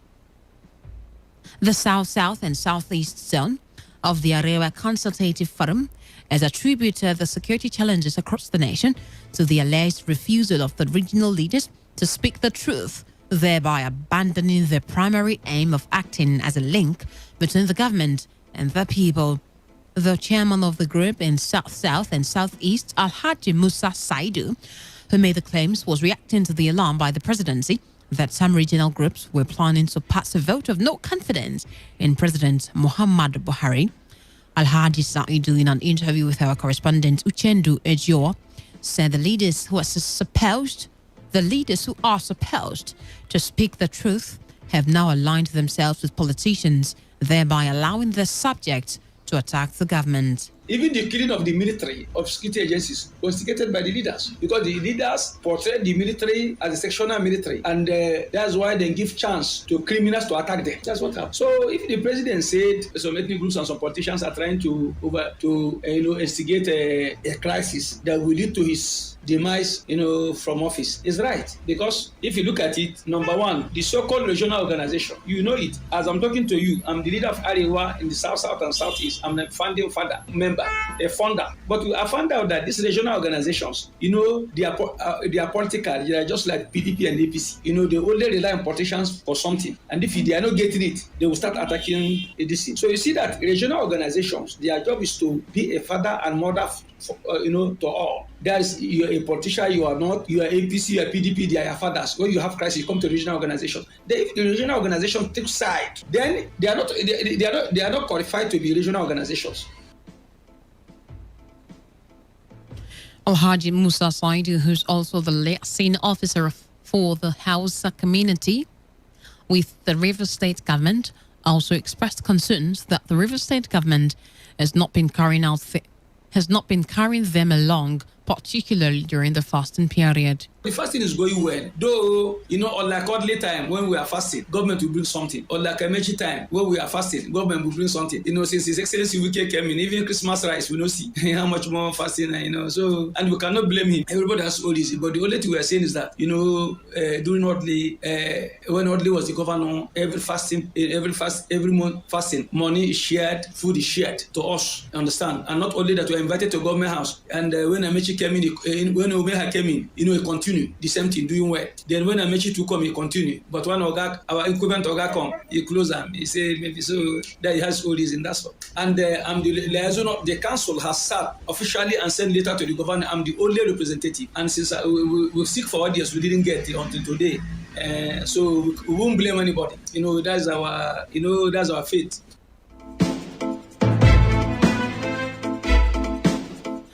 Division within the labor movement in Nigeria has been blamed on outcomes of elections in labor organizations. The chairman of the Rivers State Council of the Nigeria Labour Congress, Beatrice Itubo, made known the observation and said the disagreement over the outcome elective congresses of the NLC in 2015 led to the initial division within the ranks of labor leaders, prompting the formation of the United Labour Congress, which has collapsed into the NLC. Itubo, in an interview with our correspondent Chinedu Iwunna, however, advised labor leaders to develop a mindset of accepting the outcome of elective Congress.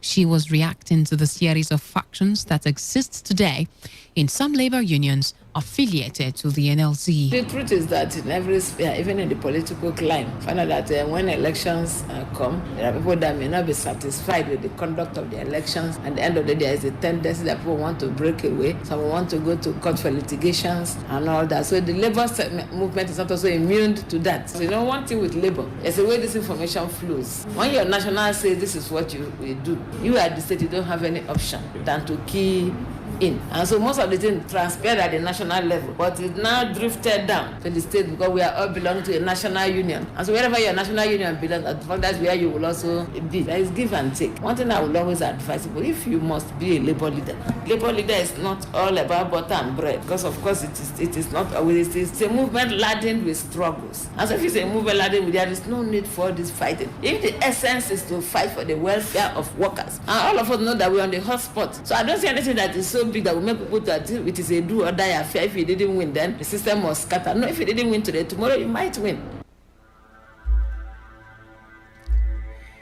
Community leaders in Igurutali in Ikwere local government area of Rivers State are making efforts to avert a possible protest being planned by members of Omodoma and Alimini communities. The members of the communities said they are angry over the lack of drainage system in the community, even as construction of roads is ongoing in the area. A member of the community, Matthew Onwoko, who spoke on behalf of his people, said while a drainage system is being constructed for other communities in the Iguruta section, is neglected. Nwakwa, who's the former Secretary General of the Movement of the Liberation of Ikwere People, however, appealed to the youth to rescind their decision to rescind the decision to stage a protest, assuring that efforts are on to reach out to the state government over the issues. State government is constructing a road work in our place, and we see that some are favored by giving drainage, while we are not favored of giving drainage. Omodoma community and the Alimini community that are not favored by the drainage system, and all efforts have been made to reach River State government. Up till now, no answer. To plead with the River State government to come to our aid, and also tell the community not to protest on the 13th of May. We are going to put efforts now to reach the River State government. Why we don't want them to protest is because of the situation of the state now. So that people who lost will not hijack the protests. DSS is aware about this matter too since last year to date. You're listening to the World News on Today 95.1 FM, Voice of the People. After the break, more news, foreign and sports stories. Stay tuned. Every day, every hour, when the big stories break, depend on our 24-hour news team to bring you the latest. Today, 95.1 FM.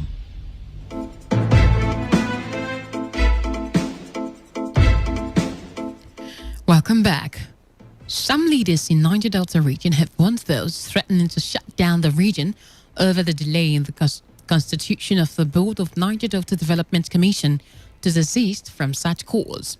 You would recall that the Ijo Youth Council had threatened to shut down economic activities in the Niger Delta region should President Muhammadu Buhari failed to constitute the NDDC board within 30 days. But the Niger Delta leaders urged them to be patient and wait for the outcome of the forensic audit of the commission.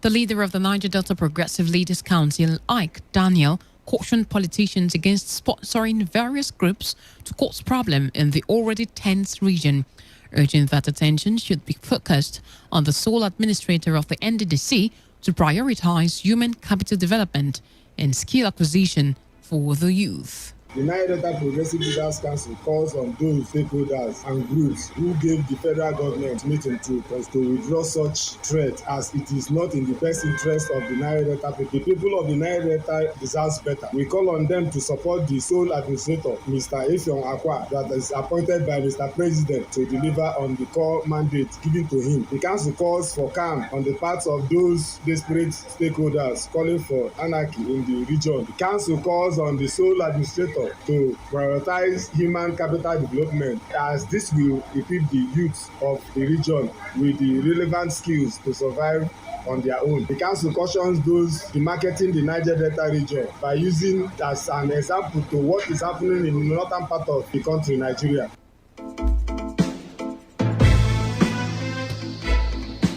There is the need for a shift from over-dependence on professional disciplines and crude oil to other vibrant careers in the Niger Delta region. This is the observation of the organizers of the South-South Media Week, who briefed newsmen in Port Harcourt.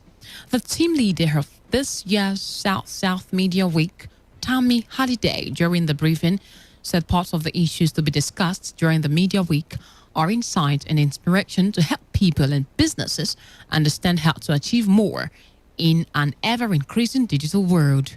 The Niger Delta is a sub-region, 9 states, the population of about 31 million people of more than 40 ethnic groups. The region has the highest deposit of mineral resources in Nigeria, although over the time, the media has entangled our image in conflicts, political violence, and undulating leaders, which we believe isn't the true reflection of the people, places, and opportunities found in this area. We regularly don't get to hear about the Niger Delta of opportunities. We regularly don't get to hear about the Niger Delta where people are looking for partnerships and collaborators to take charge of their futures and destiny. The fact is, young people are now taking advantage of the technological advancement happening all over the world, with over 50,000 professional skills on offer, and digital marketing being the most sought after. There's bound to be a shift from the overdependence on professional essential disciplines as well as crude oil to other vibrant career paths.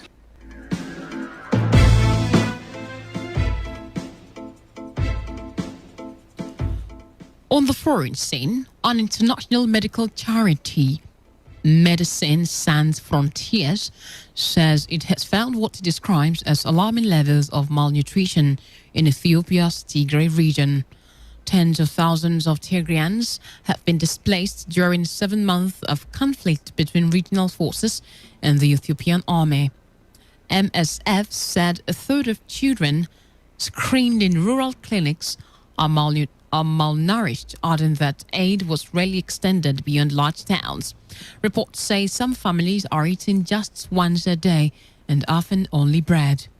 The charity said the situation would probably worsen during the approaching rainy season, as the war is preventing farmers from going to their fields. Former U.S. State President Donald Trump's ban from Facebook and Instagram has been upheld by Facebook's oversight board. But it criticized the permanent nature of the ban as beyond the scope of Facebook's normal penalties. It has ordered Facebook to review the decision and justify a proportionate response that is applied to everyone, including ordinary users.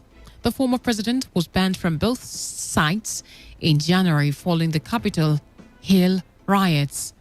The oversight board said the initial decision to permanently suspend Trump was indeterminate and standardless, and that the correct response should be consistent with the rules that are applied to other users of its platform. It said Facebook must respond within 6 months. In sports, former Arsenal and Germany keeper Jens Lehmann has been sacked from his role on Hertha Berlin's board after sending a WhatsApp message to pundit Dennis Ogo, calling him a quarter black guy. Hugo who works for Sky in Germany, posted a screenshot. Olga, who works for Sky in Germany, posted a screenshot of the message from Lehman on Instagram. Lehman has apologized and said he meant that as ex-Germany defender, Olga was very knowledgeable that he had helped increase the quota. However, Turner Holding, the investment group that Lehman represented on the supervisory board of Bundesliga club Hertha, reportedly said the 51-year-old's contract will be terminated with immediate effect. Hertha Berlin club president Werner Gegenbauer said such statements are in no way a representation of the values that Hertha BSC stands for. That is on the World News. To end the news, here is a summary of the major stories.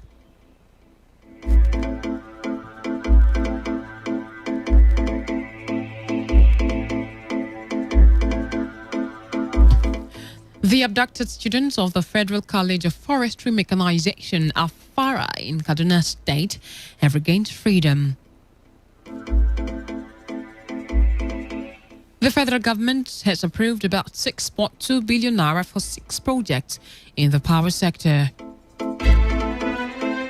Niger Delta leaders have warned against the planned protest by the Ijo Youth Council over the delay in the constitution of the board of the NDDC.